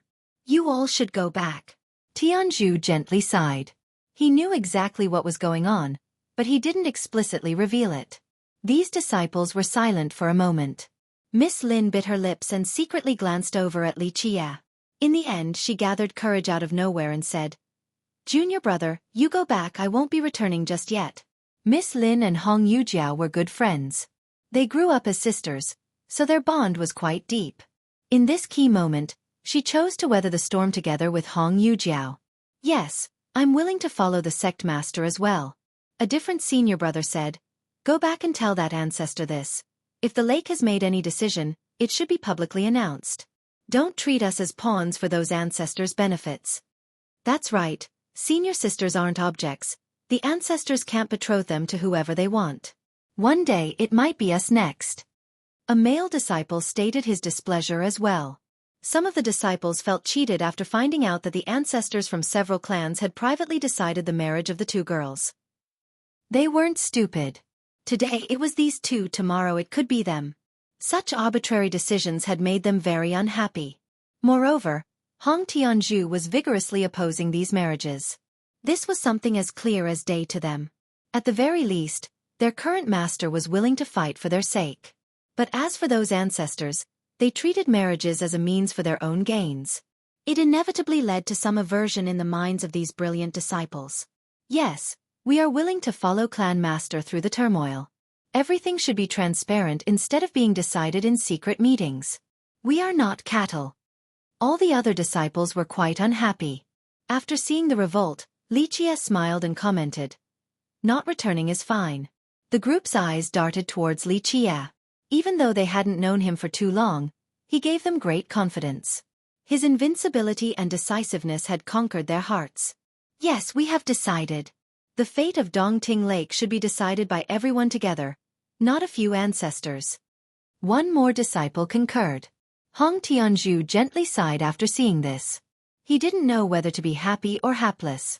He was glad because at least the younger generation was opposing the old. What made him feel sad was that a disaster was befalling the lake, yet these ancestors were still vying for their own benefits. Master! A male disciple rushed over. He immediately whispered after seeing Hong Tianzhu. Master, you need to run now. The ancestors have decided to depose you and want to keep you under house arrest. I heard them privately say that they want to hand you over to Wyvern as a token of apology. Hong Tianzhu's expression sank. He understood why those disciples from before looked at him as if he was a plague. Being deposed was something he had expected, but being handed over to Wyvern never crossed his mind.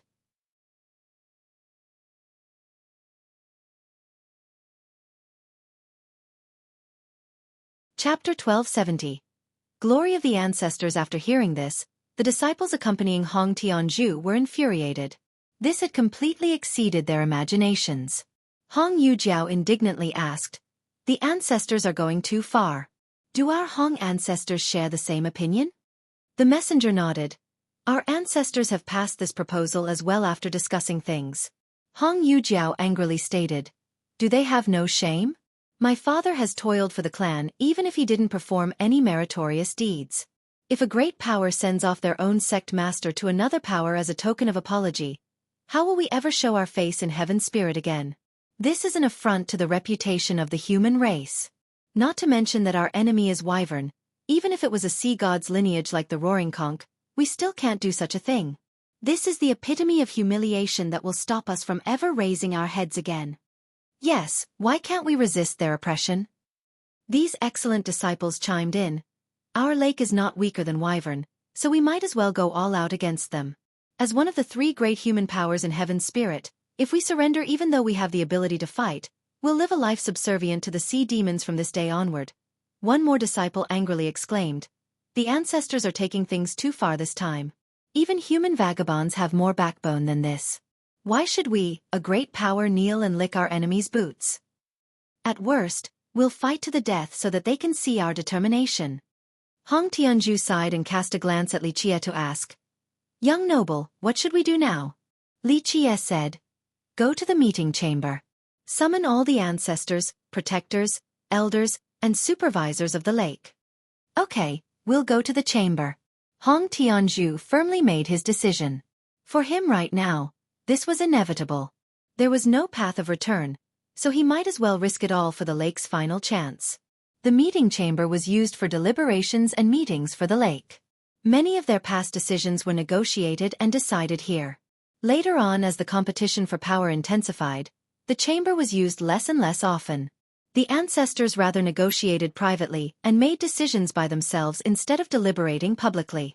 The chamber had a rustic feel, making it seem as if it was built next to Dongting Lake. One could see the entire lake while sitting in the lobby. A plaque was hung in the main lobby with the phrase, "Seeing clearly the downy feather of autumn." These simple words were majestic and all-deterrenting. Li Qie looked at the banner and flatly said, "The indomitable battalion of the Silver Fox Legion was renowned for being cunning with many illustrious merits. They are definitely among the top of all the famous battalions in existence. This banner represents your ancestors' supreme prestige. Under this symbol, they fought all over the 9 worlds and fought crusades against true gods and other immortal emperors' legions. Even the ominous grounds couldn't repel their advance." They fought against imperial legions? The youths became wide-eyed and were startled after hearing this. Yes, they fought against imperial legions. Li Qie nonchalantly continued, "In the distant years, one particular imperial legion considered themselves to be untouchable and provoked the supreme prestige since they thought they could fight against the Silver Fox Legion. Your ancestors personally volunteered to fight. After 10 victories, they conquered the imperial city and forced the imperial cavalry to leave Heaven Spirit. In the end, even this immortal emperor personally admitted that the prestige of the Silver Fox was not to be provoked. In the 9 worlds, who still knows about the indomitable battalion and their cunning? Winning victories despite being fewer in numbers, they're experts at lightning-speed ambushes." Li Qie ended with a sigh. 10 victories and conquering an imperial city. Hong Yujiao was at a loss for words. In their minds, immortal emperors were invincible. Meanwhile, their legions were an extension of their peerless will. Wherever they went, they would sweep through in an unbeatable manner. But today, they found out that their old ancestors had once defeated an imperial legion. Just imagining the style and indomitable spirit of their ancestors roused them with heroism and pride. They could envision the scene of their ancestors riding their cavalries through the majestic lands. They never knew of this prestige and glory that belonged to their ancestors who once deterred the 9 heavens and 10 earths. You're tuning in to the Xueqi's Martial Arts Saga YouTube channel. Don't forget to subscribe and join us on this journey to catch the most captivating stories.